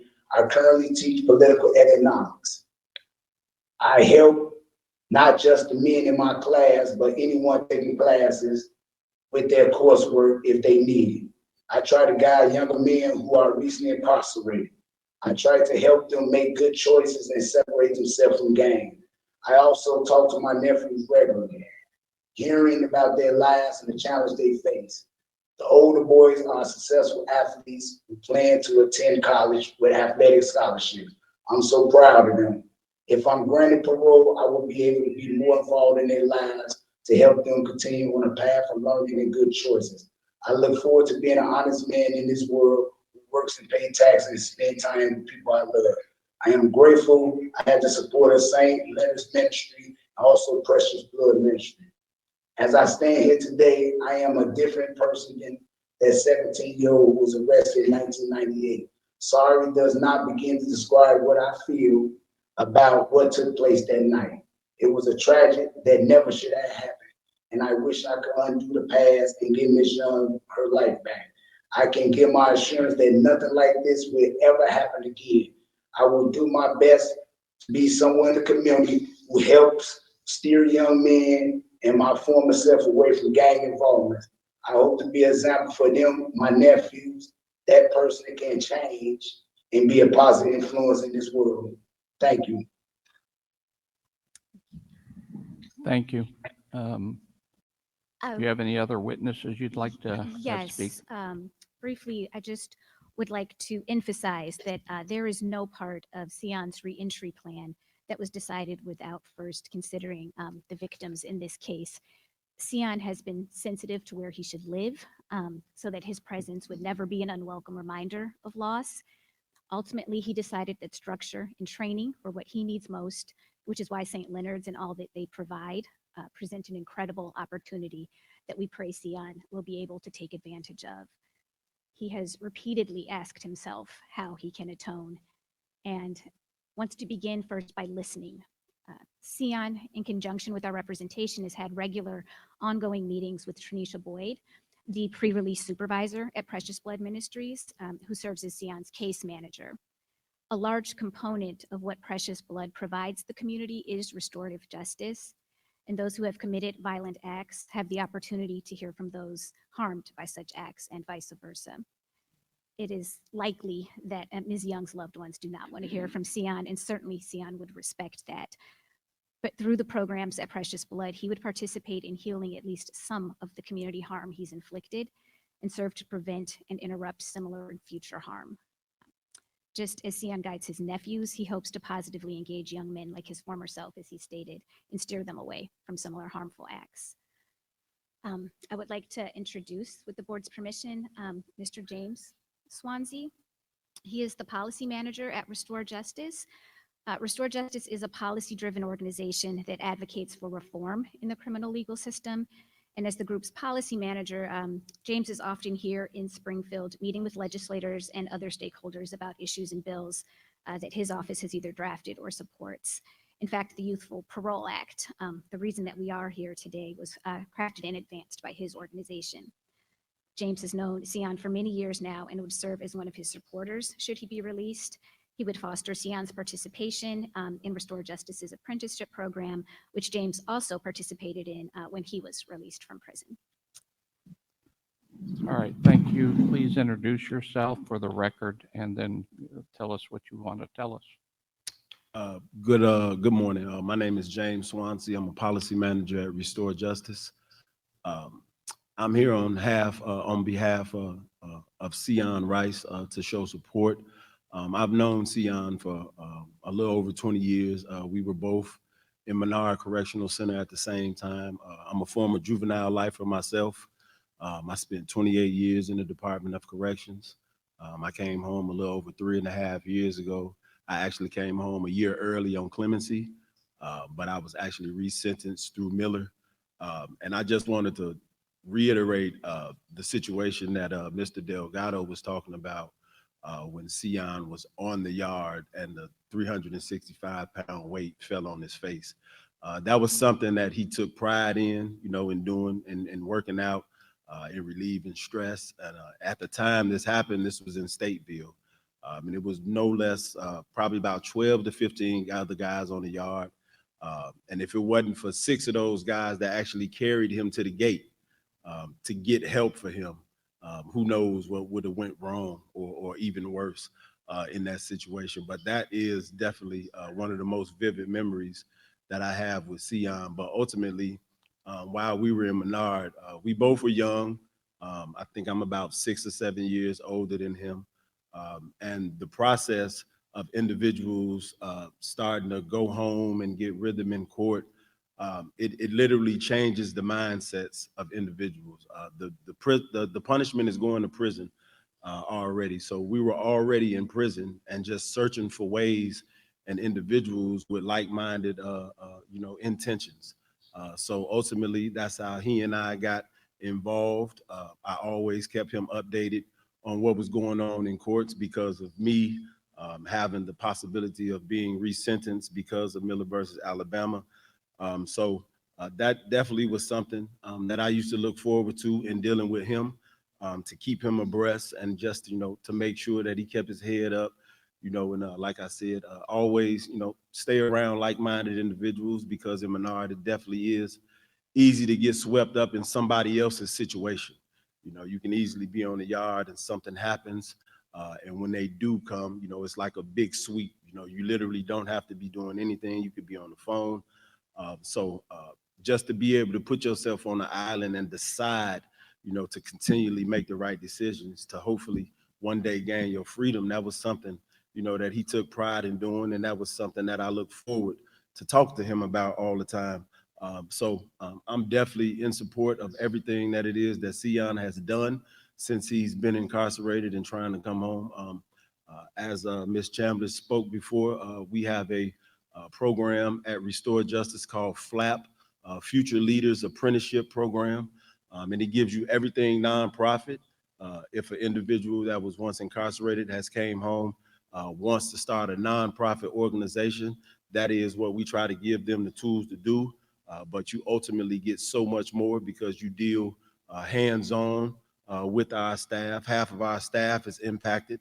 Our executive director is also a formerly impacted former juvenile lifer by the name of Wendell Robinson. And that's a program that he started. So we have a network of positivity. We definitely try to make sure that individuals stay on the right path. We also have a returning citizens network, and this is made of individuals who have also served time. I think it's like 250 plus, whether you've served a substantial amount of time or just a couple of years. We do meet once a month, whether it's support or we actually have certain issues that we talk about. And this is something that will be afforded to Sion. And I have no doubt that, if released, he definitely will continue to do the right thing because he's been doing it now with so much less. And that's something that individuals that are incarcerated that want to make changes, that's something that they have to do. So thank you for your time. Thank you for your testimony. Mr. Delgado, do you have any questions of the attorney or his witnesses? If I could just briefly conclude. Please, that's what I was going to ask, if you can conclude, because, Mr. Chairman, I am asking for an executive moment, to discuss on the juvenile side. Okay. Thank you. We'll conclude by noting that Sion is incredibly fortunate to have a release plan that provides housing at St. Leonard's, where he'll have access to on-site counseling, job training, life skills training, and a wealth of support. St. Leonard's has been in the business of assisting returning citizens for over 70 years, and the recidivism rate for their participants is much lower than in the general population. There is no better place for Sion to reacclimate to life outside of prison. Additionally, Sion will continue to work with his case manager at Precious Blood, with whom he's met bi-weekly now for approximately 16 months. He will have access to the restorative justice approaches, group counseling, and just wonderful personalized support. Upon completing St. Leonard's job training program, he has confirmed deployment with the local truck agency. He has a large family who love him dearly, and he has a network of men like Mr. James Swansea, who are doing incredible things in their communities and who will enfold Sion into their meaningful work to support him. All of these factors, according to study after study, decrease recidivism and involvement in criminal activity and contribute to community safety. Sion is now in his 40s. He's 43. This substantially lessens the likelihood of any future involvement in the criminal legal system. And just to reemphasize that this reentry plan is in place today. There is a bed waiting for Sion and a level of support that few people manage to secure from prison. He would be subject to MSR for up to 10 years, which would put in place additional support should this board see fit. For these reasons, we respectfully request that the board grant parole and are happy to answer any questions that members may have. Thank you. Thank you. Mr. Delgado, you have a motion to go on executive session first? Yes, I do, Mr. Chairman. Second? Second. Motion's been made and seconded to go on executive session. We're going to ask all the participants and concerned citizens to leave the room. Take all your recording devices, including your cell phones, with you. We'll bring you back in, at which point the board will be open up for board to ask you questions and any other information we might need. Thank you. Bye.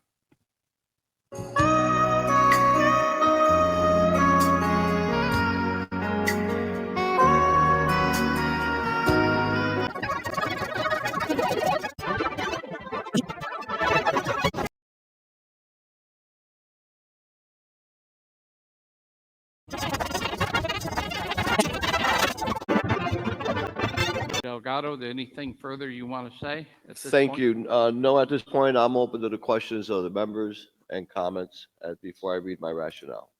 Okay. Any questions for the board for either Mr. Delgado or council or Mr. Rice? I have, okay, you go. Mr. Bullock. Okay, yeah, actually, I was looking for a little bit of clarity on the accountability piece. Within the petition, I think the version of events was somewhat vague in my opinion. The language of theory of accountability has been used this morning.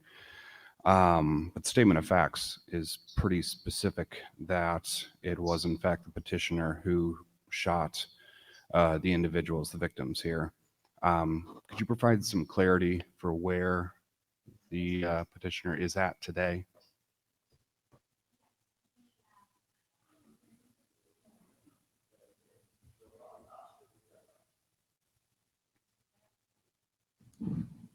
Can you hear me? Okay, thank you. Yes, so the evidence at trial did point to the co-defendant, Donzel Lowe, as the shooter in this case. Testimony did vary. There's no dispute that Sion was present that day. There were 5 witnesses questioned. 2 witnesses said they saw Sion with a gun. 1 witness thought they saw Sion shooting, but this testimony was inconsistent from what he provided to the police at the time of the incident. He originally told police he saw the Sion exit a vehicle and shoot, and then later denied having stated that.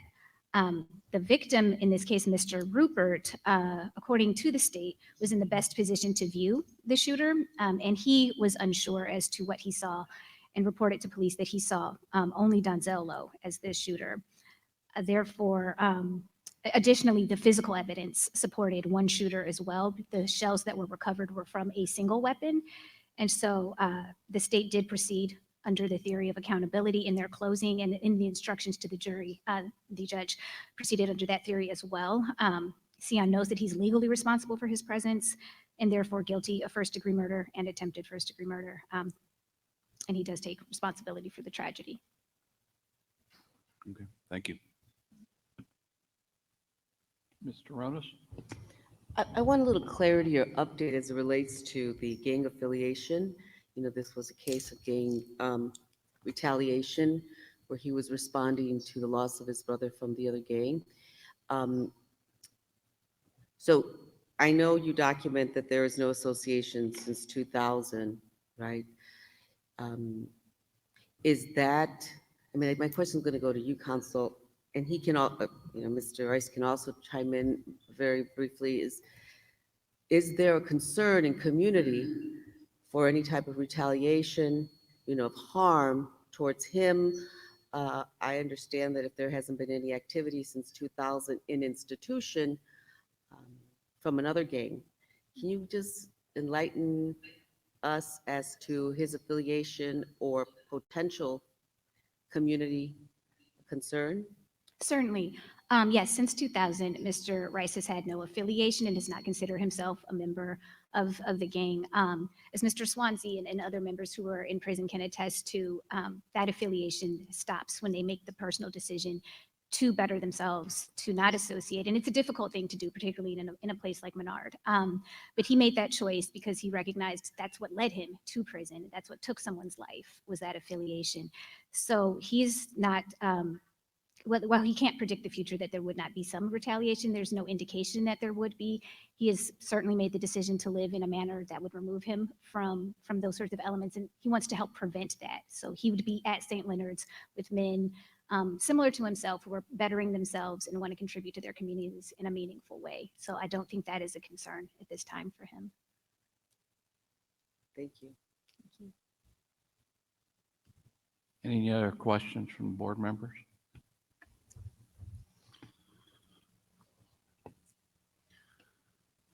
I understand what you have to say about the gang affiliation, but there is institutional discipline in 2007, 2017 regarding gang affiliation.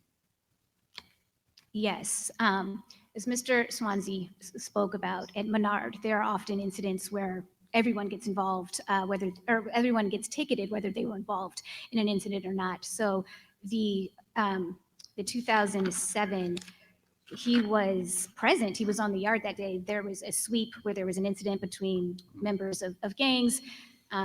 Correctional officers came and literally ticketed almost everyone who was there. Mr. Robinson, who is the executive director of Restore Justice, where Mr. Swansea works, was on the yard that day. He was at the prison at the time at Menard. He knows Sion well. And he remembers that. He remembers that everyone was ticketed. He was not ticketed because he was working, but he saw that Sion was on the phone and was not involved in any way. Sion has grieved the tickets that he's been accused of gang affiliation. He has affidavits saying he was not involved, but in both instances, there were incidents of multiple people being swept up into the events that he did not personally have anything to do with. And could you give a brief update on the current status and basis of the appeal that's pending? I will let co-counsel address that. The appeal is not pending to my understanding. Correct today.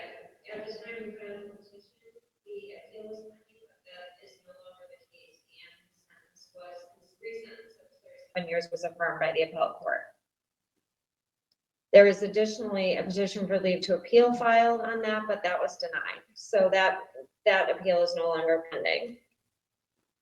I have no further questions. Okay, Ms. Goff. I understand about saying that we take responsibility. We have a restorative justice clinician, practitioner here, friends. What I haven't heard is how you've accepted the obligation and responsibility with regard to the harm to the victim's family and how you would move forward on repairing the harm or consideration for repairing the harm to the victim and to the community. I have not heard that. Yes. As we talked about the restorative justice relationship with Precious Blood Ministry, part of the reason he's been so close with his counselor there and talked to them is because that is something that is on his mind. And that is why he wants to be involved with speaking with victims' families, even if it is not the direct family that he impacted. He wants to try to be a positive force for other families of understanding how such harm can happen and to be a role model for others, to interrupt future violence, to work with his own family. I would like to hear it from him, please.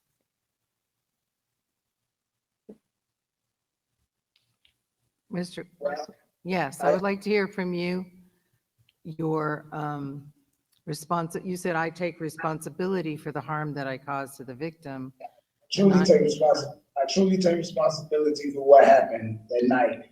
And I try to better myself so I could change and show everybody else how I got in that situation and stop them from leading to that situation. That's why I write to the community like Father Flake. I wrote to him about the youth in the community that's involved in the activities and give them something better than we had. We didn't have nothing to do. So that leads you to the gangs. It's something else we need to show them, then let's say stop. And you gotta show somebody else something else and then getting deeper because the kids is getting younger and younger doing stuff. And I look for something, a solution now to solve the problems. I look for more solutions that we can find more solutions and everybody talking about the problem. I look for the solutions. So I look and see, why is he out here doing this? Why is he out here doing this? And I definitely take full responsibility. I've been trying to better my community. My friends, kids, still, some of them do grow up in their community, even though they're not in the gangs, which that's good.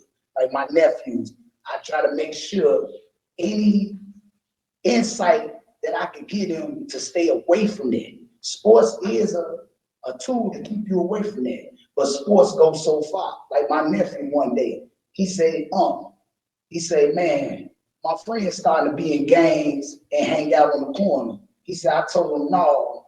He said, but I said, look, you did better than me. You told them no already. So now we about to make sure you stay away from all that. I tell him every day, my nephew right now, there's the second one, he's 17 years old, the athletic scholarship. He's ready, and I say he's not even near a game. Please, what I'm wanting to hear from you, sir, is the obligation you have to the victim's family and what you've considered with regards to repairing the harm that you caused to that family. That's I what I'm asking. apologize. I apologize. I can't apologize. I know you can't face to face. Right. So I apologize to the victim family more than I can ever do. So that part I take. How have you done that? In what medium? In what way, sir? I apologize to the family and take part in everything I did. I apologize for everything that I did. I should have never even been in that car that night. So that right there, I apologize. I'm in the full circle. I'm trying to restore and right my wrongs. I'm trying to right my wrongs for what I did. And if I can just join in and explain, you asked in what way he apologized to the victim's family. At his resentencing hearing, he gave a very detailed and genuine statement of remorse, which Judge Joyce found to be very believable, credible, sincere. And the victim's family was present in the courtroom at that time. So that was the way he relayed his apology. And additionally, he will be working with Tanisha Boyd on different ways that he can help work with the family, but he needs to be out to be able to participate in those other ways. Okay, thank you. Any other board member with any questions? Just, I'll make a statement if I could.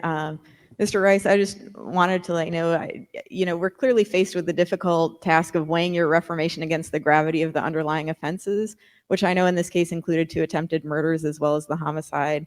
And I just wanted you to know, regardless of the outcome of this hearing, that your efforts are seen and that the challenges of accessing programming within IDOC are recognized. And I understand that the real work is in how you carry yourself each day, and you do appear to be putting in that work. I just want you to be encouraged in those efforts. It was also very clear from the petition that you've been blessed with a very strong support system that loves you deeply. You had a young nephew that wrote of your good heart and soul, and many others that spoke on your behalf. And they clearly will continue to be watching you and be influenced by you. I really encourage you to continue your efforts. Is there anybody from the audience with any objection at this point? Seeing none, Mr. Delgado. Thank you, Mr. Chairman and members of the board. And Mr. Rice, the rationale and decision of this case is Mr. Rice has accomplished many positive, and by the way, Dr. Globokar, thank you for that preface. Mr. Rice has accomplished many positive programming, corresponding courses, and education credentials. Mr. Rice's reentry plan is a solid one. I'm sure that Mr. Rice would abide by his conditions if paroled. He enjoys the support of many reentry organizations if he was to be released. Ms. Gerchanton Young was a young upward-bound architect at the University of Chicago. And Ms. Young, who is gone, just as I've described and echoed all of the accomplishments of the gentleman, Sian Rice, who was in this unfortunate situation that evening, I do reflect the letters and all of the victims of family members who have engaged and have contacted the board. And as I described their thoughts, however, many loving family members remain here. Ms. Young was the seventh of 14 children. These victims remain with painful thoughts and missed birthdays and holidays. Ms. Young was described as the first to make it and being in a career. These victims have spoken up diligently in your files, and because her youth and being the innocent bystander, basically, therefore weighing if indeed Mr. Rice would follow his conditions of parole. Yes, he would. Does Mr. Rice have support of his family reentry programs? Yes, he does. However, would releasing Mr. Rice deprecate the seriousness offense that took Ms. Young's life? It's my finding that it would. Therefore, taking all aspects of the case and keeping in mind the victims' rights, and that they're alive and contacting this board from similar communities, which in many ways has so much irony in it. In fairness to Ms. Young, whom was innocent, it's my recommendation that Mr. Rice's parole be denied at this time. Thank you. second? Second. Motion's been made and seconded to deny. Clerk Ally, you may take the roll. Mr. Delgado, Aye. Mr. Boland, Yes. Mr. Coates, Yes. Ms. Globoker, Yes. Ms. Goff, Yes. Mr. Grubbs, Yes. Mr. Heaton, Yes. Ms. Schaffner, Yes. Ms. Taronis, Yes. Ms. Tyson, Yes. Mr. Tupy. Yes. Motion to deny is passed 11-0.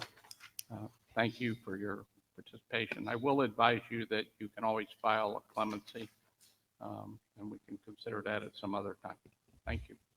Okay, correct. So the law is that you'd be eligible for 10 years again, but clemency is available to individuals at any time to petition. All right, we'll take a 5-minute break, and then we'll come finish up with the last case, which I believe is Mr. Okay, let's unpack this, and we'll go through some of the documents, but I'll make it a faster unpacking than normally do, just because of the number of hearings that we're going to go through tonight.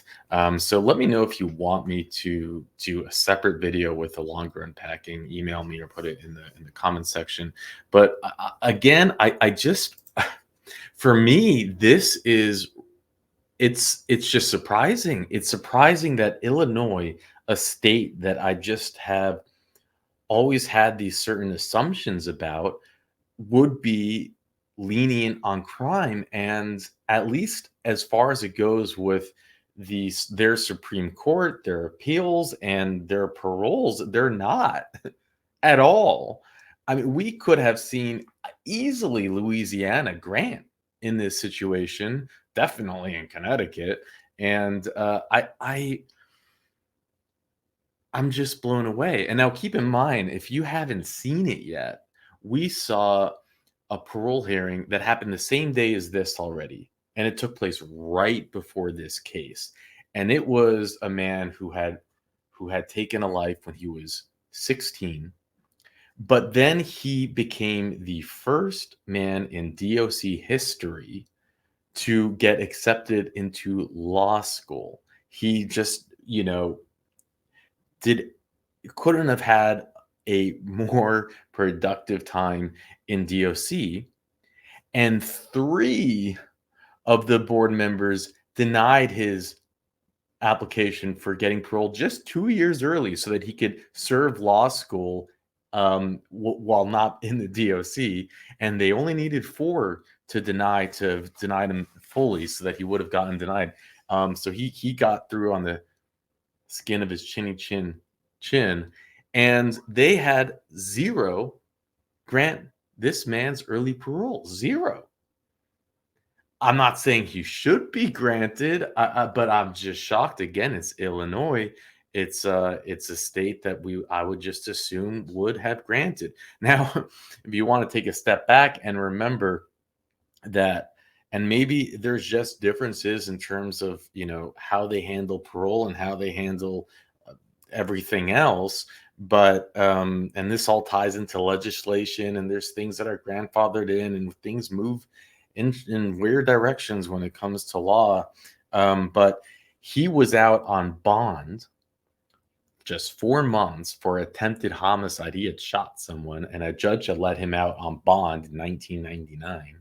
And the man he killed had killed his or his co-defendant's brother and was also out on bond for actually killing someone. So you at the same time, you do have 2 people that were out on bond who had long criminal records, one for homicide, one for attempted homicide, when this occurred. And of course, if they had, maybe more common sense bond laws, none of this would have happened. So, you have both sides of justice there.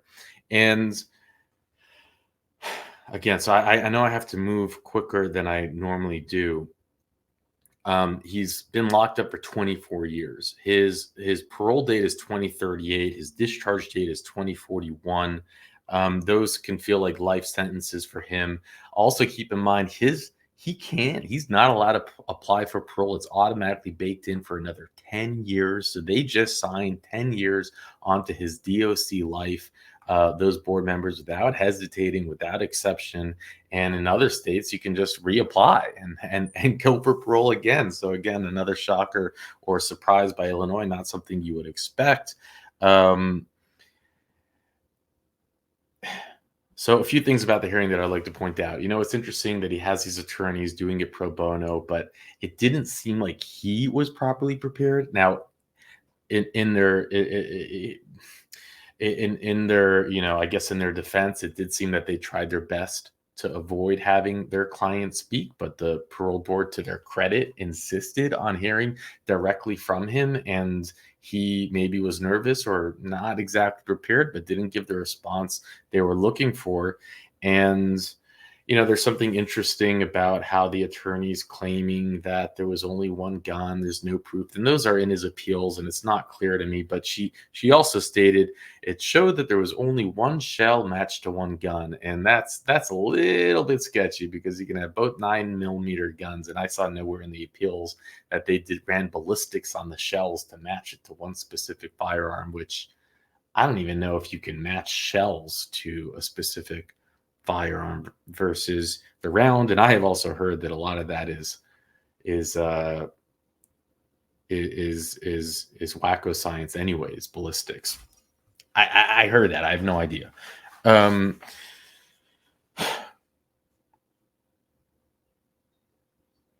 The Miss Young, the victim, unlike one of the board members said, the irony in this case, it is so tragic. What was she? One of 16 children, a middle child, number 8.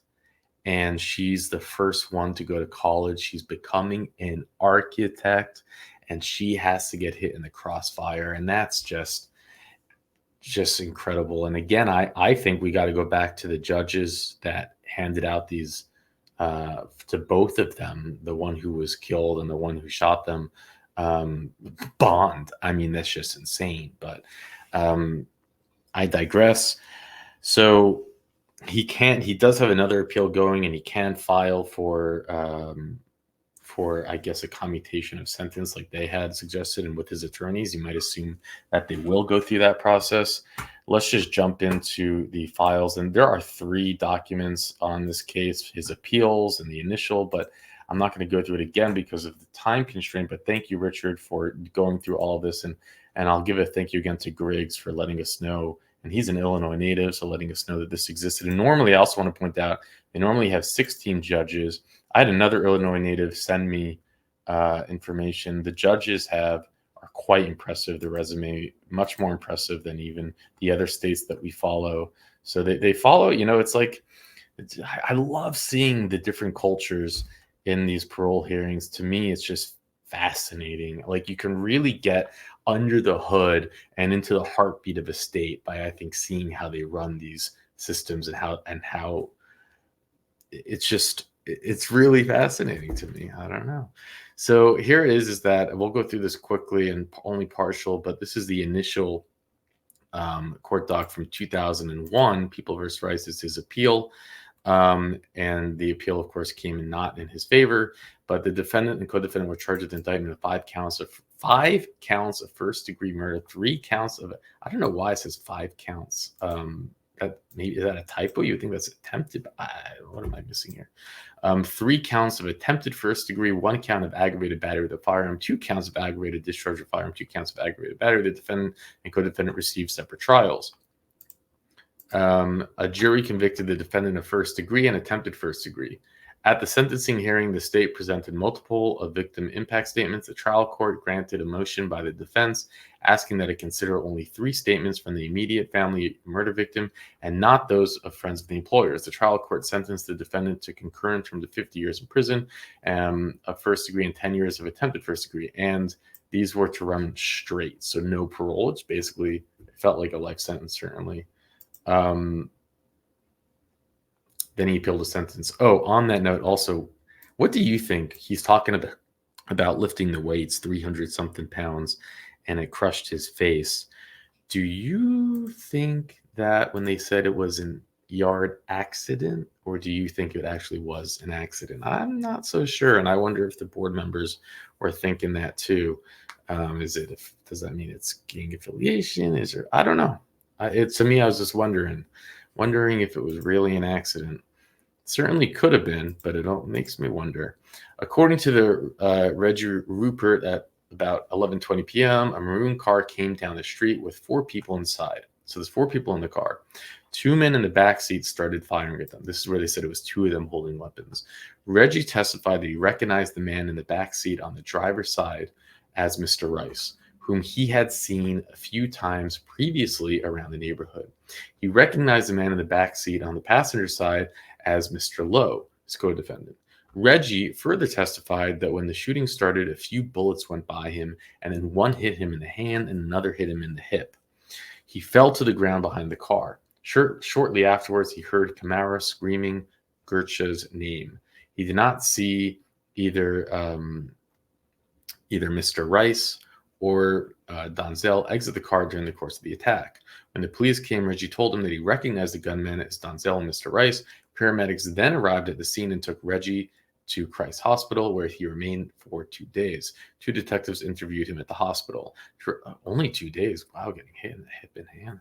Terrell Robinson testified that the neighborhood where the shooting took place was controlled by gangster disciples. I have seen a few documentaries on that group. Terrell said that he thought Reggie was a gangster disciple, but did not know for certain. In the day before the shooting, Mr. Rice had been riding around the neighborhood on his bicycle. As he did, he would often make hand signs insulting the gangster disciples. 3 days prior to the shooting, Terrell had been standing outside Reggie and some of the gang members. Mr. Rice passed on his bicycle and pointed at Reggie and said he was going to kill him. Terrell said that on the night of June 21st, 1998, a reddish car drove by. Mr. Rice, with his hands out the window firing the gun. Mr. Rice was in the back seat on the driver's side, said Terrell, and Mr. Rice was the only person that saw with the gun. He did not see anyone get out of the car. After he heard a couple of shots, Terrell started running. He took refuge in the neighbor's house, and he heard the cars pulled off. So they're going through the different testimony, and in the appeals, there are some contradictions that certainly create a doubt whether he actually did have a gun. But again, I'm not going to go through all of that. But in a nutshell, it was, of course, he didn't get his appeal, but then he later did get a reduction on his sentence through an appeal. Although in that they bring up certain points where he was 17 at the time. He was about to turn 18. They're like, this shouldn't even make a difference. He was on bail. So what do you think? Do you think that having served 24 years, there's on appeal, they said that he didn't, or there seems to be proof, I think, I don't know, is it in the books, but that he didn't have a gun, which I know in under the eyes of the law, it doesn't make a difference. I think it does. Personally, that's just me. And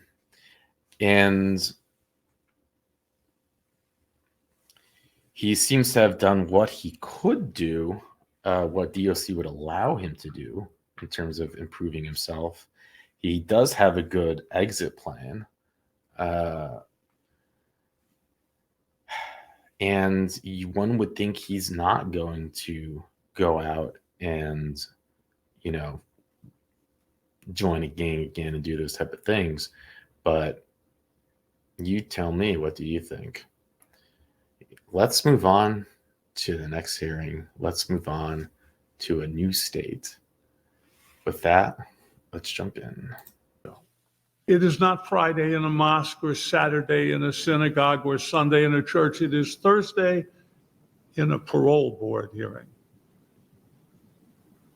But redemption is very much the issue. Let us practice what we preach. Patricia Colombo, now 68 years old, has led an adult life in prison.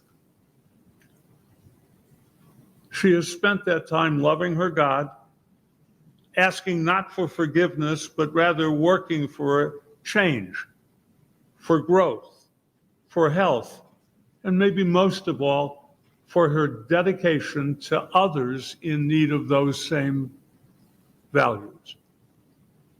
It's time, ladies and gentlemen, to grant Patricia Colombo parole. I was the lead investigator on the Colombo murder case and a former deputy chief of police for the Elk Grove Village Police Department. 21 years as the chief of police for the village of Mundelein and 4 years as the undersheriff for Lake County Sheriff's Department. Since June of 1984, I have appeared before this board to oppose the parole and release of Patricia Colombo. After 50 years in law enforcement, I finally retired. As people normally do when they retire, you look back over your career and how things are different today. Societal changes, changes in people, changes in crime, changes in attitudes. But the thing that is fixed in my mind is this case. The horrific things that Patricia Colombo and Frank DeLuca did to Frank, Mary, and Michael Colombo, they are as real to me now as if I was still in the house that day. I can still see and smell the crime scene, the horrific sight of the mutilated bodies, the blood everywhere. They are always with me, just as they are with the jurors, family and friends of the Colombos, the Elk Grove community, and the officers that were there. Some of you may have been younger when these murders occurred, so you wouldn't remember the impact that this triple homicide had on everyone that heard about it. These murders obtained daily national attention and news coverage. For this reason, I need to make this crime real to you, like you were there at the crime scene, like we all were, became the incidental victims of Patricia Colombo and Frank DeLuca.